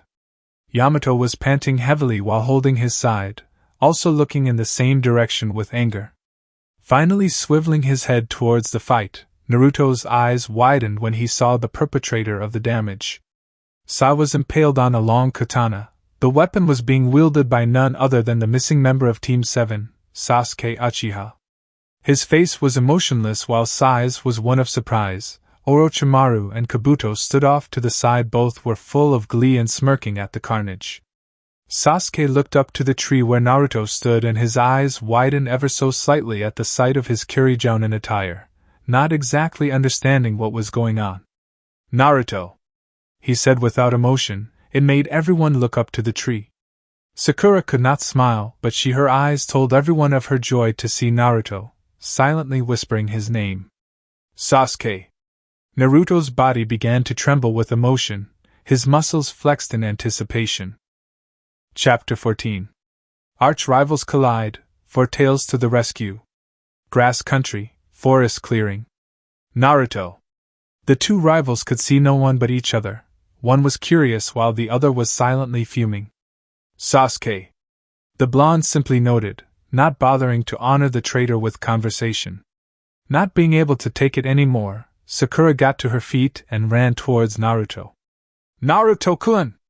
Her tears were stinging reminders of just what Sasuke had put her through here. "Naruto-kun? This is different," Sasuke thought to himself, curious as to what happened while he was away. Naruto caught Sakura and hugged her, bringing the medic close to him in an effort to comfort and protect her. "It's all right, Sakura, I'm going to get you out of here." Without another word, Naruto created two shadow clones and had both escort Yamato and Sakura away from the battlefield. "But, wait, Naruto! I thought that you were Dash." The pink-haired girl was cut off when Yamato knocked her out with a small hit to the back of her neck, silencing her pleas. "Good luck, Naruto. I believe this is your fight more than anyone else," the wood user said before he disappeared with the two shadow clones and an unconscious Sakura. Sai began to melt into an inky substance, leaving Sasuke to have a free sword to fight with. Naruto could only guess that Sai was able to get away and now it would be his fight alone with the three. "Haha! This is quite an interesting turn of events, Kabuto? Would you be a dear and go stop the Leaf Shinobi from getting away? We can't let anyone find out of our activities here." Kabuto nodded and before Naruto could move to stop him, disappeared from sight. "Damn," Naruto muttered, he would have to make this fight quick so he could go help the Leaf Shinobi. "And now I think I will let you two fight it out. I will be back at our hideout, Sasuke. Return when you have defeated the annoyance." Sasuke just snorted before wiping his blade clean of the remaining ink that still contaminated the sword. Orochimaru then disappeared into the forest, something Naruto was silently thankful for. "Before this one-sided battle starts, why don't you tell me why you wear a Kiri uniform? Did you start worshipping that weakling Zabuza after I left? Because that sword looks like a complete rip-off." Sasuke taunted Naruto, who was keeping his anger in check, barely. "No, actually I left Konoha for Kiri." Sasuke's eyes widened a bit at that. That had been his first guess actually. "What a hypocrite! You tell me that you would never betray Konoha like I did and now look at you, an enemy of our old comrades. I suppose you intend to bring me back, at least for Sakura's sake?" Naruto began to smirk at that, his hands shifting the blade around in his palms. "No, I've known for a long time that you were beyond saving. I intend to rid the world of the blight that is the Uchiha." Naruto shined forward, closing their distance in less than a second. Sasuke brought up his katana to block the aggressive slice. Sparks flew as the two swords impacted. Naruto's mouth began to build up as if he was breathing in air, and Sasuke knew that he was about to try something. His Sharingan whirling as he tracked Naruto's chakra, the blue net avoided the would-be headshot from the blonde's lava bullet. Lava? What is this from? Where the hell did you learn something like that, Dobe? Sasuke ground out, lightly panting from his quick sidestep of the attack. Naruto dug his great sword out of the ground where it had landed from Sasuke's sudden dislodge from their fight. He prepared himself in another aggressive sword stance, and glared at his old teammate. Uzumaki bloodline, something you will never have or learn with those infernal eyes. Sasuke's eyes narrowed at the boy's insult of his clan's Kekkai Genkai, even insinuating that his own blood trait was better than his own. What are you trying to say, Naruto? Are you telling me that your bloodline is better than mine? Naruto smirked, slamming his sword into the ground before going through a series of hand signs. That's exactly what I'm telling you, Uchiha. A spoiled brat like you could never fully realize the real potential of your bloodline and use it for a good cause, but not everyone's perfect, I suppose. What series of hand signs is this? I've never seen some of these hand seals in combination before. Can my Sharingan really not copy this? Let's see that wonderful Sharingan of yours track this. Lava release, crimson precipitation. Naruto slammed both his hands onto the ground, and Sasuke could feel a large tremor that threatened to break his bones if he stood on the ground any longer. From the ground shot geysers of hot magma, the spurts of molasses fire shot into the air and formed dangerous raindrops of flames that fell on the battlefield. Naruto stood amongst the worst of the red rain, the thick precipitation harmlessly touching his person and dripping down to the ground only to melt the dirt at the blonde's feet. Sasuke dropped from the tree he had jumped to as it burst into flames, moving through the cover of the treeline and doing his best to dodge the dangerous attack. Even with his great speed and Sharingan abilities, Sasuke could not deflect all of the droplets, and soon his entire outfit was littered with holes and burn marks. Naruto broke into a run to finish the troubled Uchiha and threw a three-pronged kunai at Sasuke, who was easily able to dodge the large object compared to Naruto's jutsu. However, before he knew what was happening, his arms had been pulled behind his back and his sword arm was forced to release his katana. Now unable to move, Sasuke was pelted with the lava which began to agonizingly melt the young Avenger. Sensing no other way out of his predicament, Sasuke willed the curse mark to appear and allowed the new skin and appendages to form over his body. It gave him some relief and a shield from the rain. Naruto had not seen this before and immediately released Sasuke, but not before using the gathered chakra in his foot to take hold of Sasuke's katana and flinging it away from their fight. The sword was impaled into a tree, leaving Sasuke even further downhill in the admittedly one-sided battle. Damn you! It's time to really begin this fight, Naruto!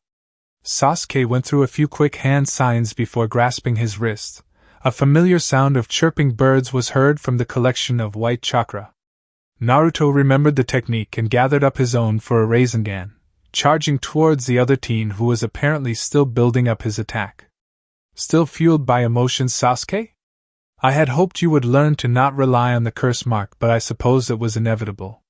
Sasuke charged towards the blonde but did not reach out his hand to meet Naruto's attack, instead moving under Naruto's outstretched hand and making a dash for his katana.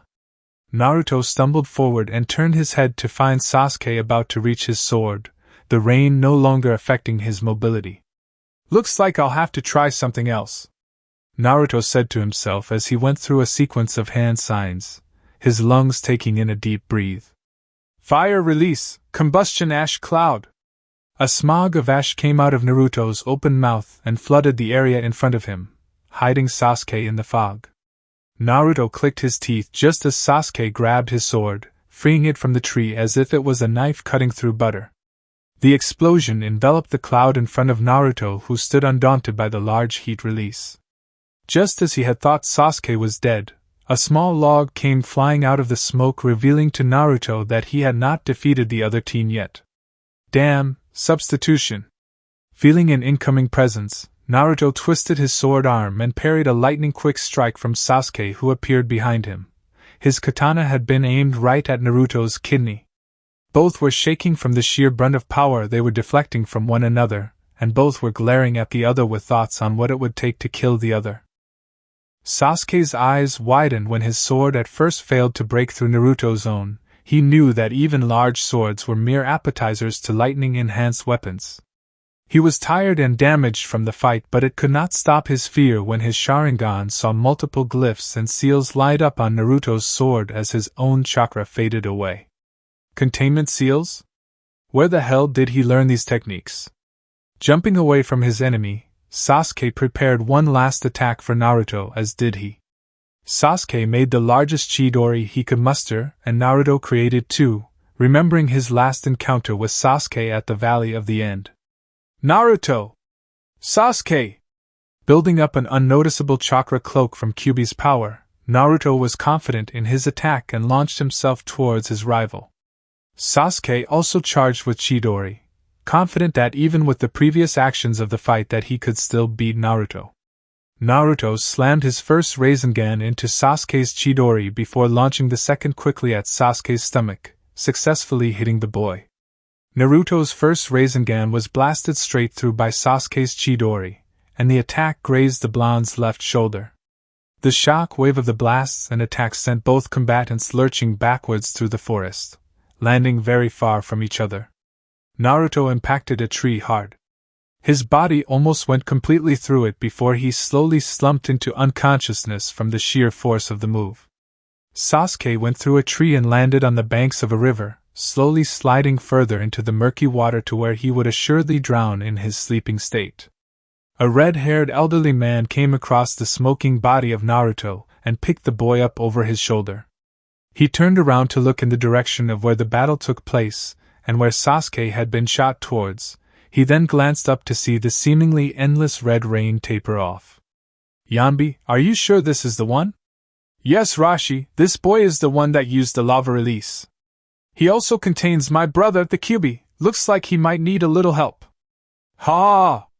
A loud, boisterous voice boomed in the older man's head, sounding mighty yet wizened. The Iwa Nin shrugged and began to walk off towards the nearby cave that had sheltered him the past few days, wondering if his life was about to get a little too exciting. Kirigakure, Uzumaki Terumi Estate. Mei awoke from her slumber that she had been in since she had arrived yesterday, feeling relieved but somewhat queasy. Rubbing her stomach in an effort to calm it down, she felt the sudden urge to puke and ran for the bathroom where she released her non-existent breakfast. Wiping her mouth with a towel and placing it in the washer, Mei racked her brain as to why for the past few days she had been feeling so sick in the morning. Well, I did visit another country. Maybe there was a disease there that I contracted. Dirty fire civilians probably. Mei scoffed at the thought. Naruto would have gotten sick as well, or at least she hoped. She had little trouble once she had arrived back from Konoha after a week. The people had not noticed, and the council was strangely quiet about her unexpected leave. She had justified it as looking out for a fellow Kiri shinobi, but even so, she had expected the council to put up some fuss. Oh well, maybe they are finally realizing that I can be a leader, and just giving me free rein to do my duty. Finishing with her wardrobe for today, Mei walked down the steps to the front door and passed by the guards at the gate. She decided that she would go to the doctor to make sure that there was nothing wrong and that she could continue her job without fail.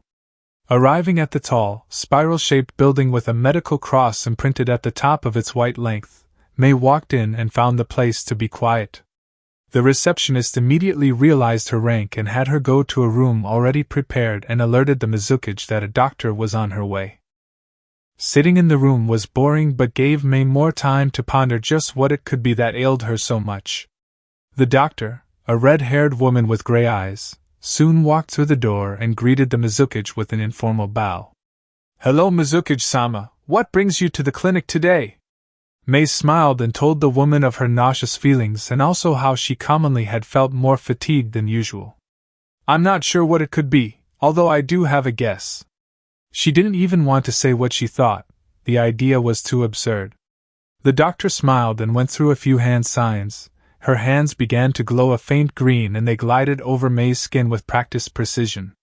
Mei absently noted that the hands lingered a few more seconds than usual over her stomach, something that brought her closer to the impossible alternative. The doctor was barely able to keep back a smirk as she pulled away. Her face was unreadable, which only unnerved Mei even more. Well, doctor? Did you find what was wrong? From what I can tell, you are physically healthy. Everything checks out as normal, and in theory there is nothing that should make you feel this way except... The doctor paused for a teasing dramatic effect. Except... Mei repeated, getting tired of the game. Mizukage-sama, I am happy to tell you that you are pregnant. Congratulations. Mei's eyes widened and her mouth gaped open. She was pregnant. Pregnant, do you mean that? She asked quietly. The doctor stopped smiling as if she said something wrong. Yes, I can sense another being's chakra signature growing within you. There was a small anomaly with the chakra, but nothing serious. You do have a child, ma'am. Is that all right? Mei moved her shaking hands to her belly, slowly rubbing the place where her and Naruto's child was growing. Mei looked up at the nervous doctor and smiled brightly. Her eyes closed from the sheer intensity of happiness she was feeling. Yes, I think that's just wonderful. Grass country cave. Naruto awoke with a start, rising up out of the makeshift bed he had been laid on, and already searching for his weapons. He sprung out of the bed covers and took in his surroundings. He immediately noticed that he was in a dark room with a small fire in the middle of it. There was a figure near the fire that appeared to be staring at him with curiosity and amusement in the gaze. Who are you? Naruto demanded. The last thing he remembered was slamming into a tree after his fight with Sasuke.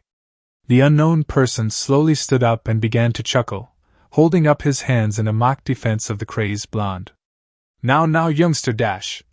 The old man started. His gravely voice filled the room with a booming effect. There is no need to overreact.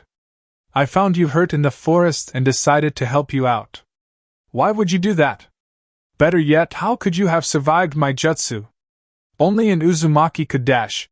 The man's eyes widened a bit at the sound of Uzumaki, but otherwise his smile led Naruto to believe nothing had happened. Jinchuuriki have to stick together, right? Naruto's eyes widened. This man was a Jinchuuriki? What's your name? What biju do you contain? Naruto's mind was working a mile a minute, trying to process the new information. Rashi decided that it was time for introductions and slowly approached the blonde before holding out his hand for a shake. The fire suddenly intensified its ministrations and the entire cave was now illuminated so Naruto could see his face. My name is Rashi and I contain the four-tailed monkey. And you are? Naruto blushed out of embarrassment. He had been so caught up in surprise he had forgotten his manners. I'm sorry, Dash. Naruto shook the older man's hand. My name is Uzumaki Naruto and I contain the 9 tails, but I suppose you already knew that, didn't you? Rashi nodded, pointing to his stomach. Old Jambi here told me where you were and we followed that lava rain you created. Nice move, by the way. Don't know what happened to the other kid, but your shoulder was a bit beaten up after the last attack, so I brought you here. You have been out for the past few hours. It's pretty late in the afternoon now. Damn it, Rashi, stop calling me old. I may be stuck inside your old hide, but that doesn't mean that you can just loop us together like that. Besides, I haven't encountered an Uzumaki for some time. The branch of monkeys that originate from me would rejoice to know there still are some left in the world. Yeah, you're still much older than me anyways. I have the feeling there is more to this meeting you set up between us. What exactly are you getting at? I want to speak with this boy, to discuss with him an ancient contract that has lain untouched for over 30 years. Ah, you mean the summoning contract? Thought you'd never break the damn thing out. About time is all I have to say. Naruto, my tailed beast would like to speak with you. Come over by the fire and sit down. I'll see if I can bring you into my mindscape. Naruto moved over to the fire and sat down, curious as to how Rashi was going to get him inside of his mind. Rashi sat down across from him and went into deep concentration, his eyes closed and his hands clasped together. After a few moments, Rashi moved his hand and placed a finger over Naruto's forehead and established the link between the two. Now, relax your mind, Naruto, and follow the pull. he said quietly, instructing Naruto on the way to continue. Naruto closed his eyes and took a few deep breaths to calm himself and slowly began to feel a slight tug on his mind and allowed it to take him to its destination. Rashi's mindscape. Naruto appeared in a similar setting to his own mindscape, a sewer room with 4 large red pipes heading through the wall over the door in front of him. Waiting a moment to see if Rashi would join him, Naruto shrugged and walked up to the door and opened it but was amazed at what was behind it. A large rainforest panned out in front of him. Banana trees, ferns and other vegetation littered the landscape as far as the eye could see. Naruto looked up to see an actual sky and sun instead of the dark and dull sewer setting his own mind had. There were no other inhabitants or animal life as far as he could tell, but there was a clear-cut dirt path that he decided to follow to find the Yanbi. Walking through the misty and humid greenery, Naruto could hear faint screeches and howls that almost sounded like calls of a monkey. He figured it was just some effect that Yanbi or Rashi added in to add to the atmosphere. He had really done a great job. Man, if Kyuubi saw this he would practically have a temper tantrum. I wonder what his homeland looks like. Maybe he is a native of fire? Nearing the end of the path, Naruto came across a large dirt clearing in what he guessed to be the middle of the forest, and saw a red giant before him. The Yanbi sat with an enlarged banana that he was chomping on, his attention on it instead of the newly arrived Naruto. A representative image of Rashi was off to the side, waving slightly at Naruto to let him know that he was in the right spot. "Ah, Naruto, you have arrived. Did you enjoy the scenery?" Yanbi described it very vividly and said it would be his cage or he would refuse to help me. So easy to please this one is. The Yanbi threw what was left of the banana skin away and inclined his head to look at Naruto. Something that could be considered a grin reached the large monkey's lips. He should recognize it. This is what much of his home island's landscape looks like after all. Well, all the parts that don't have human cities over them anyways. Even then the Uzumaki respected and coexisted with the flora and fauna and dash. The Yanbi continued to prattle on, losing track of the original thought. Rashi just hiked a thumb over his shoulder towards the big beast and mocked him. "You'll have to forgive the big guy, he is getting to that age." The Yanbi awoke from his rant and snorted, having heard his container's jibe. "You reached that age long ago, Rashi, so don't speak so high and mighty. I mean really, monkeys and humans have totally different age spans, Biju and humans have different age spans. Who are you dash?" Rashi kicked the large primate's leg which was able to get his attention. The older man glared at the beast. "Hey, you are losing track of the entire point of the mind meld. Get on with talking to him about the summoning contract already." The Yanbi scratched his head, slightly embarrassed. "All right, I was getting to it, damn it. Naruto!" The gorilla yelled at the blonde who had somewhat lost most of his attention to the conversation. "I would like to know how much you know of your ancestors and of your land. You appear to be a proud Uzumaki bloodline user at least, am I correct?" Yes Yanbi dash. Naruto was interrupted when Yanbi burst out laughing. He held his gut in an attempt to stop laughing so hard. "There is no need to call me that, you have earned the right to simply call me Yanbi." Rashi smirked, not wanting to miss the chance to poke fun. "Or just Big Red or maybe even Monkey, they're great nicknames." Yanbi glared at his container. "Although Rashi still should refer to me as Yanbi-sama." Naruto wanted to laugh at the two's interaction. Kyuubi was not as light-hearted as his brother. "Go on, Naruto, just ignore Rashi." "Well, I know little of my ancestors or the history of my clan unfortunately, for I was not born on the home island or lived a life with my Uzumaki parent. I also have never visited the home island, however my fiancé and I plan on getting married there, so I suppose I will get to see it soon." Yanbi appeared to ponder this, stroking the tuft of hair that covered his chin. Rashi stayed quiet as he leaned up against a tree. You know little of your history and grew up without a mother? Only a true Uzumaki could continue from such adverse beginnings. Good job, lad. Now then, tell me what an infant's intentions like yours are?" Naruto was confused. Yanbi? What do you mean, intentions?" Yanbi growled a bit in frustration, beating a fist against his chest lightly to get his point across. "What you plan to do as an Uzumaki, I mean, I haven't heard of any Uzumaki clan for quite some time, or else I would have had my container march me there immediately. Rashi sighed. He would try to make me go there. Probably wouldn't happen though. The Yambi scoffed and mumbled something about lazy old humans. Well, actually my fiancé, who also happens to be an Uzumaki, has agreed to the idea of trying to bring back the Uzumaki. I haven't really made a concrete plan yet on how to do so, but I hope one day to unite the clan and move back to Yuza Island. I'm curious though, what is your link to the Uzumaki, Yambi? Yambi chuckled at this. I'm glad you asked, boy. I was just getting around to it. Now, as I'm sure you know, there are many species of monkeys and primates in the world. Some are normal fauna that are unable to interact with humans or their own chakra, while others actively fight alongside humans as summons or sentient beings. The subspecies of monkey that inhabit your island of Yuza are indirect descendants of myself, making them sentient and with the ability to manipulate chakra. Before I was sealed away, the Uzumaki had made a pact with me that was a mutual agreement between our two species. We would fight alongside your clan, and in turn your people would not destroy our land or kill any of us. Do you know what this pact is called? Naruto's eyes widened. Could he mean a summoning contract? He all but whispered, too much in doubt to really believe it. Yambi smiled. The boy was catching on. Yes, a summoning contract. I have it right here. It has not been signed in over 30 years. Now that is a long time, and it has been very disconcerting for me. I always liked your clan, strong and respectful if not a bit old-fashioned. Rashi chuckled. Look who's talking. Shut it, Rashi! Wait, you mean that there really is a subspecies of yourself?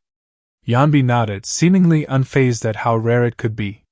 Have you not heard of a monkey summon? Naruto nodded his head. The third Hokage had signed a contract with the Monkey King and Madash. Naruto was interrupted by a bellowing howl by the Yambi, followed by Rashi shaking his head. Just had to say it, didn't you, Naruto? Naruto just looked at him confusedly and shrugged. So that youngster is still ruling the other primates? Ha! I am the true and rightful king of all monkeys, as I'm sure you can figure out quite easily. However, I chose to continue as a roaming Biju instead of rule over the primates. Enma was selected as the primary king, but my offspring never bowed to him. They could be considered excommunicated, I suppose. No need to worry, my children are much stronger than anything Enma could offer you, that much is for sure. Sir, if I may ask, since I'm not sure on your specific powers, what are your offspring's special abilities they gain from you? Yambi smirked, as did Rashi. Naruto, aren't you curious as to how I survived your lava rain? Naruto scratched his head. He didn't really think about that part. I guess so. How? Isn't it obvious, boy? My subspecies of monkey descendants as can myself use lava release. Who else taught your great ancestors? Naruto's eyes widened. The monkeys were the ones who first introduced lava release to the Uzumaki?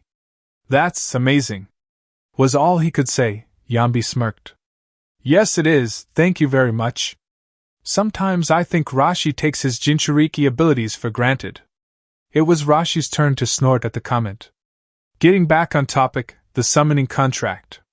Rashi got the big ape back on topic. Oh right, Naruto, would you like to continue the tradition all Uzumaki youth go through to sign the summoning contract? Naruto thought for a moment and then shrugged. Why not? Yes, I would like to earn my right to summon your kind, Yambi. He then bowed his head in respect to the towering beast, who was looking at the blonde human in amusement and wonder. Now that's the spirit. I like this boy. I'm glad I told you to meet him, Rashi. Yeah, the challenge? Rashi urged, seemingly used to the old monkey's off-topic trends. Yes, well, Naruto, you must travel deep into the forest and climb up the highest tree you can and find the akamuza fruit. It is a native fruit to Yuza country and a delicacy for both our species.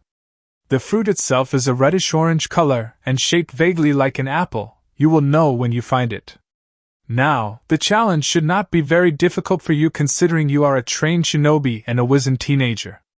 The test was mainly given to children when they were of age 12 and still academy students. It was much more of a challenge. Good luck, Naruto. We will be right here waiting for you.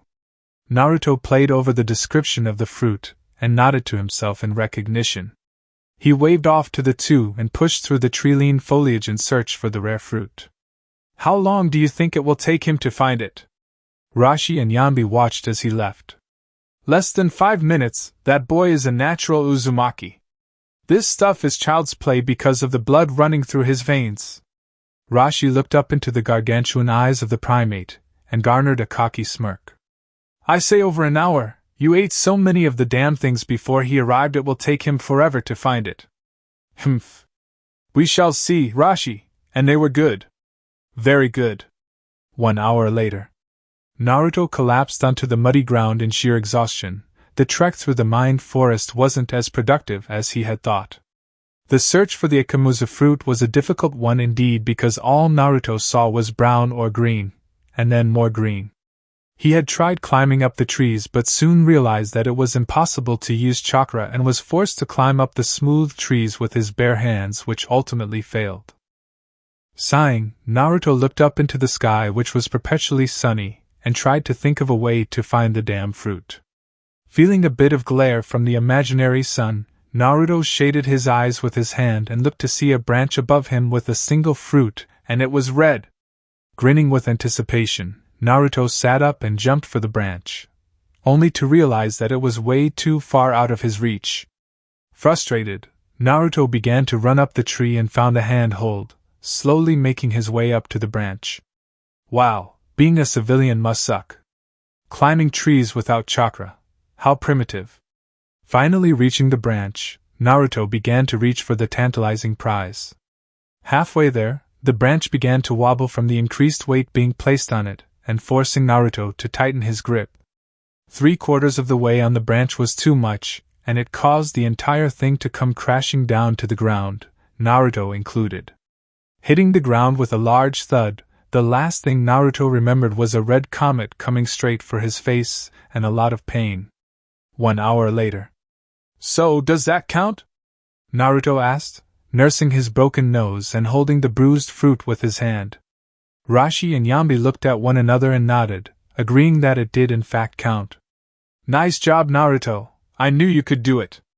Yes, now I believe it's time for you to sign the contract. Have you signed one before? Naruto nodded. He had signed the Toad contract, although he didn't know if it was still valid. Which one, if I may ask? The Toad contract. The Toads? An interesting choice. Yanbi seemed a bit amused by the strange choice, but Naruto explained. My first mentor made me sign it when he trained me, about the only real technique he taught me. Yanbi nodded a bit. Alright, just sign in blood right, here. Yes, perfect. That is some nice handwriting, he uttered. Well, that does it for the mind meld. Anything else you would like to say, oh great Monkey King? Yanbi growled again, not amused by the joke. Humph, good luck, Naruto. I hope to see you again soon. It was pleasure meeting the Uzumaki heir, and I hope you bring both our people's glory back to greatness once again. I will, Yanbi, I promise. Grass Country Cave. Naruto awoke with a start. The fire had gone out, and he could no longer see his surroundings. Getting up, Naruto started to make his way towards a dim light that shone through the cave and saw it to be the cave's mouth where Rashi stood. Naruto noted that the man's eyes were suspiciously shifting back and forth, as if he were watching for something or someone. Noticing Naruto walk up, Rashi greeted the boy with an uneasy wave and a half-hearted smile. Well, Naruto, I think you are all better. From what I remember, you said that you have a fiancée, and I don't think she will like you waiting around forever now, do you? Naruto nodded, agreeing with that decision. The last time he had run off from Mei, she had beaten him to a pulp in the hospital. Yeah, I suppose you're right. I'll go get my gear and then I can leave. Naruto ran back into the cave and using a simple fire jutsu was able to illuminate the area and find his vest and pouches and his great sword. Alright, I'm ready to head on back to Kiri. Oh, before I forget. Naruto dug into his kunai pouch and handed a 3-pronged kunai to Rashi, who took it confusedly. The Yandame Hokage's kunai? You must be his son. You look very much like him. Naruto nodded and smiled, scratching the back of his head. In case you are in trouble or Akatsuki comes your way, just throw the kunai into the ground or a tree and I'll come back. Rashi stiffened at the sound of Akatsuki but otherwise just nodded and smiled. Alright Naruto, you better get going. I hope we get to meet again someday. Naruto was a bit curious as to why the old man was trying to get rid of him but played it off as him wanting to leave as well. See ya Rashi! Naruto said with a wave before he disappeared in a yellow flash, leaving Rashi to deal with the new arrivals. Konoha. Hokage-sama, Team Kakashi has arrived at the gates. It looks like they came back empty-handed. Shizen reported to an irate Tsunade. Damn, this complicates things. She quietly brooded until Yamato's group arrived in front of her for debriefing. Report. She ordered tersely. Ma'am, we have some news for you. Grass country. Ah, look here Itachi. The 4 tails is here and the 9 tails just left, 2 beasts in the bag for us today. Kisame yelled out. The 2 had arrived in the clearing in front of the cave just after Naruto had left in a yellow flash. Rashi glared at the 2 and took a few steps forward, holding both hands in front of him in a defensive measure. You'll have to go through me before you get to Naruto. Itachi looked at Kisame and then back to Rashi. Now Kisame, we should take our time. I don't believe we will be able to catch up to Naruto so quickly. The jutsu he used is a very advanced one indeed. Kisame scoffed and took off Samahata from his back, preparing for battle. I call dibs on this one Itachi, just stand back and watch. Itachi just took a few steps back to allow the 2 fighters their dueling arena. Rashi looked at the kunai in his hands, having an internal struggle with himself. If I throw it, Naruto and I could try to defeat both of them together. If I don't, Naruto will live to fight another day and I will be taken and killed for my Biju. I'm not sure if Naruto can handle these 2, even with my and our Biju's help. It might be best to just not call for help. We must keep that boy alive, he has a destiny to fulfill, I could sense it. You are pretty loyal to the Uzumaki, aren't you, Yambi? It's not just that, I think Naruto has a future worth seeing. One you are willing to sacrifice yourself for? Damn right I am willing! If we can break a few limbs on our way to hell, then we are in agreement. Taking one last look at the wonderful craftsmanship of the blade, Rashi threw it up into the air in front of his face and shot a single lava bullet at it, effectively destroying his distress beacon. By destroying it, I can stop Akatsuki from using it against Naruto. I wonder why he did that. Kisame mumbled, not understanding the weapon or the jutsu behind it. Well, are you ready then? Rashi called out, pulling out his custom-made curved kunai that he used. Kisame smirked and started running towards the bearded man, intent on taking the delicious 4 tails chakra. Rashi smiled. Even he knew he could not win this battle against the 2 opponents. He was buying time that gave Naruto a chance to escape. Good luck, Naruto. I know that you have a great future coming. I only wish I could live to see it. Kirigakure, Uzumaki Terumi Estate. Naruto arrived at the gate and had suddenly had an ominous feeling in his chest, as if something horrible just happened. Patting himself lightly, Naruto tried to get past the sinking feeling and open the doors to his estate, the time being late evening and Kiri and his Mei should be home. Looking in on the living room first, he saw Mei just sitting there and staring at her stomach. Confused as to why she was paying so much attention to it, Naruto knocked on the wall and got her attention towards him. She began to smile, but she looked very hesitant. Hello Mayheim, I'm home, he said simply, waiting to get chewed out by his fiancée. Hello Naruto-kun, welcome back, she replied, patting the couch next to her. Naruto gulped and went to sit down next to her, moving his arm over her shoulders and bringing her close for a kiss. Naruto, I have some news. Naruto was intrigued. He looked into her eyes and saw them trembling. What's the news? Did something happen while I was away? She nodded, taking his hand and moved it over her stomach. Confused by the action, Naruto tried tickling her and got a giggle before she slapped his hand playfully to stop. Naruto, I'm pregnant. His eyes widened. Pregnant? Pregnant. Chapter 15. New parents, new plan, old enemies. Grass country, river, aftermath of battle. As Sasuke began to slip into the water, a trio of figures came out of the trees and jumped down. The apparent leader walked up to the ailing Uchiha and roughly pulled him up by the arm, eliciting a groan from the boy. Placing a glowing hand over his head, the man nodded to his two subordinates, to which one of them moved a hand over their ear. "Sir, the package has been taken. I repeat, the bargaining chip is ours. Orders?" The crackle of the radio quieted as the three waited for their superior to come back. "Return to base immediately, Leader Sama is pleased." The one carrying Sasuke slung the teen over his shoulder and started off in a run towards their destination. "Why does Leader want this Uchiha? What is so special about the traitor?" one of the men asked, to which he was replied with a grunt. "Humph. The leader is an expert at diplomacy and is very clever. He obviously has a plan for this one and that strange masked man. Kirigakure, Uzumaki Terumi estate. Pregnant?" Naruto exclaimed, not believing what he was hearing. Mei giggled a bit and nodded, pointing at her stomach where his hand still laid. "Our baby is growing right inside of me, isn't it wonderful?" Naruto just went from looking at her to her stomach before putting his hand onto his forehead. "Oh boy." And with that, our brave hero fainted, something which many young dads can attest to. Mei just watched as her fiancé slumped into the couch, and wanted to break out laughing, not at all feeling worried. She knew that Naruto was happy, overjoyed even that they were having a baby. It was just a very big shock. Settling for laying the big blonde down on the couch in a more comfortable position with his head on her lap, Mei was content with just waiting for him to wake up before they talked about the great news. After some time, her Naruto began to awaken, and she gave him some space as he collected himself. Looking over at the redhead, Naruto tried to remember why he fainted in the first place, and then he looked at her stomach and remembered. Mei was afraid he was going to faint again but started to smile when he hesitantly placed a hand over her stomach and began to rub it, tickling her a bit. "Right here?"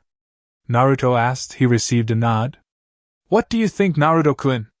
Are you happy?" Naruto looked into her worried eyes and just smiled, placing his other hand on her cheek. "Of course I am, Mayheim. I was just so surprised at the suddenness that it overloaded my brain. Do we know if it will be a boy or girl?" Mei shook her head. "Too early to find out, darling. We will just have to wait." Naruto didn't look disappointed as he just looked at her stomach. It doesn't matter. Boy or girl, both will be perfect with their mother's genes." Mei smiled and moved a hand to Naruto's face, rubbing his whiskers. "Can't forget the father's cuteness factor. If they have these whiskers, I might just die." They both laughed at that, happy that they were getting another family member. Kirigakure, Uzumaki Terumi training grounds. Naruto stood in the middle of the field preparing for his first summoning attempt of a lava monkey. All in all, he was pretty excited. Going through the universal hand signs of summoning, Naruto slammed his bloodied hand onto the ground and watched with satisfaction as a sizable puff of smoke appeared. Summoning technique! From the smoke came two creatures, not one as Naruto was expecting. There stood a moderately sized lava monkey somewhat taller than Naruto himself. He stood with all four palms on the ground. Next to him appeared none other than Gamakichi, who looked confused until he set his eyes on Naruto. "Yo! Hey Naruto, it's been forever since I saw you!" Naruto scratched the back of his head, confused. Hi Gamakichi, what are you doing here?" Gamakichi looked at him as if he were an idiot. "Because you summoned me, why else?" Naruto pointed to the irate lava monkey next to him, to which Gamakichi gulped and took a few steps away from. "Uzumaki-sama, may I ask why there is a toad here?" Naruto looked at the primate and found it in an interesting outfit. It had plate armor on its arms and legs, and the most important part was that an yuzu headband was around its neck, showing its only loyalty. Its appearance was that of a tiny Yambi without the four tails, only a single one was behind it. "Toads were my first summon, although I'm just as confused as how I was able to summon both of you at the same time." The monkey seemed to ponder this while Gamakichi was beyond confused. "Naruto, how did you get another summons?" Naruto pointed at the lava monkey. "This is a lava monkey, the loyal Uzumaki clan summons, and I came across their boss who gave me the contract." The lava monkey stopped thinking and looked at Naruto, practically going crazy with anxiousness. You met our leader Yambi-sama? Naruto nodded. How is he? Is he okay? Yeah? The lava monkey seemed to calm down and wiped some sweat off his brow. That's good, we haven't had any contact with him for so long. I think it's been over 50 years since we last had fought alongside him. Well, I need to work this out, so how are we going to prevent a double summoning from happening again? Gamakichi looked at the monkey, and they both nodded to one another before looking back at Naruto. Choose, they said simultaneously, not giving Naruto much of a choice. Choose? You mean choose one of you? They both nodded, either happy with the outcome. But I like both of you. I'm sorry, Uzumaki-sama, but to prevent double summoning you must pick one of us so the other may remove you from the contract. It's the only way. Is there a way that I would still be able to visit the one that I don't choose? Gamakichi nodded. We could always put a little seal on you that allows us to summon you to Myobokuzen if we ever need you. The monkey nodded as well. We have a similar use for transporting you to our homes on Yuzu Island if that is your choice.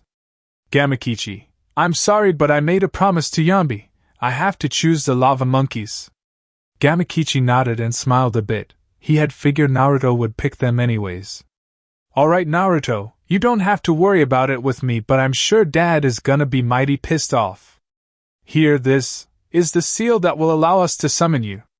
Don't worry, it won't happen very often, only if something important is happening that concerns you. Right, thanks for understanding, Gamakichi. See ya! And with that, the toad was gone, leaving the monkey and Naruto to discuss what's next.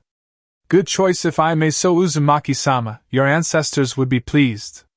Naruto just nodded, not sure if Gamakichi was genuine in his goodbye. So, what is your name? The monkey slapped himself on the forehead. How could he forget his manners?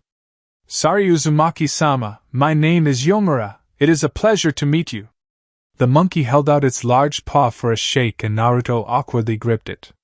My name is Naruto Uzumaki, the pleasure is mine, Yomura. Now tell me, what has happened with the lava monkeys while the Uzumaki have been away? The monkeys have survived, sir, but we do miss our old friends. Without Yambi-sama to guide us or the Uzumaki to follow, we have sat idle for the past 30 years. I was excited when I received the call of a summon, and now here I stand before another Uzumaki, praise Yambi. Naruto scratched the back of his head, not sure of what to make of it. Well, I have an Uzumaki wife as well and a child on the way. Is there any way we could get her to sign the contract as well? The monkey was surprised at first to hear of more Uzumaki, but quickly regained his composure. Of course, Naruto-sama, I have a copy of the contract here with me. There is this little tradition back on Yuzu Island, but it really isn't necessary. All she has to do is sign it, and when your infant is at the right age, it can sign as well. Perfect. Would you like to come with me to get her? Naruto-sama, are you inviting me into your home? Naruto nodded, not getting what is the big deal. I have never been inside a human house before, you are most generous. Naruto patted the large monkey on his shoulder and led him inside. Oh Mayheim! I have a visitor here that has some words he would like to speak to you.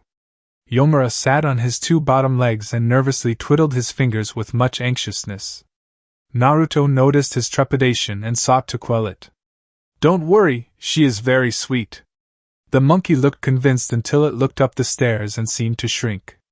Naruto looked up there to see Mei with a familiar too happy smile on her face, pointing at the monkey. Oh Naruto, what is a monkey doing in our house? Naruto gulped, motioning to the large monkey. This is Yomura and he has come from Yuzu Island through a summoning to ask that as an Uzumaki if you would sign the summoning contract? Mei's eyes softened when she heard that, and slowly moved down the stairs to stand before the two. Immediately, Yomura moved to bow low but was stopped by Mei herself. Uzumaki-sama, please forgive me for my rude dash. Mei held up a hand for quiet, silencing the monkey. There is no need for apologies, it was my own overreaction that led to this. I'm sorry to worry you, Yomura, I will gladly sign the lava monkey contract. The monkey smiled and brought out a scroll with the names of a few dozen remaining Uzumaki on it, giving Naruto an interesting idea for later. Just sign right here in blood, there. Beautiful handwriting, by the way, Matriarch-sama. Mei and Naruto's eyes widened at the sound of that. What do you mean by matriarch, Yomura? Naruto asked, receiving a bit of a flustered look from the primate. Oh, I'm sorry if that was not the proper title for your female Naruto-sama. I just assumed that because you are the first to summon us in the last 30 years that you were the heads of the current Uzumaki family. Please forgive my wrongful assumptions. Naruto and Mei looked at each other in surprise. So, we are the first to contact you in the past 30 years?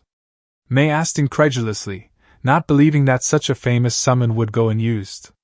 The monkey merely nodded and took on a sullen form. Yes, Uzumaki-sama, my people have felt as though we have been shunned or failed the Uzumaki somehow, and that this is our punishment. From your confusion, I suspect you know little of other Uzumaki's statuses? They both nodded their heads. No other Uzumaki were known to the two of them. Well, that is a shame. Perhaps in time, we can work together to unite the Uzumaki with the help of my summoning contract here. Now then, I believe this summoning has been completed and I shall return home until I am summoned again. Naruto-sama, we may summon you soon so you may see our crimson backs or our leaders to discuss with them your further training as the Uzumaki Patriarch. Naruto was confused. Training Patriarch? Wait, what do you mean by training? The monkey looked at him for a moment, as if he were stupid before he changed to a more friendly face. Your lava training, the crimson backs will teach you our way of converting geothermal energy into strength and power, a secret power known only to the Yambi's descendants. You will come to learn more in time. The monkey disappeared in a puff of smoke, leaving a confused couple of Uzumaki. Okay. Kirigakure, Mizukage Suite, 1 day later. Mei sat at her desk in her normal attire, going through a few documents while she waited for Naruto to arrive. She had received a priority message from the Raikage that his brother, Killer Bee, had requested Naruto's presence for a training exercise. Seeing nothing wrong with it, Mei allowed it to go through and now she just had to see him off. Mizukage-sama, you requested my presence? She looked up to see her fiancé. He had dressed in his normal Kirigakure attire for the trip. Yes, I have a mission that will send you to Kumo for some training alongside Killer Bee. Naruto was intrigued by this. The last time he saw Killer Bee was when he first visited Kumo with Yujuto. They had met briefly during his week of training there. Did it say what kind of training? Mei nodded her head, handing the message over to Naruto. Reading it, his eyes widened when he saw the word underlined at least a dozen times by someone who had to be Killer Bee. Rap training! Mei held back her laugh as she watched Naruto panic at the idea of rapping with Killer Bee. Now, calm down, Naruto. I'm sure that you can talk him into some real training after he has done whatever he is going to do with you and rapping. Naruto wasn't feeling any better. Yujuto had many horror stories she told of him, and he didn't like remaining in the same room for too long. Look on the bright side, it pays A rank because Killer Bee insisted that it was a very important mission. You can use it to go buy us some baby clothes, and a crib, and dash. Naruto interrupted her with his hands held up in defense. Okay, I get it. I'm going, but I won't like it. Naruto began to walk towards the door but stopped when he remembered something. Oh, before I forget, here, this is the list I made that you asked for. I'll oversee the preparations after my mission is complete. Naruto left off as he disappeared behind the office's door. Mei smiled at his memory and looked at the list. Naruto had compiled all the names of the remaining Uzumaki, and now it was Mei's job to find them. Pulling out the large scroll with the census, Mei started looking, already knowing this was going to be a long day. Konoha, Hokage Office. Tsunade, along with the information supplied by Yamato's team, I have confirmed the fact that Danzo has entered Amigakure for his future base of operations. Please allow me to go and find out exactly what he is planning. It could be vital for the Kiri-Konoha alliance. Jiraiya stood in front of Tsunade, hoping to get permission to infiltrate the rainy country for intel. Tsunade's eyes widened as she knew he was determined. Why the hell would he want to go there himself? Jiraiya, the situation in that country is too risky. Why can't you just use your spy network to gather information? I already tried that, Tsunade. My spies either have trouble smuggling the information to me from inside the country, or they are caught in the process of gathering it. I no longer have a viable network in the country, and now it's up to me to find what we need. Will you allow me to do it? You understand the risks, don't you? Jiraiya scoffed. Of course he did. I am one of the Sannin, remember? I can take anything the old coot can throw at me. We will have what we need when I get back. See ya, Tsunade-chan. Jiraiya was gone in a puff of smoke, not even waiting for her final approval. Damn idiot, be safe, she said as she looked out the window in the direction he disappeared to. Kumogakure outskirts, Killer Bee's training grounds. Okay B, what is this rap training that you want me to help you with? Naruto and Bee were standing on a large circular platform with Bee's hideaway a little higher up the mountain they were on. Bee scratched the back of his head, a bit nervous. He pulled out his rhyme book and got out a pencil but didn't write anything. I'm having some trouble thinking of my rhymes. Yeah.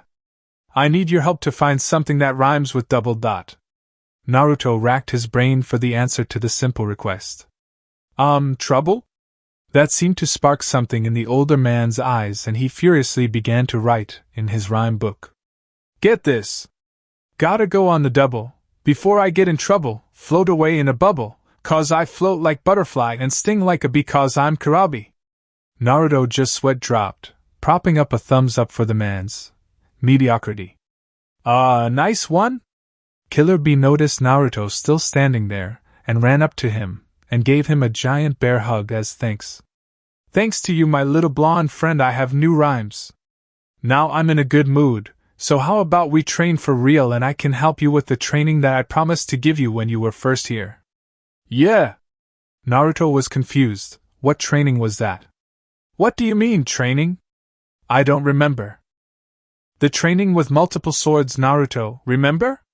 You were so hyped up on my super awesome style that you wanted to learn too. First we gotta get my man here some swords and something to put them in. Bee ran up into his home away from home and disappeared for over 5 minutes, leaving Naruto just sit there astounded at the man's memory. Just when he thought the man passed out or got lost, he came back out with 9 swords and a back holder for all of them that allowed Naruto to reach them easily. My students on Team Samui could never learn how to use multiple swords, or at least not very well.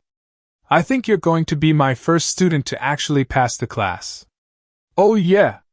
He helped Naruto fasten the holder onto his back and instructed him on how to remove all the swords at the same time. Like this? Instead of removing the swords completely, Naruto just loosened them in their slots, seeing as he did not yet know how to hold them all. Yeah, like that. I used 7 swords, but I thought since you got the 9 tails that you should get 9 swords, yeah. Let's see. He had Naruto stand in a very awkward position, and just started placing swords between his joints. He even stuck one in his mouth. After the 7th one was placed, he took a few steps back to admire his handiwork. That's my exact stance, now where to place the other ones? Naruto was sweating bullets, hoping that Bee would find a decent spot for them. After much indecision, Bee chose to place the last 2 in Naruto's open hands, effectively having him hold all 9 blades. Naruto was unable to hold the stance, however, and fell over to the ground, making Bee face palm.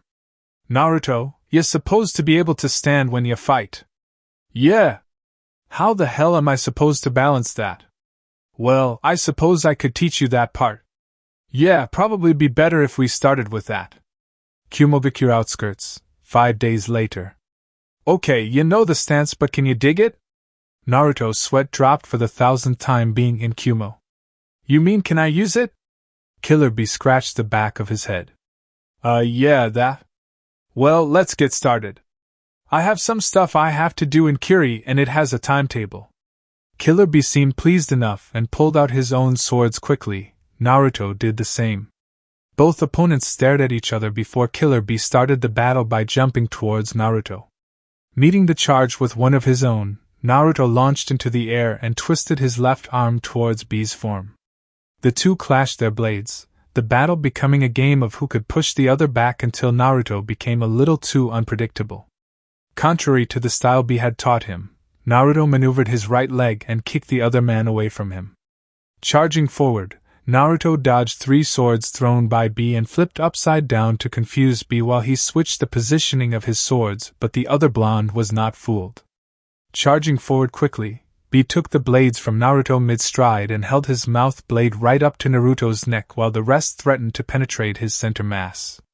While Naruto lost the sword battle, by releasing his swords it gave him the chance to form a perfect Rasengan that threatened to tear right through Bee's defenses. Looking down, Bee noticed this as well and smirked, releasing his weapons and handing back Naruto's. "That was sweet. Your swordsmanship will need a lot of work to keep up with the master, but you got style, kid." Placing his weapons back in their correct holsters, Naruto bowed to his sensei. "Thanks, Bee, I think. Yeah. Whenever I need you for more of those sick rhymes, I'll call ya. I'm alright. Don't push yourself." Naruto left in a flash of yellow to go visit a place that he should have gone to a long time ago. "Man, I gotta learn how to do that." Yuzu shores. Naruto walked up along the shoreline towards the mainland, cutting through the dense foliage. He was looking for Uzumaki, the hidden village where he expected his clan's living quarters were. Realizing that this was going to get him nowhere, Naruto went through a few hand signs and slammed his hand down onto the ground to make a puff of smoke appear. The familiar face of Yomura appeared and it gave Naruto more confidence that his mission would be a success. "Ah, Naruto-sama, good to see you. Why have you summoned me though? I need your help finding the ruins of Uzumaki. I need to start fixing it up." Yomura heard that and smiled. "While I admire your mission, sir, I'm afraid that you can't fix it up." "Why is that?" Naruto inclined his head towards Yomura in a suspicious gaze. "It's because the monkeys have already fixed the cities for you, in hopes that you would return. I can show you Uzumaki if you wish though, it is a beautiful city for humans anyway." "Alright, why not?" Naruto followed the monkeys' lead as they explored the jungles and slowly started to reach the city. Naruto was amazed by the amount of animal life though. It seemed every few steps you took there were lava monkeys in sight, or even other animals. When the foliage began to thin out, Naruto knew that they had almost arrived, but he was not expecting the sight before him. Uzumaki Gates. "What is this?" Yomura had led him to what appeared to be the eastern whirlpool fields of Uzu country. Yomura spread his arms wide in front of him, amplifying the sheer grandeur of the moment. "This is Uzumaki." Naruto looked around confusedly. All he could see were multiple whirlpools that were huge, ship-eaters in size. They currently stood on the shore, but Yomura began to walk across the water without fail or worry. Naruto soon followed and the two were soon standing in the middle of the dangerous fields. "That was the first defense. If we had not been who we were, the whirlpools would have sucked us in. Now for the entrance." Suddenly Yomura jumped into the nearest and largest whirlpool before allowing himself to be sucked away. At first Naruto thought he had fallen in on accident but soon realized that this was the so-called gate of Uzumaki. Naruto felt himself being tugged by the strong currents, and could tell he was moving towards the island. Naruto tried to open his eyes to see where he was going and found the currents were leading through tunnels that had been dug out under the island. Entering through one of them, Naruto could feel the heat rise and could only guess that there was volcanic activity on the island. Feeling the current change, Naruto was now being pulled upwards towards the surface. A bright light was above him. Uzumaki. Coming out of the giant geyser, Naruto felt himself launch into the air a few moments before landing sorely on his bottom. Yomura stood off to the side, patiently waiting for the Uzumaki to gather himself. "Ah! You have arrived. How did you like the ride?" Naruto slowly stood up while nursing his hurt backside. "Is that the only entrance to Uzumaki?" Yomura looked at him curiously before shaking his head. "No, if you know the right direction, you can walk here from the shores. There is an elaborate Genjutsu that will only fall if you are an Uzumaki or monkey, otherwise it seems like you're just walking through more forest." "Good, because I don't want to do that again." The red primate shrugged. "I suppose it's more popular with the children then. The whirlpool fields are popular spots." I'll bet, wow! Naruto finally took notice of the city before him, and was amazed at its style and somewhat familiarity. We are here, the home of your ancestors, Uzumaki. Naruto took notice that most of the buildings were painted red or orange, bright vibrant colors littered the view. The city building structure was similar to Kiri's because the buildings were in cylindrical shapes for the most part, except for a few that seemed to be very important. Naruto looked closely at the Japanese-style castle that had yuzu swirls adorned on it, and figured it to be the head clan's building. Naruto looked behind himself to find a large wall that prevented access to would-be travelers. The Uzumaki really didn't like outsiders apparently. I hope the monkeys did a good job with your city, Naruto-sama. We have had over 50 years of solitude, so this was one of the few things we could do. How does it look? Naruto walked along the main street a bit, followed closely by his guide. Well, I don't know what it looked like before, but I like it. It feels very familiar while at the same time very new. Your people did a wonderful job. I can't wait to move in. Yomura's eyes widened. He was coming to live here? Naruto-sama, do you mean that you will come back here to live? Naruto turned to the monkey and nodded. Praise Yambi! Hopefully more Uzumaki will follow. We can be a true family again. Naruto looked up into the sky, wondering how Mei was doing. Hopefully. Amigakure. A toad came up for a peek at land, looking around to see if it could find anyone. It was currently in a large body of water that surrounded the city, keeping most travelers well away from it. Opening its mouth, the toad allowed the man that had been tagging along to come out of hiding. Jiraiya slowly pulled himself out from inside the small amphibian and took a look at his surroundings. It was raining, so he pulled on a cloak that would allow him to move throughout the city without being recognized. Just as he was beginning to walk off towards the lights of the festival, the toad had a final question. Jiraiya-sama, are you sure this is a good idea? Surely we could find the information you need another way? Jiraiya looked back at the small animal and smiled, hiking a thumb at himself. Ah, come on, have a little more faith in me, will ya? I am the Toad Sage and Sannin Jiraiya.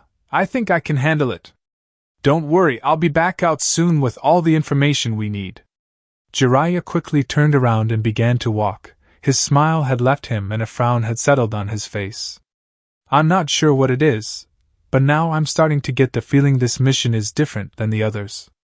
Oh, look at me, I'm letting the others' doubts get to me. I'll be back drinking sake with Tsunadeheim in no time, just watch. And that concludes part 2 of this story. Thank you for spending your time here at Ichiraku Ramen and listening all the way to the end.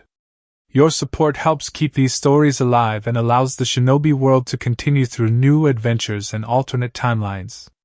If you enjoyed Uzumaki Clan's Rebirth, don't forget to like the video, subscribe to the channel, and turn on notifications so you don't miss future stories.